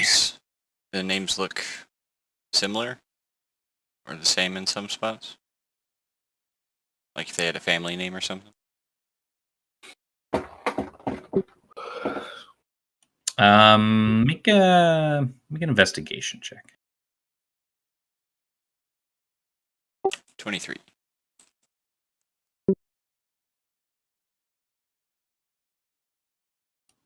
Yes. You have to study it for a while, but it does kind of seem that way.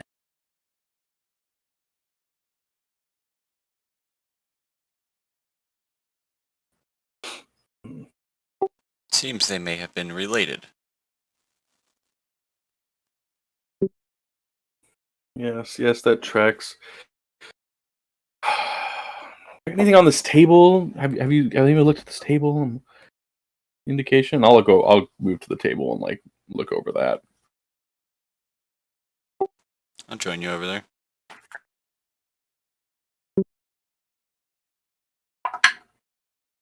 That'd be Natural investigation. 1. Yeah. All right, 2. 7. Sorry, just 1 sec. I rolled a 2. No, we lost our musics. Chris, get some ambience going. Why do I have to do it? Because I'm trying to upload something.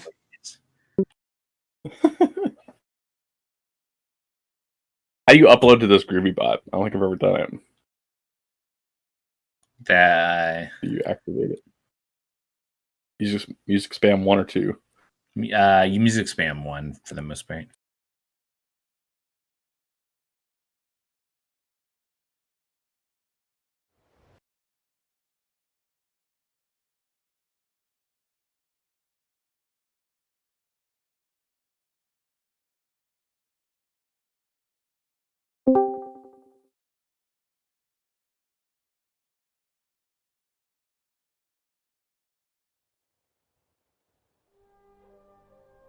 Oh, good shit. Oh, cool.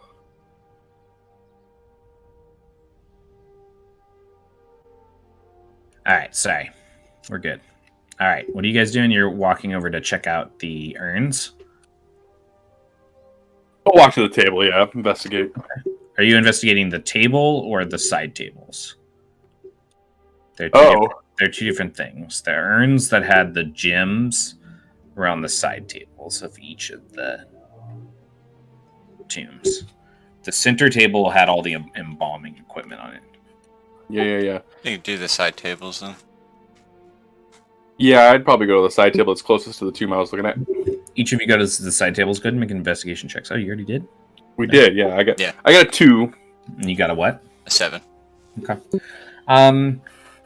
You don't really notice anything of interest other than that each of them has one of these strange gems sticking out of them. Creek, there doesn't really seem to be anything special about it other than the fact that it does appear to be a gem that's probably worth some amount of credits. However, Thiago, make a power check for me. Oh. That's pretty good. That's a 19 total. You have like this instinct and you raise a palm towards it. And you feel when you open, towards the gem. And you feel when you open your hand a little bit of a connection. Like you might be able to draw upon this gem for essence. I'm gonna do it, and I'm gonna catch myself and like pull my hand back, like scratch my chin and narrow my eyes, and I'm gonna try something. Something about this gem is almost familiar, and I will. Does it feel related to the anomaly that my entire being? No, it just feels magical. No. Okay, I will attempt to either draw essence or clasp it or grasp it. Okay. Or just draw the essence from it. Make one more power check for me. Okay.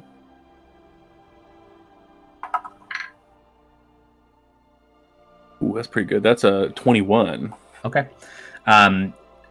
There's this band of essence that runs from the crystal to your palm, and it draws in, creating kind of like this brief, momentous light source before fading, and you regain 1 essence to your essence pool. The crystal shatters. I'm gonna look immediately to Dyson. I'm gonna say, Dyson's gonna go. Take a look at one.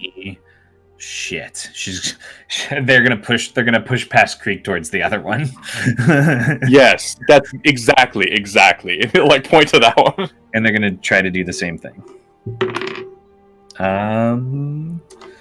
13. All right. Yeah, Dyson manages to draw 1 essence back as well, and that gem shatters.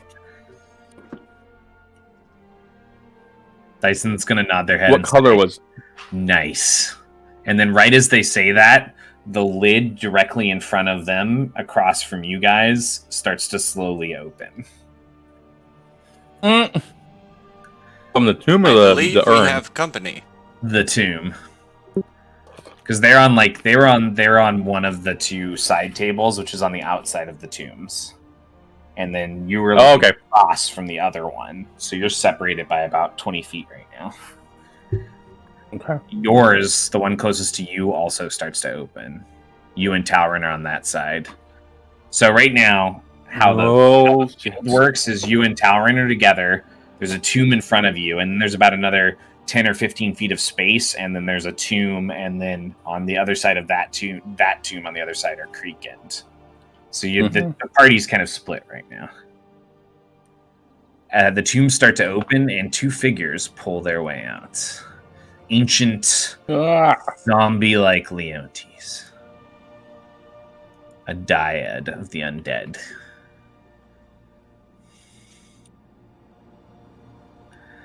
I don't think they appreciated you both stealing their essence. I agree with this assessment. You were being selfish. Well, we are like, Loreseekers, or attempting to be. Sometimes things happen. It's possible a Loreseeker would not look to aid themselves in the moment, but instead collect something like that, or catalog what they think it's capable of for later study. Oh, damn it. You're right. Well, Stop acting like a harbinger, kid.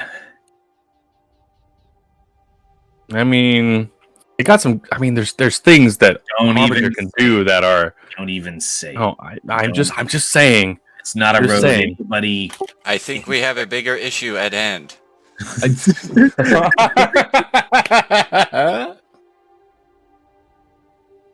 I mean, yeah. Which one's coming out of the one next to me and Towerim? The axe one. Okay.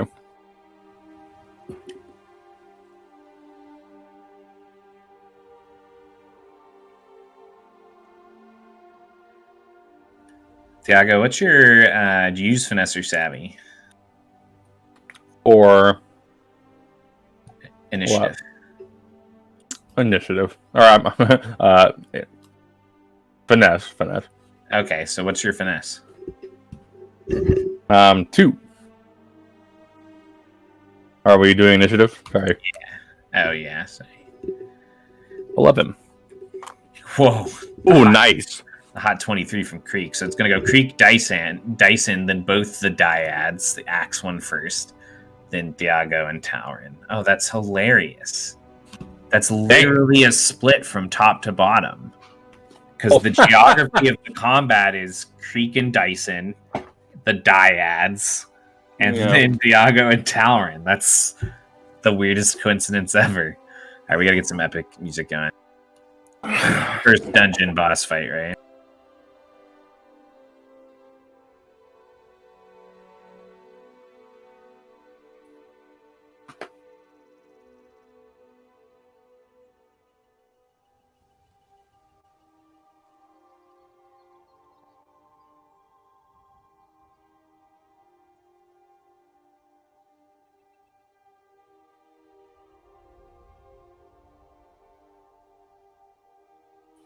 All right.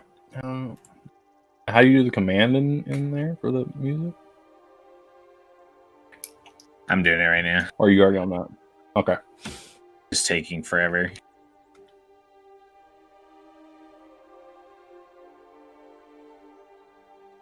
We play on this new app. I make my window really small. Alright.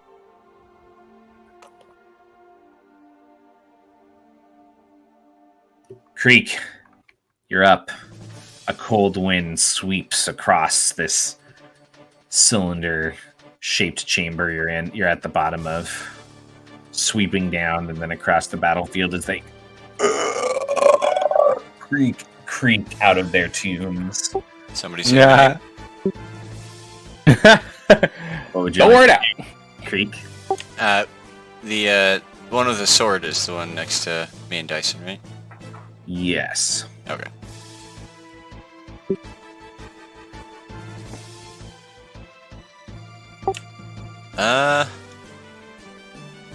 It's also more heavily armored. Okay. I will try to hold it off. You take it out. Dyson will look at you and nod their head and immediately start backpedaling. I am going to charge in Okay.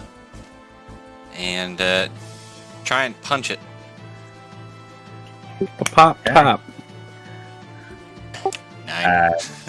It shifts its shield up as it's hefting its long sword more tightly now, and it kind of like shrugs its pauldrons. It shifts its shield up and just blows and knocks back your fist off of it, parrying away. And then I'm gonna shield myself for the inevitable retaliation. It's a good call. Ooh, not bad. All right, Dyson runs back. They're running back, trying to run back a full 30 feet. As they're running, they're kind of like looking back behind them towards you guys, and then all of a sudden, they roll a finesse defense check. They cry out in pain as you see one of the stone tiles that they stepped on activates a trap that springs up a claw-like grapple and sinks into their leg. They take. Oh man.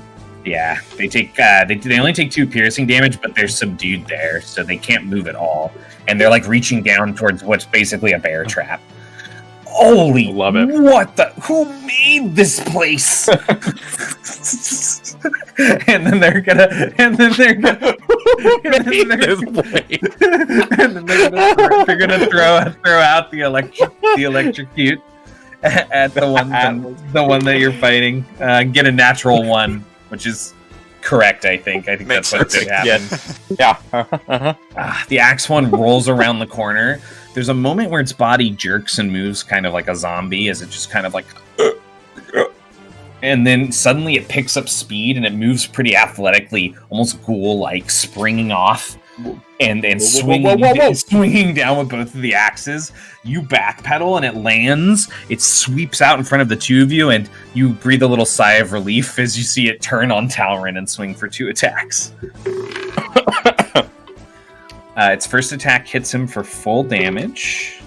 He takes 5 slashing, and its second attack hits for half damage, as he takes 4 more, so he took 9. And that is its turn. The knight sweeps around, brings up their shield, and drops down into a stance, and doesn't do anything else other than that, facing the two of you. And then it's Thiago's turn. All right. So I'm gonna, as I pack, I'm gonna, whoa, we need to get rid of those, and I'm going to gather energy in front of me and push it out in 2 bursts. I'm going to cast Void Displacement, and I'm going to empower it so that I can do a second effect. Okay. I'm going to attempt to disarm both hands. Okay. Of the axes. So I'm going. It is a spellcasting attack or power attack against Vigor Defense on both of them. Get it. So first one is a 16. Well, we'll go left to right. So left hand is a 16. Right hand is a 19. 19. All right. It sweeps after it strikes Talrin twice, reeling, and as it turns to move on him again, suddenly both of the axes are knocked back out of its hands onto the ground.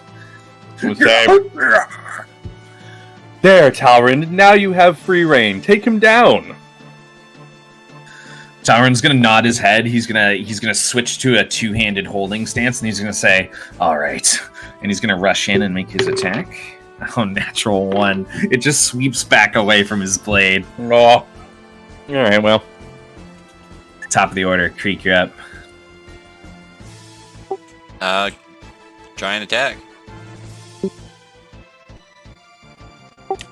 Natural 1. Yep. 2 in a Shield row. carries away your fist again. Dyson's gonna nod their head and say, "Well, I got that essence back." And not even trying to get their leg out of the trap, they're gonna attempt to static charge again. And succeed again, so a D12 and a D6 after this, as long as they maintain focus. Oh, nice. Fuck yeah. They got an 11 on their damage. Ooh. Yikes. Get it. Big damage.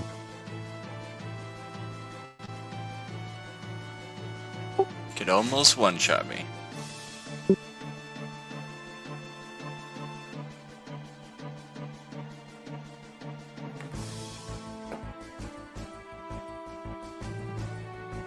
Man, that's crazy. Okay. Score! Alright, the axe one is gonna... And then it's gonna let out a low growl that like echoes across the bones that are jutting out of the skin of its throat, and it's gonna open its hands as it just its skin just kind of like peels back to bony claws. It's just gonna rush at Talrin and start clawing at him. Oh shit! I can't disarm that. Unless I literally disarm him. Chris, I just realized you're doing hand-to-hand combat, so you could use your quick action to make an offhand attack, because that's considered a light weapon. I apologize. Oh. We've been messing that up. Oh shit! Final battle. Thought we'd tell you how your character works. Yeah. Sorry. So from now on, attack twice. Okay. Do the I second get the bonuses from the second attack? Or? No, you don't. It's just a flat roll and flat damage, unless you have like a something that gives you use of that. So Which I think there's the offhand is just a d20 for both, or for the attack roll. No, Or do I add my bonus to? you still add your like finesse or whatever. So it's the same attack roll. It's just the damage doesn't add yeah, anything. you don't get the extra to the Okay. damage. Okay. Alright. Apologies. It's going to claw twice, but Talon manages to block both of those attacks away as it just kind of stays on them. And then at the other side of the fight, I like how this fight paired out. It's really funny. Right. The Dyad Knight is going to sweep in and make an attack on you. Creek, what's your avoidance and armor reading? 9/16. All right, he's hitting you for half damage with his first strike.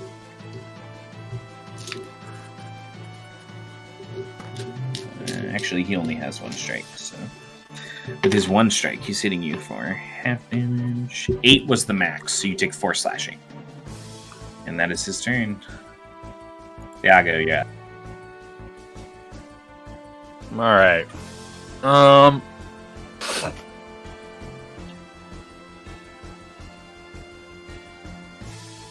I will. Let me just make sure I'm reading this correctly.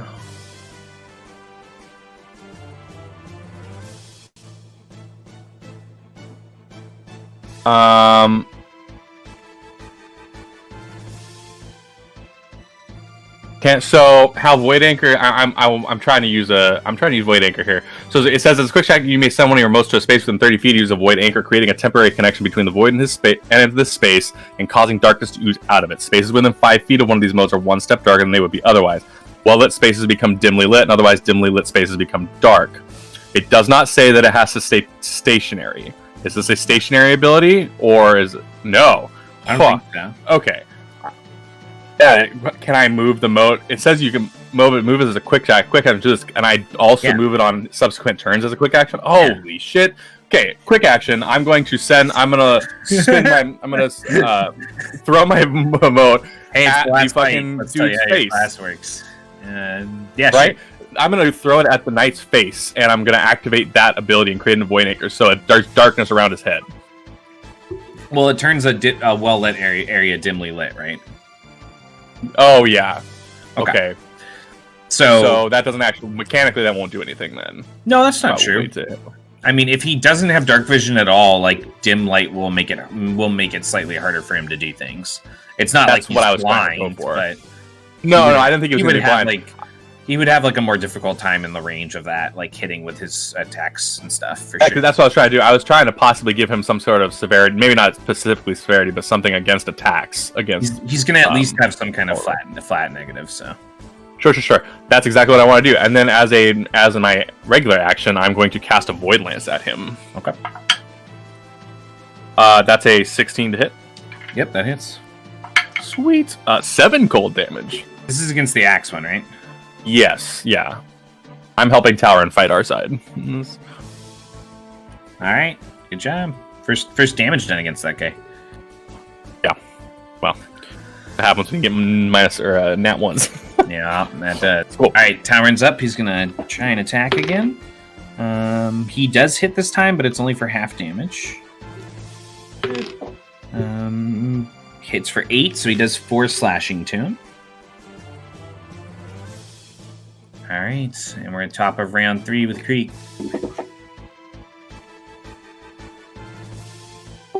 Just gonna go in for my 2 attacks. Apologies. You know what? You can have 1 extra attack this turn. Roll 1 extra one too. All right. You hit on the first 2, and the third one misses. Okay. Fifth in. That move is called go to sleep, go to sleep, go to sleep. Yeah. So that is the main hand. Okay. And then this one's offhand. Okay. All right, so 6 total. Yeah.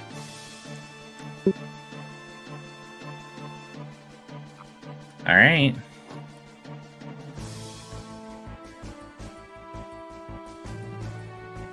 Anything else with your turn? How far away are those two from the other From group from you me? Yeah. like 25 feet. Okay. Nothing else then. All right, Dyson's gonna use their bonus action to deal a d6. Another 1 point of damage on the knight. And then they're gonna start to run. They're gonna stay about. Oh, yeah, actually, their foot is still trapped. They're gonna try to get out of the trap this turn with their action. They failed to pull it open. They're stuck there. That's all they can do with their turn. All right, the axe one is going to reach down and pick up one of their 2 axes and then make a single attack against Tauren, which hits, dealing 4 slashing damage. Tauren takes another gash. He steps back off of it and he says, "All right, you need to start getting away from us. I don't know how much more of this I can take." We're still in the middle of the session, so it's not in the middle. We're in the final. Okay. Cool. Sorry.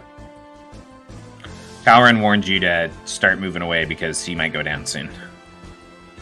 Just to let you know. Okay. And then the knight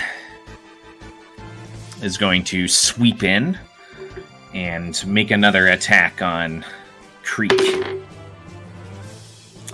Armor Creek, 16? 16 armor, 9 avoidance. Okay. It's dealing half damage to you again. You're pretty hard to deal full damage to you. It is dealing 8, so 4 damage to you. Alright. And then Thiago is up. My shield is almost gone. I'm going to say if you're going to go down quickly, maybe this will actually help more. And I'll like run in, and my eyes will turn purple, and my fists will start to turn purple, and I'll come in and I'll fucking cast radioactive wallop, and I'll pop him in the face. It's my 1 cost, so I'll make a power check against my target's armor. On a hit, I deal 2d12 radiation damage. All right. Come on, baby. Would you No, I like need to to spend I'm gonna a use my effort on opportunity. this roll? Yeah, I would. I would like to use effort. You That's a create D8. your opportunity, sir. Oh, that's a 21 to hit. That hits. Roll your damage. Sweet. 11 and 6, so 17 damage, radiation damage. Big hit. Fuck yeah. 2d12 is solid if you get the rolls. It's real good. All right, yeah, he's looking pretty messed up after that. He steps back. You hear the bones crunching in its chest, but the zombie remains standing as it like turns its gaze towards you.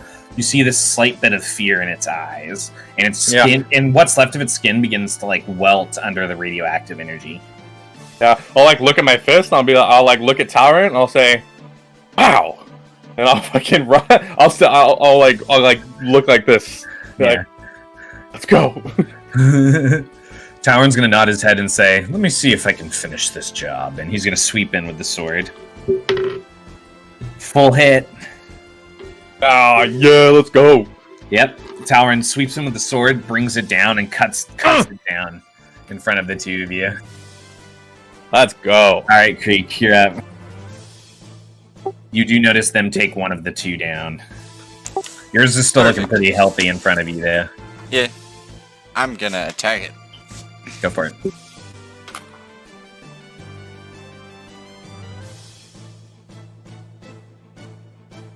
$11 and 7.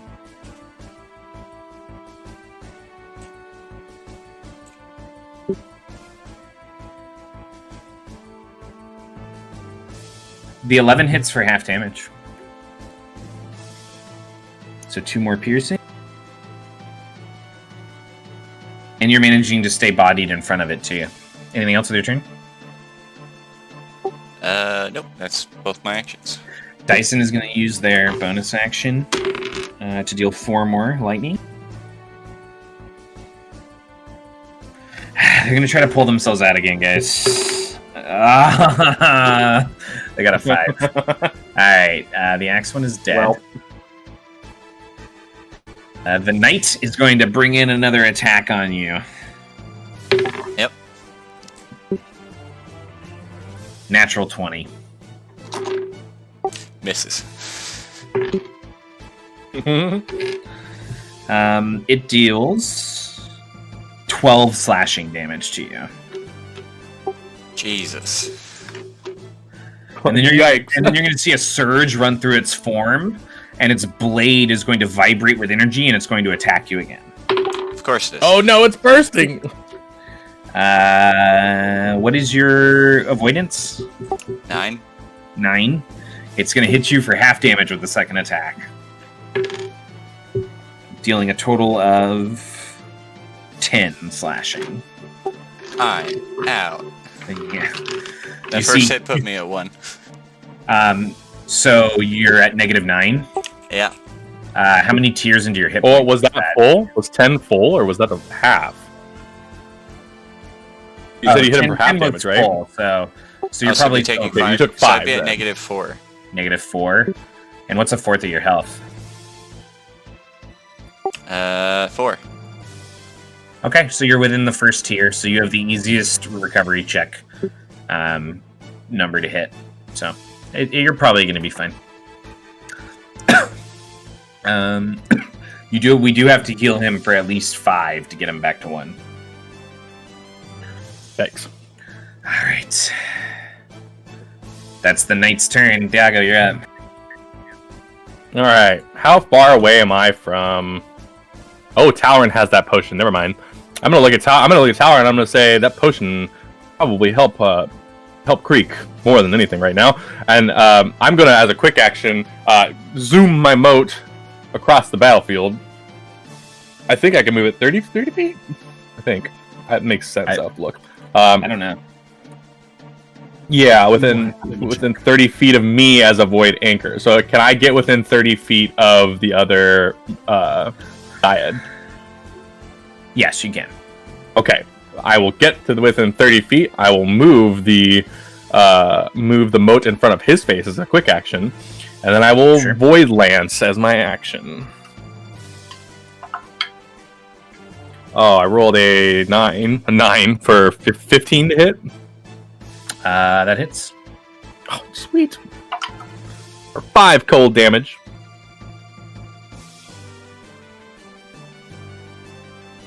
It's a good hit. It's still up, though, and it's still looking pretty beefy. Yep. Tauren is going to rush it down and make one attack on it, but it manages to parry away his attack with its shield. And we go to the top of the turn healing 5. potion. Oh. I'm going to get him. Don't worry. He's like swinging. So what do I roll? You're going to roll a vigor defense check.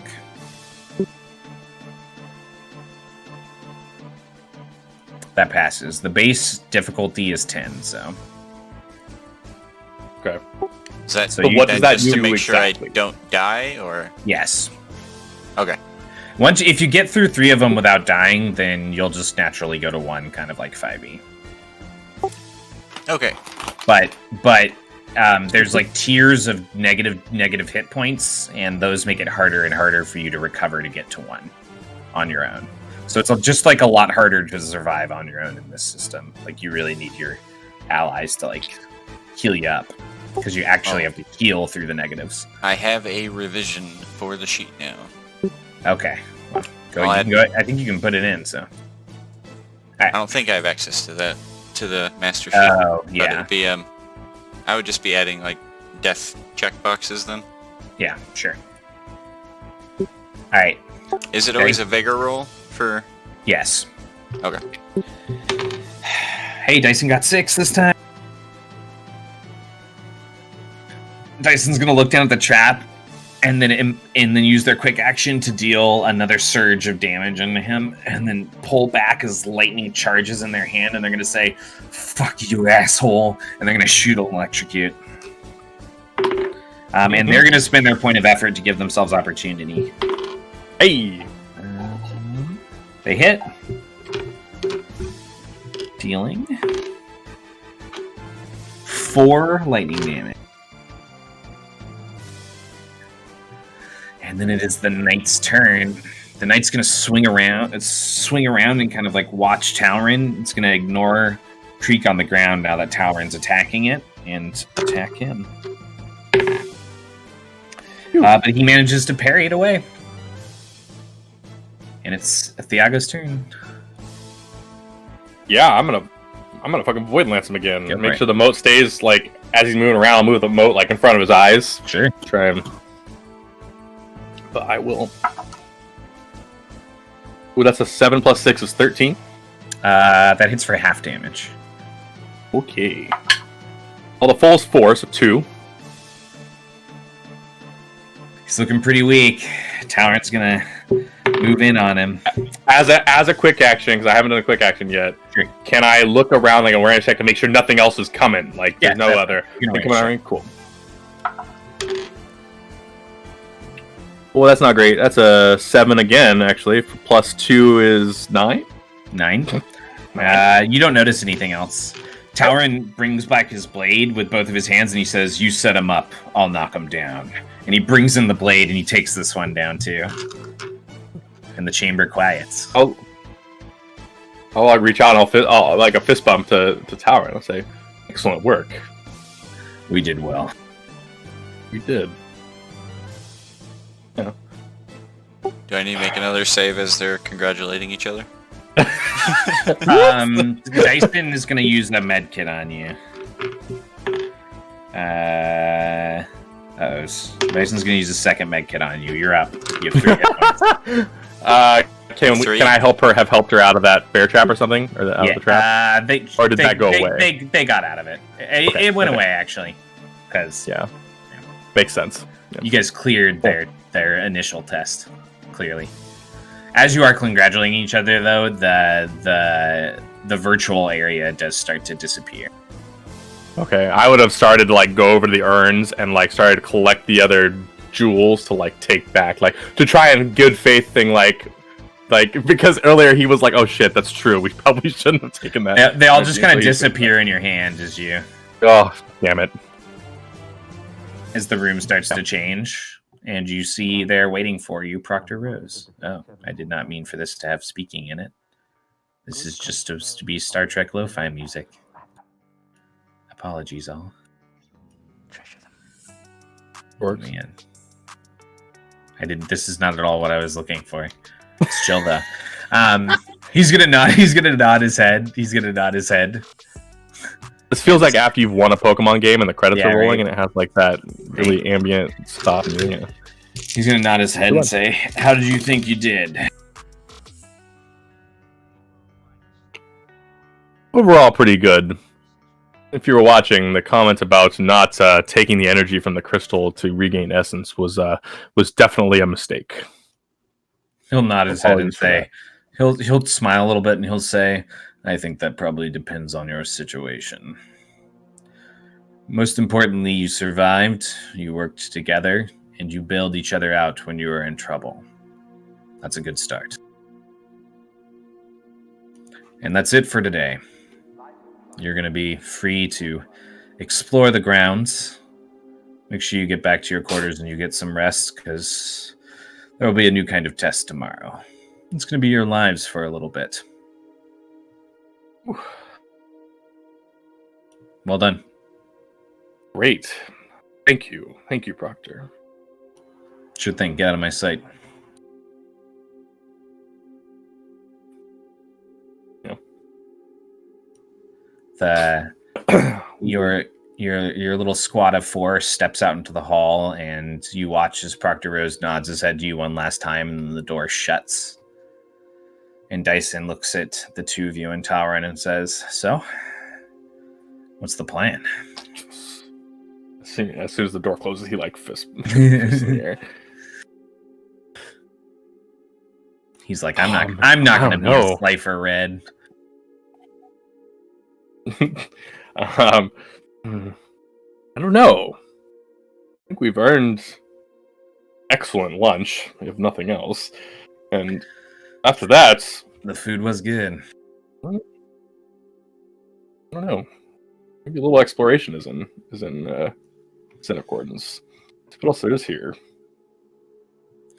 I'm Access fine we with have, that. though. Come Been on. on a lot. I'll lead the way. Dyson waves you guys. And as you start to follow Dyson to explore your current home, we'll end our Thanksgiving session. Good shit. That was super fun. Oh, man. Dungeons and stuff. It's a good old dungeon run. We're gonna have to get some other people to play, so I don't have to play so many party members. I'd be down with this to be like a semi-regular thing, like, for sure. Yeah. I'm down. I'm liking this setup. When are people free next week? Figure it out. The normal days. Post it Was in. Just post it in the thing that we have. Sure. Or chat we have. Maybe I'll see if we can get like Nick or somebody to do it with us if he's free. Yeah, anybody. Well, not anybody, but Yeah, almost. any peeps that are down. And I'll have more time to prep. Yeah. Good shit, Matt. That was fun. Going together, but it was fun.